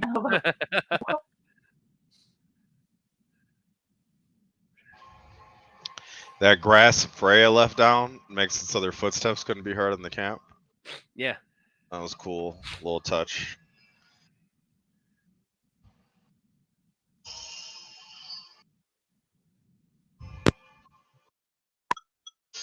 But Thor's already ready for that. He made a great point.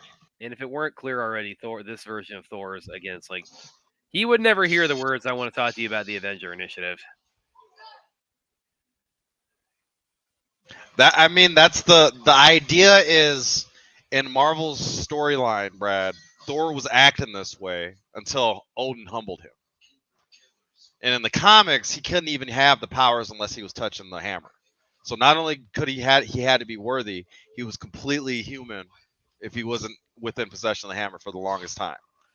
Until he figured out how to be a worthy and fair god or whatever. But this Thor is like if they would have had him going to kill the ice giants and they just let him do what he wants after that. So pretty much, yeah. Because the ice giants is one of the all-time coolest looking Marvel scenes. He's just going in there whipping, just wrecking shop, to start the movie. With, that's the Sif first and the Warriors 3. The first time cinematically you're seeing him, twirl the hammer around. So that was you get a little hammer twirl with this Thor. You get a little hammer twirl with this Thor. Well, yeah, but that was the first time we'd seen it, so that was a real like I remember they even did the where he whips it around and then when he throws it, that's what gives him the inertia to fly, right? Yeah, or the propulsion to fly, right? So yeah, it's my first time seeing Thor. This scene right here, like, yeah, that was a man. That's a good effect. This scene right here is good, Brad.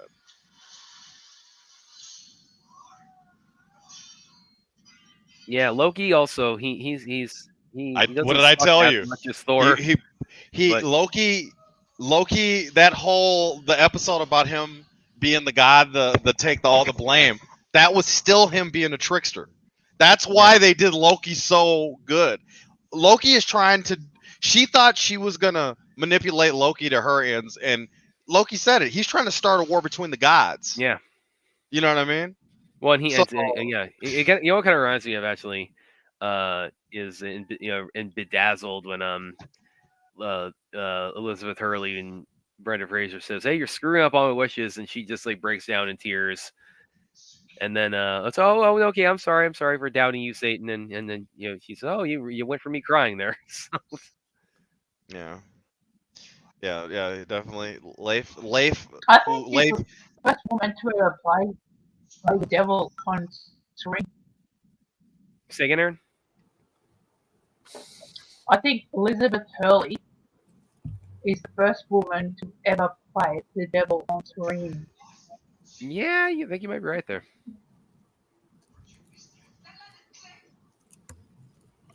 Where are we at? We are actually just about to wrap up this episode and go on to the last one. Okay, I'm just gonna wait then.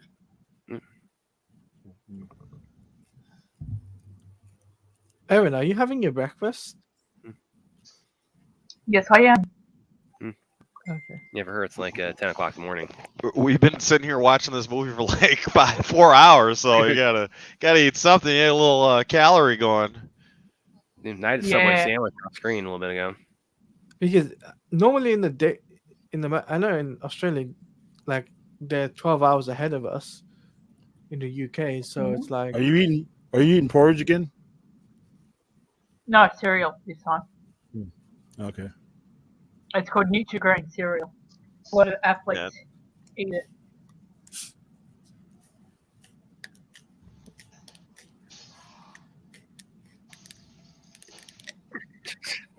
Aaron, I'm going to send you that the Hank Johnson video I talked about earlier. It's like talking about Guam tipping over. I'm sending that to you on Discord. That is hilarious.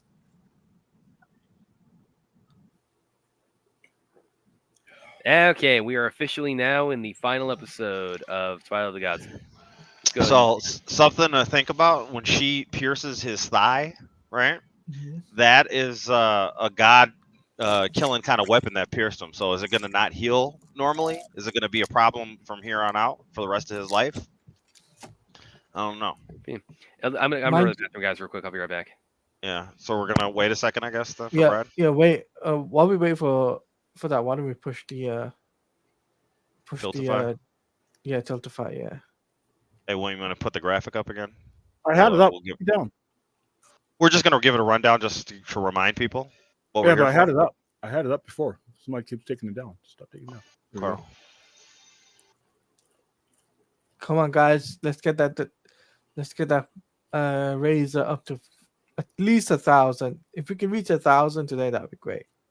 Yeah, for sure. And once again, we're just on stream doing a drive for AFSP, American Foundation for Suicide Prevention. So that's the cause that we're doing the drive for. I'm not really good at kind of making it relatable, William. Can you kind of help make this a relatable kind of why we're doing this and who it benefits, kind of? It's relatability. Everybody, I'm pretty sure everybody watching this show or everybody on this panel or who will watch the show, it's some degree of separation has been affected by somebody taking their own life, mental illness, depression, getting close to the edge. What this fund does is it not only helps for resources for people who are at that edge, it also helps for people who've gone through it.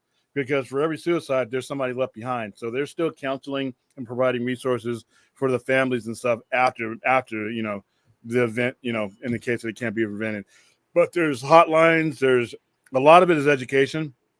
A lot of it is educating just the general public so that they can see the signs. There's a whole bunch of things. I had May. She came on a couple of months ago. I was trying to have her back in today, but her schedule didn't. She's better at explaining it. But it's pretty much just providing the resources for mental health, resources for assets to be able to pick up a dial 988 and have somebody on the other line, because even though they're volunteers, there's still expenses to maintain any organization, even if it's a not-for-profit even if it's charity, things like that. There are still structures that help keep the day-to-day operations running. So everything donated goes to that. So the 15,800 that we've raised so far has all gone to either the Nevada. Half of it went to Nevada chapter of AFSP, and the other one went to national. It's going to be the same way. Whatever we end up raising here, ultimately, will be split evenly between the national and the local organization. All right, thank you. I noticed you had your Army cap on a little earlier, your star cap. So you're a veteran, right, William? Has that been something that's touched you or anybody that you've served with? A lot. I know a lot of people came back with issues.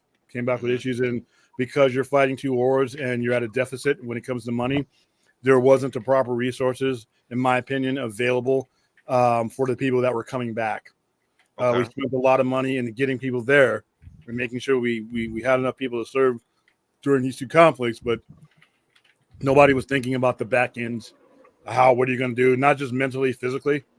The VA is only the resources of VA is not what it should be. And you have a lot of guys that have to wait. And the more time you have to wait, things don't get better by waiting, especially in these issues. So the government will take care of you, but it's like you're on a priority list. I mean, there's always going to be somebody out there having a worse day than you are. That person goes first, but that doesn't make your problems any less. So things like this make it easier. You don't have to sit through the red tape of the VA if you're having a bad day and it may look like it be your last day. You can call up one of these numbers, and there are people outside that will help you. Hey, thanks for sharing that. Not the best is kind of making it explainable. So now we laugh and we joke, but it is a real issue. I mean, and the awareness of it is probably the most important thing that we do. Yeah, the money is important. Obviously, the money helps the organization, but not everybody can donate. In fact, most people cannot donate, but everybody can spread. Hey, what's wrong with it? Somebody's not acting like they, like I know them act. Things like that. You can spread awareness for free. Well, on that note, don't you guys have like military versions of AFSP and other? They work hand in hand. You have a lot of counselors that are available, but like I said, at any point, those you're overwhelmed sometimes, depending on what how many people you have available, what kind of funding they have, because some of these guys do it full time. Even though it's a volunteer type of situation, but sometimes you have to have people that run these organizations, and at that cost. So if that person's not working somewhere else, somebody's got to pay that person so that they can be there, and things like that. And you run into the same kind of funding issues with the VA in passing bills and things like that. I personally think when it comes to the type of post deployment healthcare and mental health care, I think this no matter what administration you want to talk about, I think collectively we fucked our government issues when it comes to that kind of stuff. You shouldn't have to jump through some of the hoops that people have to jump through for any measure of things that, whether it be housing allowance, things like that. There should be no such thing as a homeless combat vet, as far as I'm concerned, unless that person is just falling out of the circle. But even then, there should be no such thing as a combat vet that cannot, within a snap of his fingers, get the type of resources they need. They need to fix that. That's been a thing that's been going on since the Vietnam era, to be honest with you. It's not a pretty situation to deal with. It's not the attractive topic of the day when it comes to the news or even war, even in the military. We a lot of guys are like, hey, I'm back, I'm healthy. They try to put it out of their head that there's a whole infrastructure around them that just got put through a meat grinder. So the awareness is the biggest thing, but the money helps, but the awareness is probably the most important thing that we do with all this, and that they do. So and just to kind of echo William's point, if that's the case with the people that serve this country not having that type of support, imagine what the overall population everywhere is like. So consider giving. We can't even take we can't even take care of 1%. So so consider giving, because there's a lot of work to be done. So with that, Brad, did you have something you wanted to say? No, I was just gonna say, like, on that note, let's everybody go ahead and start the countdown to the final episode of Twilight of the Gods. All right, take it away, Taladia. Sorry? Countdown. Okay. Ready? 5, 4, 3, 2, 1. Yeah, and this is where we get to the part I've been alluding to about the nightmare vision. Well, kind of. there's a lot of provocative stuff in here that definitely. Oh, there's definitely something that's going to. Yeah. It's a very creative outcome for the series. Oh yeah. So. And it's I will, provocative. I don't know if everybody's going to go with everything they see, but it's definitely provocative. So let's let people take it in, Brad, and see what Zack loves him being provocative. Yep. And there's a few more Zack callbacks outside of the ones that we've alluded to. So maybe you join us and try to catch them. There's a lot of little Zackisms in these movies we've been kind of pointing out all day. Looks like Azteca has a little something to say as well. Mental health period is a big issue, 100%. Hope everyone is having a great day. If someone isn't a simple hello, how are you, can help that said person in their day. Yes. Fourth back. What's up? Top fourth. Yo, fourth. Definitely want to keep your eye on this episode, fourth.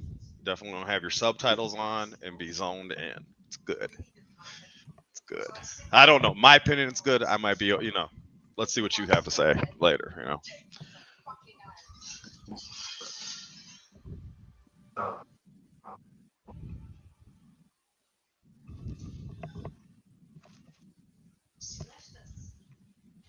Once again, this is a Zack Snyder directed episode. Yes, he directed. As I mentioned earlier, Zack directed the first and the last episodes, and Jay Oliva directed the second and the seventh. So, at least credits. They probably, there's probably a lot of cross pollination. Yeah, there's probably they're executive producers / creators of the show along with Eric Carrasco, so they probably had a lot of even there were.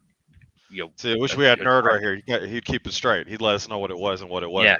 Yeah. Do you have to hop off or something, William? I don't know, man. This is a 4-hour movie. He might have a life on a Saturday. Yeah. He might have to get groceries and deal with stuff. I don't know. I'll list off some of the other directors. By the way, also Eric Carrasco. He wrote a number of he wrote. Did we lose fourth again?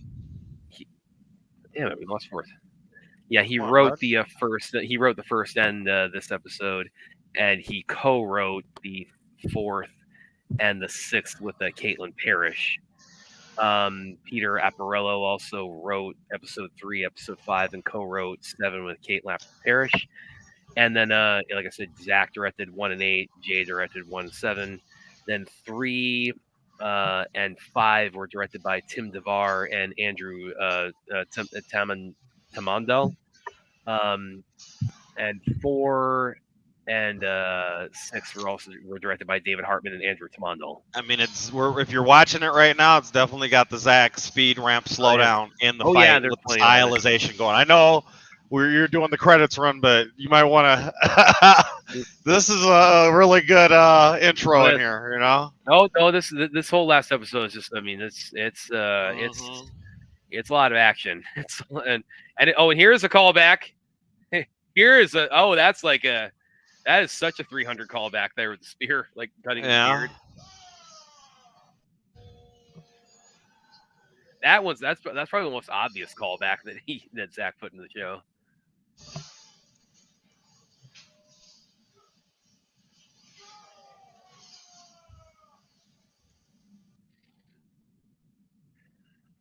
And this time Thor went for the head on that guy. Actually, I'm kind of wondering. It's like, do you think that might have been an in joke that Zack put in? Yeah, that's an in joke. Definitely. I think that might have been an intentional in joke. It's like this time he went for the head.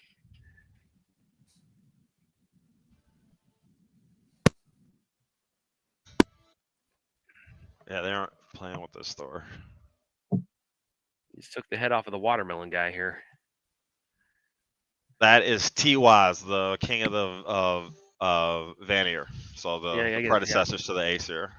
Yeah, he just looks like a big watermelon to me. Like in a lot of his design. It's the Floronic man, Brad. Yeah, he uses the green like Pamela Isley and the thing or Swan Thing. If you're going off DC, he is destroying his face. Optimus Prime style. Yeah. Yeah, that is a death there. Yeah, this store is no joke. Wait. I got a joke for this. Nature always wins, as they say. There you go. Nature what? The Pam, the Arkham tagline for Pam as she dies. Nature always wins, right? Because she was. Yeah, and Arkham Knight. Yeah. And the guy was from Nature, so. The Green, right, from DC, Yeah. right?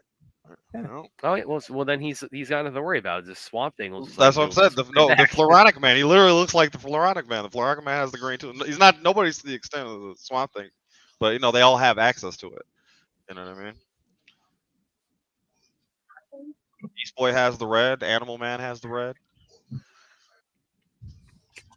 gotta ask Jared. Jared probably knows the other colors. Not to lie to you. Yeah, Jared knows more than I do.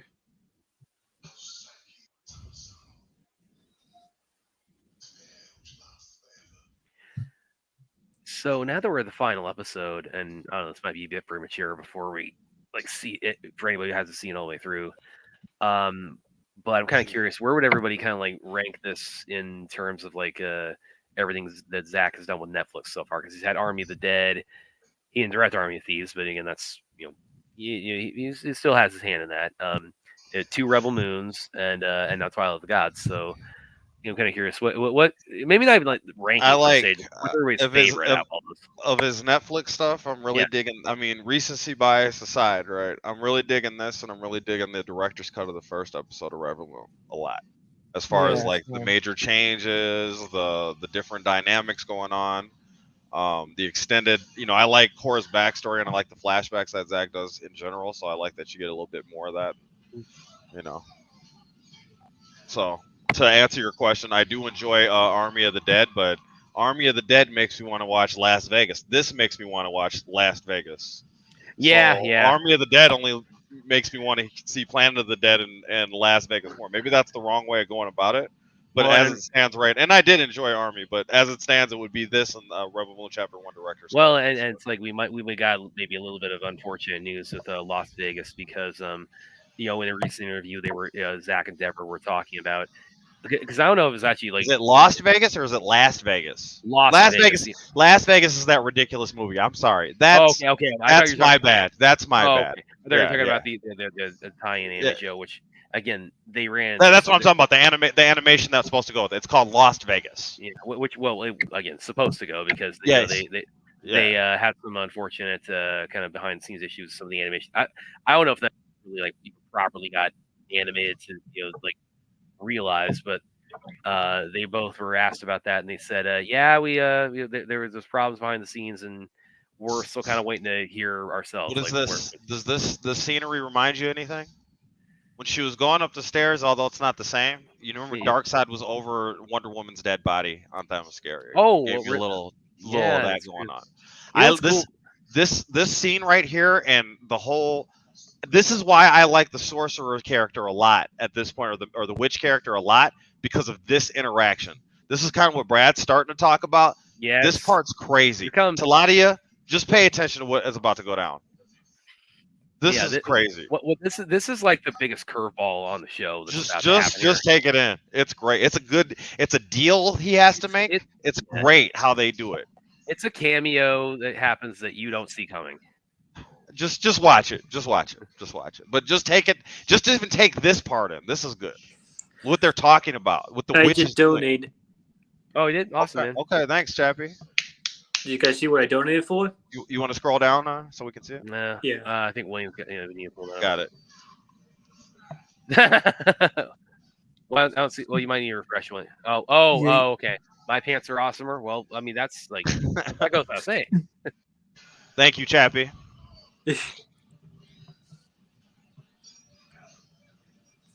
That's weird. It may not have came in. No, I think William saw it at the bottom. It refreshed or something because it looks like we have 400 on the board right now. So it sounds like you gave us about 100 for the AFSP deal. Thank you. Because I donated for 2 movies, but they may not be there. Oh. Yeah, it's Spidey because you mentioned this part. It's kind of reminiscent of the Nightmare Vision and Themyscira and Zack Snyders Justice League. And when we did the last watch party for that, one thing I mentioned, I didn't see this initially when I saw the movie, but when it cuts back to the shot of like all the Amazons kind of mourning Diana, and when Darkseid's coming out of the ship, like right behind them, you can see like a whole bunch of parademons, and you could tell them because they're glowing eyes. So I'm like, oh shit, I didn't even see them the first Yeah, time. they've been taken over. The worst fear scam of Themyscira is that it got conquered. So like, I don't know how Darkseid winning is the worst outcome. Cyborg's future is an amazing scene. Darkseid looks at Cyborg. I'm sorry, we got to watch this, but you know what I'm saying. There's just so much good stuff in that. So yeah. Because this is reminiscent of that. This is very reminiscent of that. And Brad. like I said, there's a cameo that nobody. Just let it happen, Brad. Just let it happen. Nobody is guessing. Just let it happen, Brad. Don't play it. Don't play it. Just let it be new. Let it be fresh. Whatever guess you've got, I guarantee it's wrong. just let them have it, Brad. Does it say Spirit Breakers down there or Black Hat? Those were the 2 movies I donated. William might, William, you might need to scroll down on that. He's the one who's got it up right now. They never have come in. And this is the weakest character, but he's gonna be very helpful to create the conditions. And it's explained that all the people that come down are this is where people from Valhalla go. They're on Odin's behalf if he needs them for a war. So go ahead. What were you guys pulling up on the thing? No, I was just showing them my 2 watch-alongs, but I don't think you saw them. Yeah, they were here. Go ahead and refresh it. Because I donated it for both. We watched both Black Hat and Spirit Breakers. Okay. Oh my god! So Black Hat, the hacker movie. Yeah. Aaron, wait a minute, Aaron, are you watching the thing I just sent you? Aaron's watching the thing I just sent her. I bet. Yeah, it went too far ahead. Don't say anything, Aaron, because it sounds like you got there. Oh no, you're at the part I'm talking about. Yeah, it has to be. Yeah. Okay. So, I told you. No. Brad, let the. I'm watching the Guam video. Oh, okay. I sent her the Guam thing. Yeah. Okay. So Aaron, you haven't seen it yet. You haven't seen the picture. Yeah. Okay. But that is hilarious. I told you, Aaron. I DM'd her the thing about the congressman thinking Guam was going to tip over. Yo. Offer. I told you. I told you, Aaron. Brutal right now.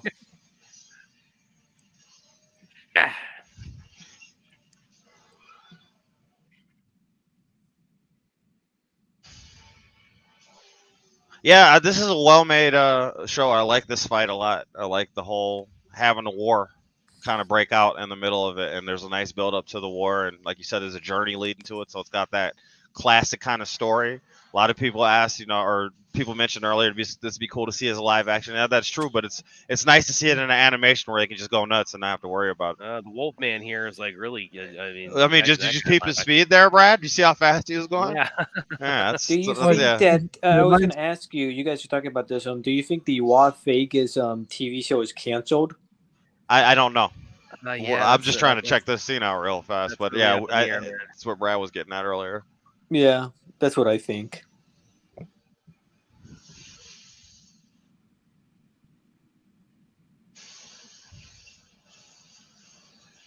That was Thor flying into Wakanda, right? When he flew into Wakanda. Yeah. That's the Easter egg there. I shouldn't have said that to you like we're in the middle of this, Aaron, because this is so funny. It's like you can't take your eyes off it. Especially because we're about 2 minutes away from the thing. Brad, you don't have to time it out. Just let people enjoy the show. You just let people enjoy it. Like, don't let them watch it. Brad can't contain himself. So. I know it. I could go back talking about Gondapath if you guys want me to. No, just watch the show with us. I go back even further, talk about the raid. Oh my gosh. Oh my god. Oh. See, Loki. Oh she thought she was gonna manipulate Loki. Loki has her where he has her where she wants her. He plays 4D chess. He's Loki. That's what I'm saying. This Loki payoff is really good. Why would I do it if you can do it for me? I don't want my kids to die. How well do you think this has to do to get a second season?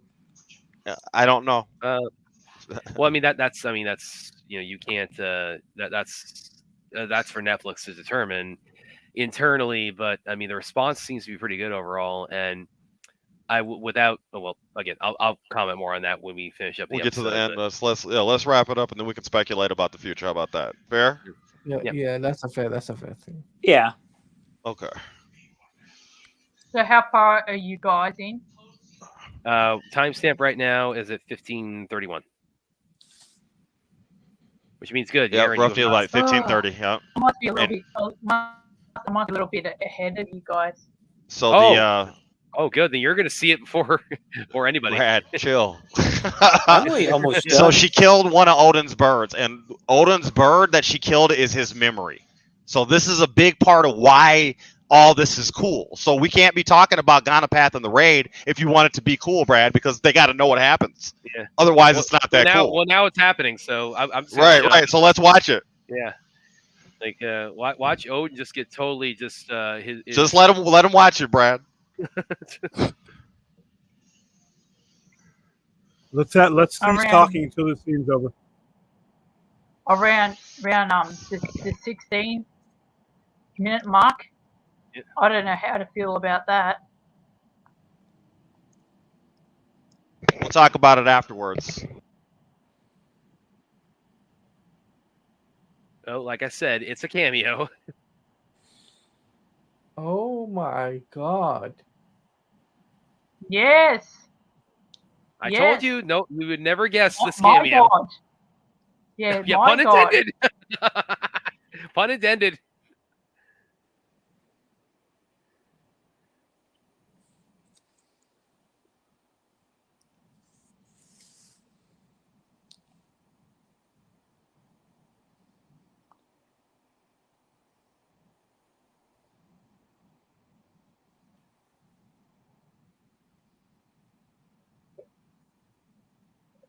Brad, you're Catholic. Go get some holy water for the stream.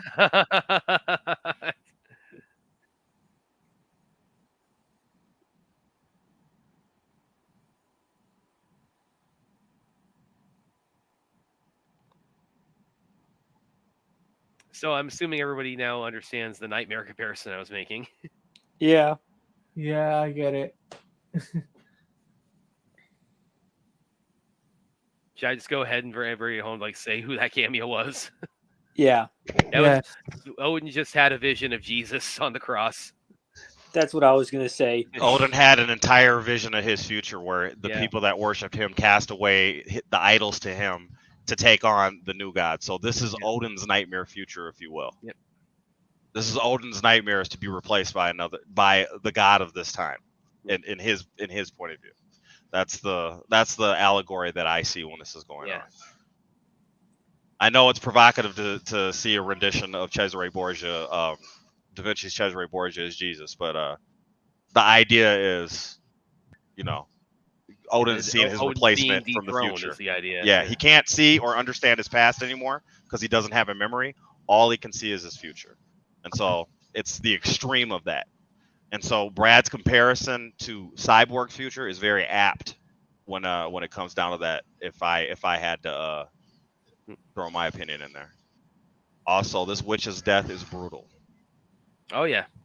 Odin was definitely upset about what happened, but he doesn't remember why. Seriously, the violence they do not hold back when it comes to this. This is just. I know. I'm gonna What? go ahead and read.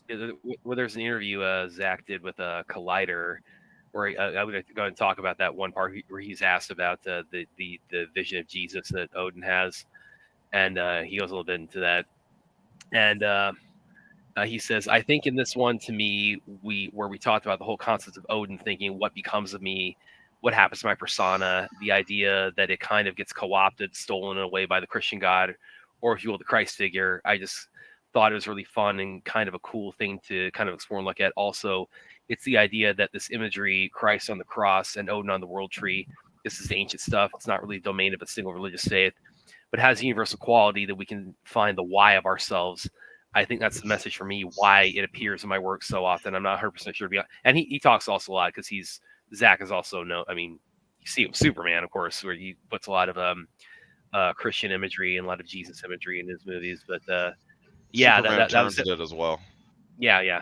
Maybe not as blatant or as well with Zach. I mean, he does the death and resurrection story via Superman. And BVS was released on Good Friday. Yeah, it was Good Friday that year. March 25th was Good Friday that year. But yeah, that's the immediate thought I had when I saw this, is that Odin is like exactly what Zach says. Like the worst, the ultimate nightmare Odin could see is that there could be that somebody could take his place as the exalted deity or supreme being. That the planet kind of turns its back on him and says, this is who we worship now. And yeah. So the witch died and then was resurrected as a goddess. So Odin disemboweled the witch, and Eagle came back and resurrected her as Isle or something like that. I'm not sure what that is. And what's really too, also, by the way, going back to that vision, it's like, because then that's Odin's perspective, and then you look at it from Jesus' perspective. It's like when he kind of puts his hand on Odin, that's just him showing mercy. It's like, I'm not rejecting you. It's like, so. But mind you, Ali resurrection reminds you of Superman's resurrection. Yeah, what's that, Aaron? You know what? Zack Snyder, let's make a Jesus movie. Let's do it. Yeah. Let's go for it. Yeah, I say so. Fourth is in the chat.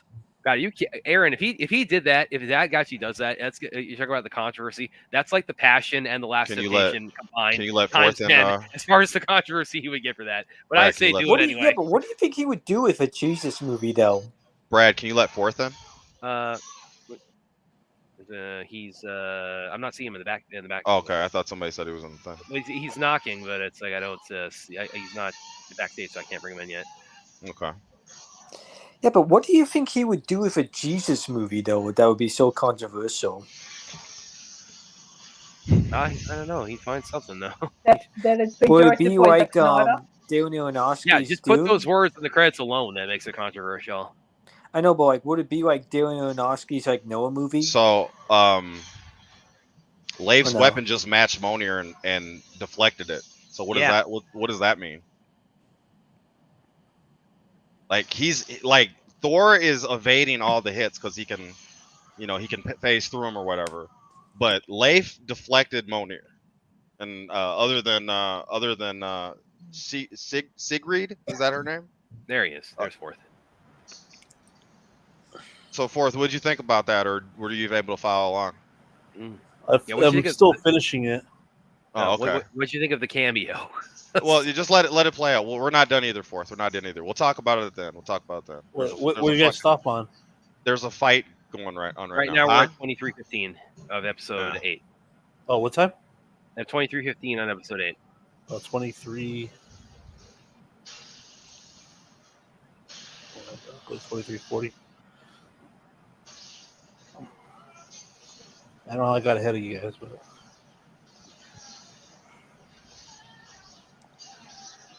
the whole team's fighting Thor right now. He's not. Yeah, maybe he's fighting like he's Madra. Like Thor is incredible on this show. Is like his prowess is amazing. I like they make him like Dr. Manhattan, which is cool. Pretty much, like, yeah. It's Thor and Dr. Manhattan mixed. Definitely the best Thor I've seen in a long time. Oh yeah. Oh yeah.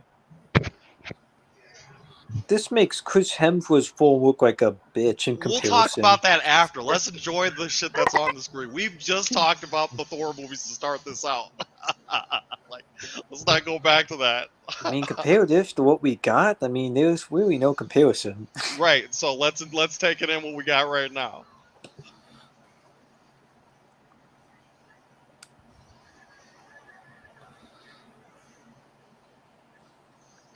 And Brad, he's not in his cart right now, right? Yeah. Her vision, or Odin's vision, had a different scene going on, right?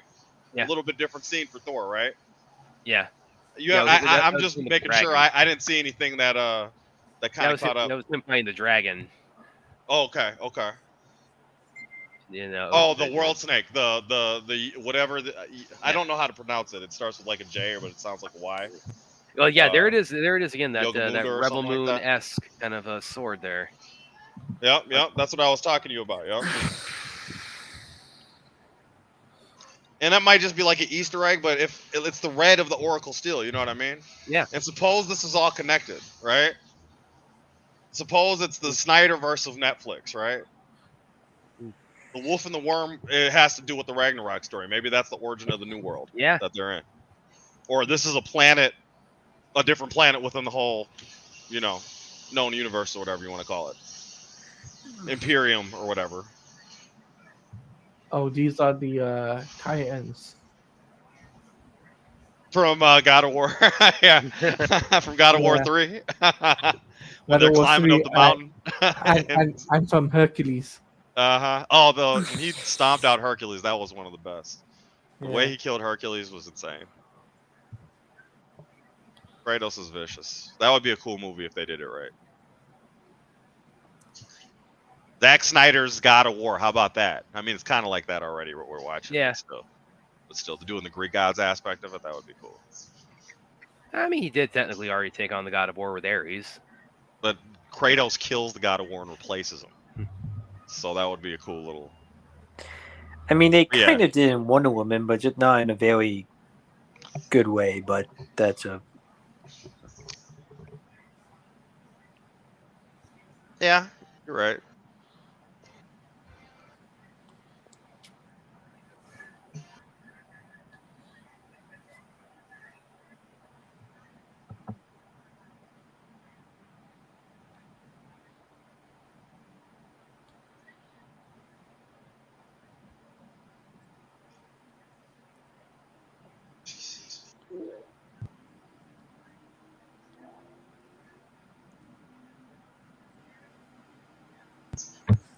So she's what Odin wished he could have been when he made that deal and gave his eye up.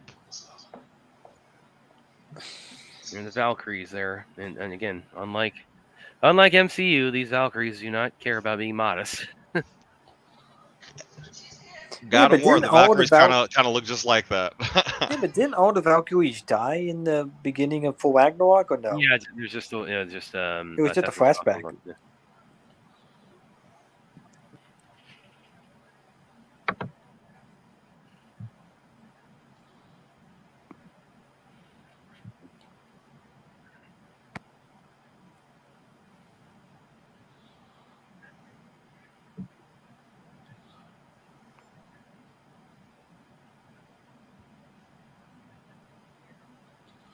She's doing a hill.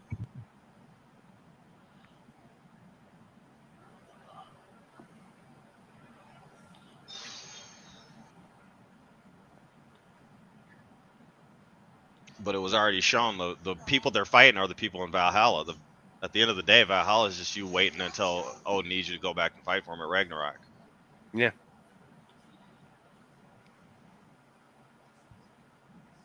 Or so here's another thing. That sword is on the battlefield. Nobody has claimed that sword, right? It's just sitting there, right? Yeah. Maybe it is the Nemesis sword. Yeah. I doubt it, but still, there's a little wiggle room right there, I guess.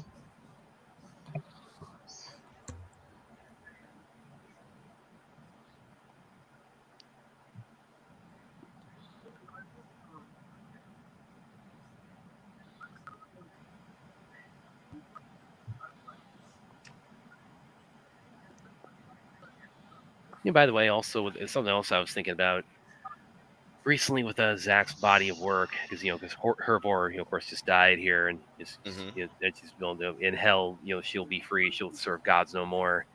And so I was kind of thinking about. I guess this kind of jumped out at me a little bit after BVS because that's dealing with Death of Superman. But you notice, like in most of his look over his filmography, most of his body of work, either the main character dies or like one of the key or most of, or like a lot of the key major supporting characters die, or there's a lot of, or there's like some kind of heroic sacrifice. Because think about it, like Dawn of the Dead, that ends with like, you know, most of the characters as you know, the one dude on the dock kind of sacrificing himself when they go Dieter away. sacrificed himself in Yeah. Army of the And Dead. then, yeah, exactly. Superman. Scott Ward also dies. You know, 300, of course, 300 all give their lives. You know, Watchmen ends with Rorschach dying, and yeah. So most of his Sucker body Punch too, like it has Yeah. the main character going out. Rebel Moon has a Justice League is almost a happy ending.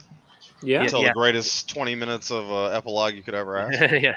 Yeah, well, then even looking for like his outline for the Justice League sequels, you know, that ends with Batman sacrificing himself.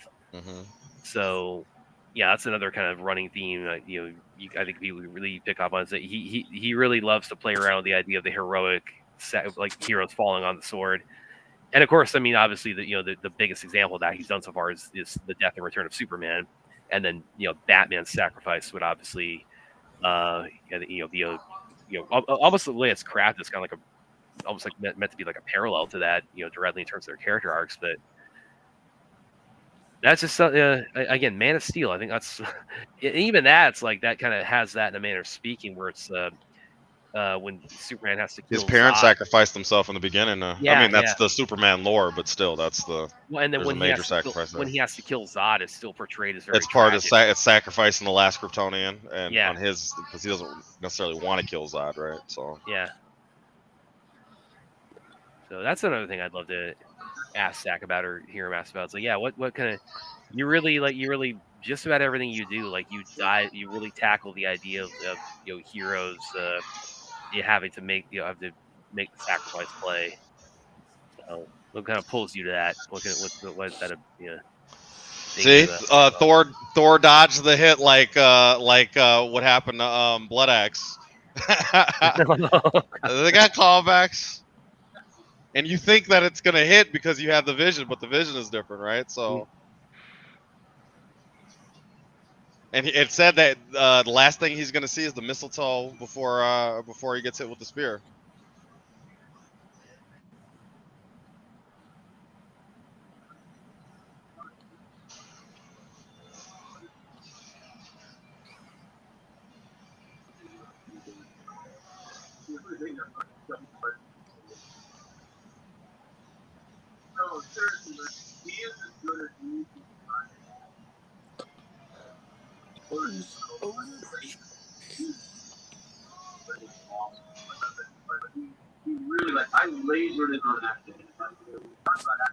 I think somebody's we got some background now going. Oh, sorry.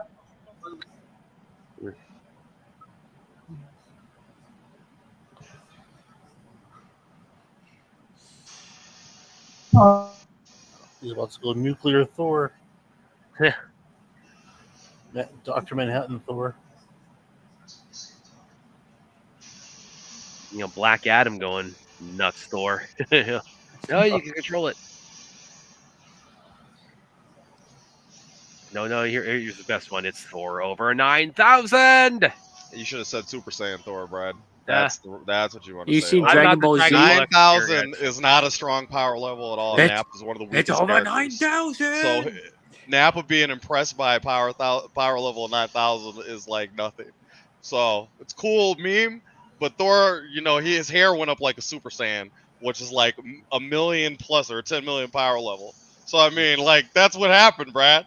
Super Saiyan Thor, Brad. Come on. By the way, Aaron, I just saw you shared your thoughts on the cameo on Twitter. It's like, yeah, I'd be down for that too.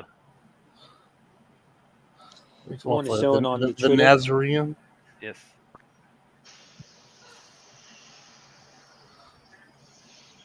And why not stop there? Perhaps he should do Exodus. Oh yeah, that'd be. Oh man, imagine like the plagues would look like with him, like Zach going like nuts. Oh yeah. Didn't they make a movie about the plagues a while back, though? They made many versions of the Ten Commandments. So, like the most Well, recent no, one. like I meant like the plague with like Hilly Swank. It was like a modern version. Oh, that called was The Reapers? called The Reaping, and that was like Yeah. back in 07, I think. Yeah, that's like the plagues like popping up in like this southern town, like kind of out of nowhere. Yeah. Loki got her. Loki got Imagine her. the cartoon Prince of Egypt, Yeah. but make it live action. Yeah. That will be Zack Snyder. Yeah. But again, it's like he would have so much fun with the plagues. I can just see it now. He would do it better. He would do it better. So you than want Ridley- Zack Snyder to make a Roland Emmerich movie, basically? Gotcha. Yeah. He would do a better job at the plagues than Ridley Scott did in the Gods. of that Exorcist. river of blood, that's going to be a tidal wave of blood coming through Egypt if Zach does it. Yeah. There's going to be a tsunami of blood. And that's just the river of blood. It's like, that's just plague number one.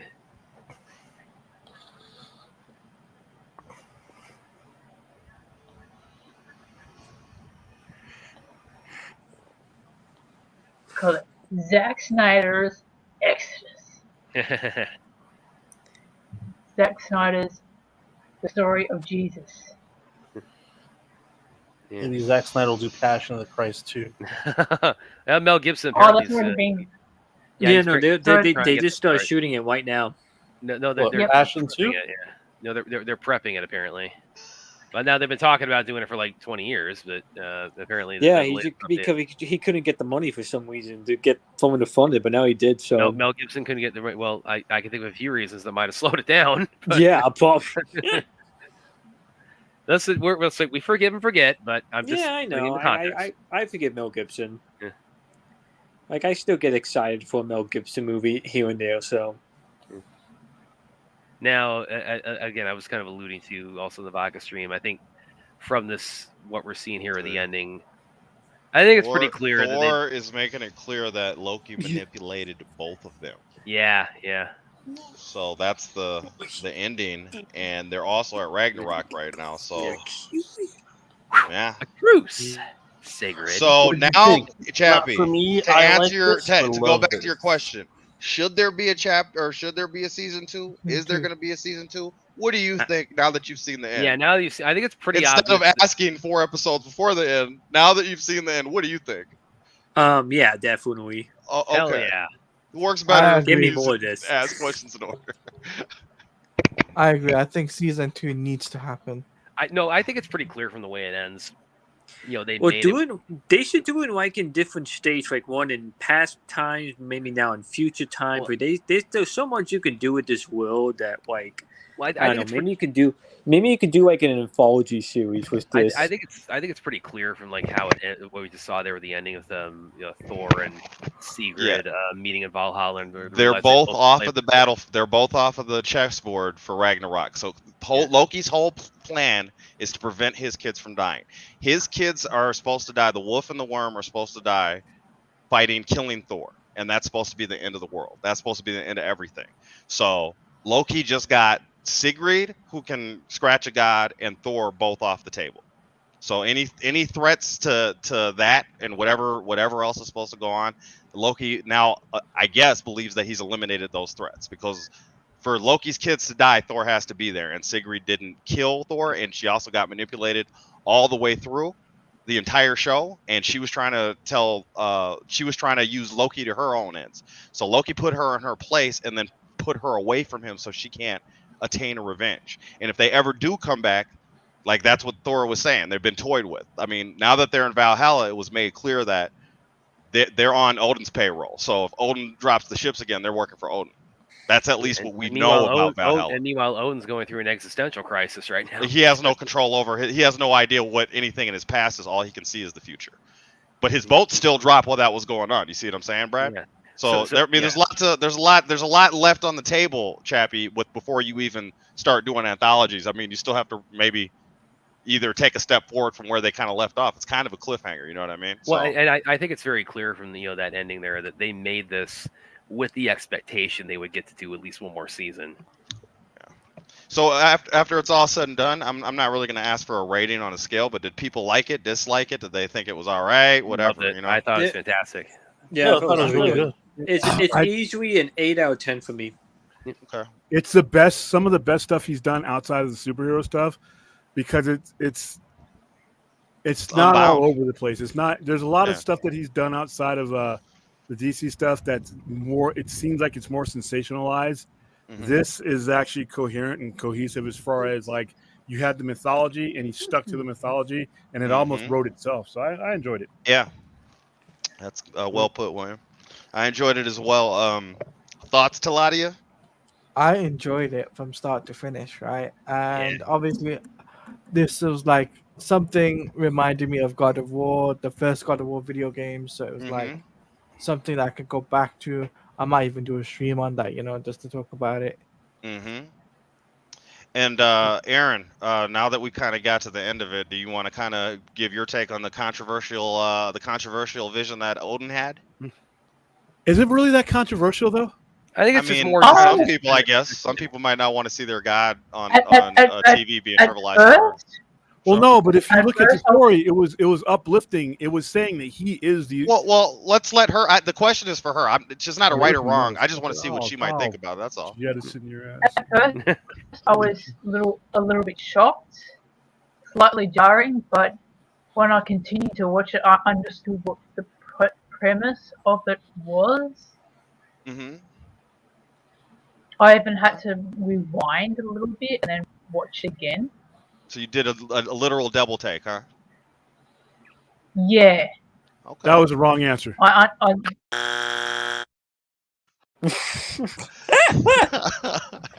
Wrong opinion, I guess, Aaron. Sorry. No, go. So, William, would you like to share more? No, I thought when you understand the pagan mythology and any type of gods like this that met their end, seeing him there wasn't shocking to me at all.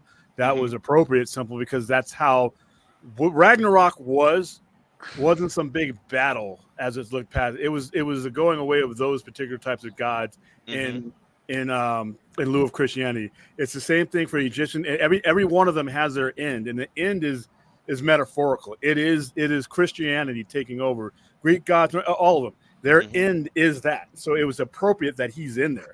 That he sees that as his ultimate end. I didn't see that as shocking at all. I actually was, that's consistent with the beliefs. It wasn't like I was like going in. I get what you're saying, William, but it's like starting the show. I didn't hit play with the expectation I'm going to see Jesus appear. Yeah. By the end of it. Oh no, I didn't know what to expect at all out of the series at all. But once I saw that, I'm like, well, that's consistent. That's why you don't want to. That's why you don't want to lead in so much, Brad, and give timestamps to when shocking things. Just let it let people have the experience you had. You know what I mean? Christians who would be like, they would love to see that simply, or they might, because they see that as the ultimate deity of modern religion is Jesus and God. So they swore away the pagan gods. So that's how they would see it. So, and they literally show them throwing casting idols into a fire. Just to back your point up there, William. Yeah, because remember the Greek gods went away and lost their powers because of Christianity. And then fourth, did you have thoughts on what you saw at all anywhere? I mean, still kind of distracted by watching it. With the group, I have to actually focus on it on my own. But from what I gather, I thought it seems pretty legit. I liked what I saw. Yeah, I'd like to actually go in and do like a more focused solo viewing of it, which I guess is a high praise enough to return to it. Definitely, yeah. And by the way, Aaron. Sorry, what was that worth? It's good. Well, I was going to say Aaron also. It's like it's one of two shocking things you saw this evening. Of course. Yeah. Talk about Mad Junk, Brad? No, I'm talking about one of the congressmen from my state. I mentioned to Aaron. I shared with her the video of him on the floor of Congress talking about he's afraid that Guam will be overpopulated and capsize. So, Chappie, is there? You lost me there. Chappie, were you able to watch the whole series with us, or were you just kind of interspersed in the episodes? How did that work out for you? No, I was watching it along. I paused on one of them, and I was just listening to you guys Mm-hmm. as I went out to go get some chicken, and then afterwards I pressed play to where I was. Got it. So are you still watching the show then right now? No, I just finished. I got you. Cool. Well, I kind of shared my thoughts kind of all the way through, and Talati kind of hit a chord talking about the God of War games. Definitely has the same kind of environment and feeling. And then that book that I recommended and Brad checked out, Norse Mythology by Neil Gaiman. It touches on a lot of these stories that you see in here, and I think that, like what William was even saying, that Zack kind of took the mythology that was written already and had his team and everybody kind of really bring it to life in a cool way. And you got the Zack-isms, you got the callbacks to the other stories, you got references, you got a future vision, as well as I think more than one flashback. And you got a little bit of everything. So you got I definitely thought it in the was fight cool. scenes. Yeah, you got epic fight scenes. Yes, agreed. And I love this Thor. This Thor is definitely superb, above and beyond, better than I could have expected. And the show starts out with it, so you definitely get a taste of what they're trying to do. The way I describe it, it's Thor mixed with Dr. Manhattan. You guys might see it differently. I thought it was excellent. That's my. I thought it was brilliant. I definitely It's agree. going to be a next watch along. He's very much. Go ahead, Aaron. I enjoyed it very much. Yeah. One, of course, as other thing, and the other side of it, we were discussing it. Yeah, they really, as far as the adult-oriented nature of the show, they definitely pulled no punches. They were like, and I think that's very much a part of it's Two probably threesomes, Brad. Say it. 2 threesomes. Two threesomes. Yeah, exactly. And part of it's, I mean, obviously they wanted to, again, because. Was that Brad? Your mic's out. Nope. I can see your lips, but I didn't hear you. Yep. Oh. Is your battery dead, or are you unplugged? Okay, can you hear me now? Yep. Yeah. Okay. Yeah. So So I think part of that's driven by, with MCU Thor being so in the zeitgeist. It was definitely a very concerted effort in the show to really for our Thor, our Loki, our Odin, these things really have to stand apart from what's been established, via Avengers, via the MCU. So obviously that really plays into the fact they just went so hard R with it, and also again kind of harkening back to a lot of the stuff Spidey was talking about as far as the other sort of established Thor mythologies that are don't necessarily portray him as that heroic, and he's other not than that, supposed to be. yeah, exactly. He's actually not supposed to be portrayed as heroic. He's supposed to be with all the like the a Norse spoiled mythology- child with too much power. That's Thor's story. With Norse mythology is they're basically lessons. They're lessons to keep normal people in line. If you fear the gods and you fear the plight of the gods and the journey of the gods, they humanize them. They kind of humanize them in ways that keep the regular, normal, mortal populace in line. So that's why Thor was never meant to be some blonde-haired guy with a, Avengers and babysitting hat on.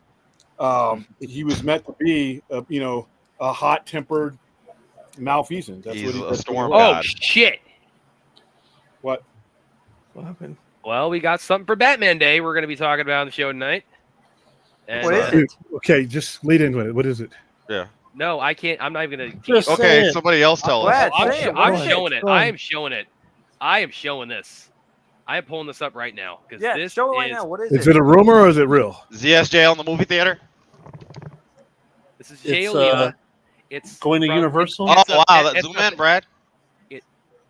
What are you putting? Hold on. It's Jay a Oliva drew storyboard the from Deathstroke the Batman Batfleck versus Deathstroke movie that Jay Oliva just shared on Batman Day. Oh, okay. Oh, that man Very went for a mic Oh drop. wow! Very cool. Oh man.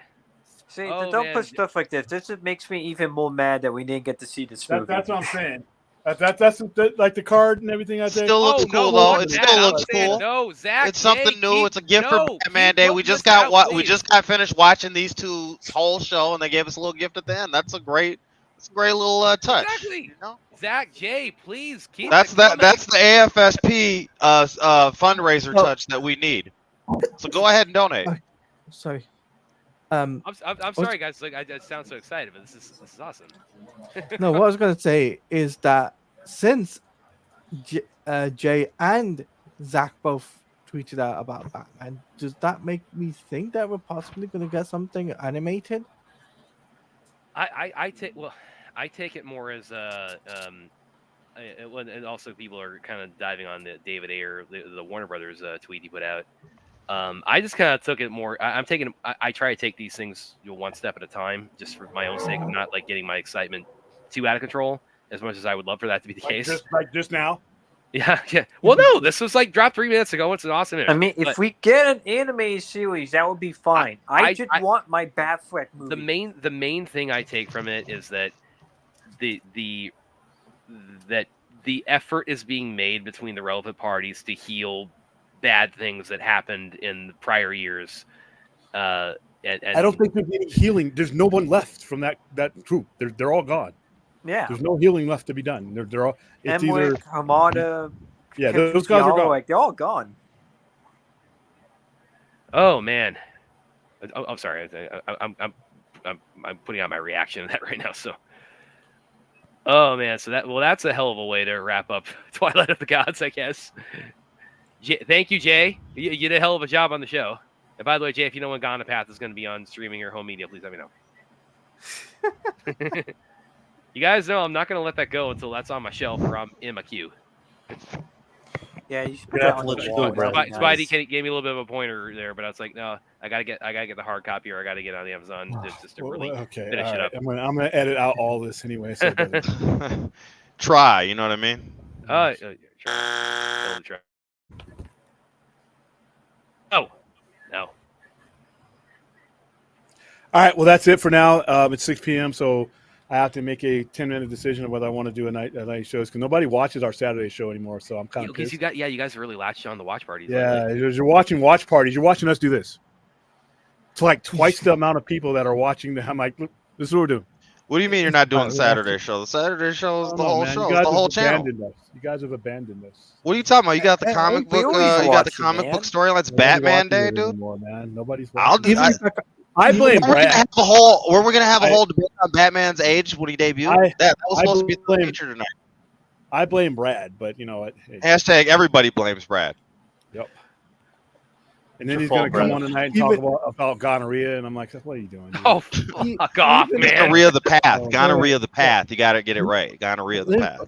Let me put this out there, right? William, Aaron, you've seen this. Aaron, Talati, you both have seen the trailer. Back me up on this. That movie is awesome. Yes, go ahead, Billy. Even you did a 5-hour stream, guys, you know, you don't need to do a second stream, if I'm honest with you, William, because you deserve that rest, man. If I'm being honest with you, you know, you've done a lot of effort to put this together, and a lot of people should recognize that you do a lot of stuff on your YouTube page. We stream a lot. And you stream a lot, yeah. And it's like you never have a break to yourself. You're working and you're streaming. Sci-Fi Center slogan. Yeah, it's like, it's no breaks for the employees is the slogan of the Sci-Fi Center. I'm an employee. Sci-Fi Center. Stream a lot. I'm just saying. Tell you what, I'm gonna go watch Shohei Ohtani hit a couple more home runs and steal some more bases, get some food in me, and just keep your eyes on the alert bell. If I get that certain for the interview, we'll go again. But yeah, more people have been watching the watch parties. I never expect. I thought that was just gonna be a gimmick that we did, and after the first charity, I thought that was gonna be it. The Matrix one from last week, I don't know what. And then the Spider-Man 2 one, it's just like 700 of those. I mean, it's like okay. I mean, we'll go in the direction of the channel, but the Saturday show was when we weren't streaming every day then at that time too. And when are we going to watch Salvation? When are we going to watch Salvation though? After we keep the numbers up. What was that? He's gone. He's out. Nah, he is owed salvation. We'll get it done, like I said. Hey, Taladia, give us a like, share, subscribe, drop. Do the silky smooth thing. All right, guys, make sure you like, comment, favorite, and subscribe to the Sci-Fi Center, guys. It helps donate extra mentally. And if you want to donate, there is the donation link as well in the description. Make sure you do that, guys. It does help out, and it's for a good cause. Yeah, 988 and AFSP are the cause. Yeah, I donated about like $100 today. So. Yep. Hey, we moved the needle somewhat, so there we go. All right. All right. I will see you guys when I see you. All right. Try, everybody. Try. Try.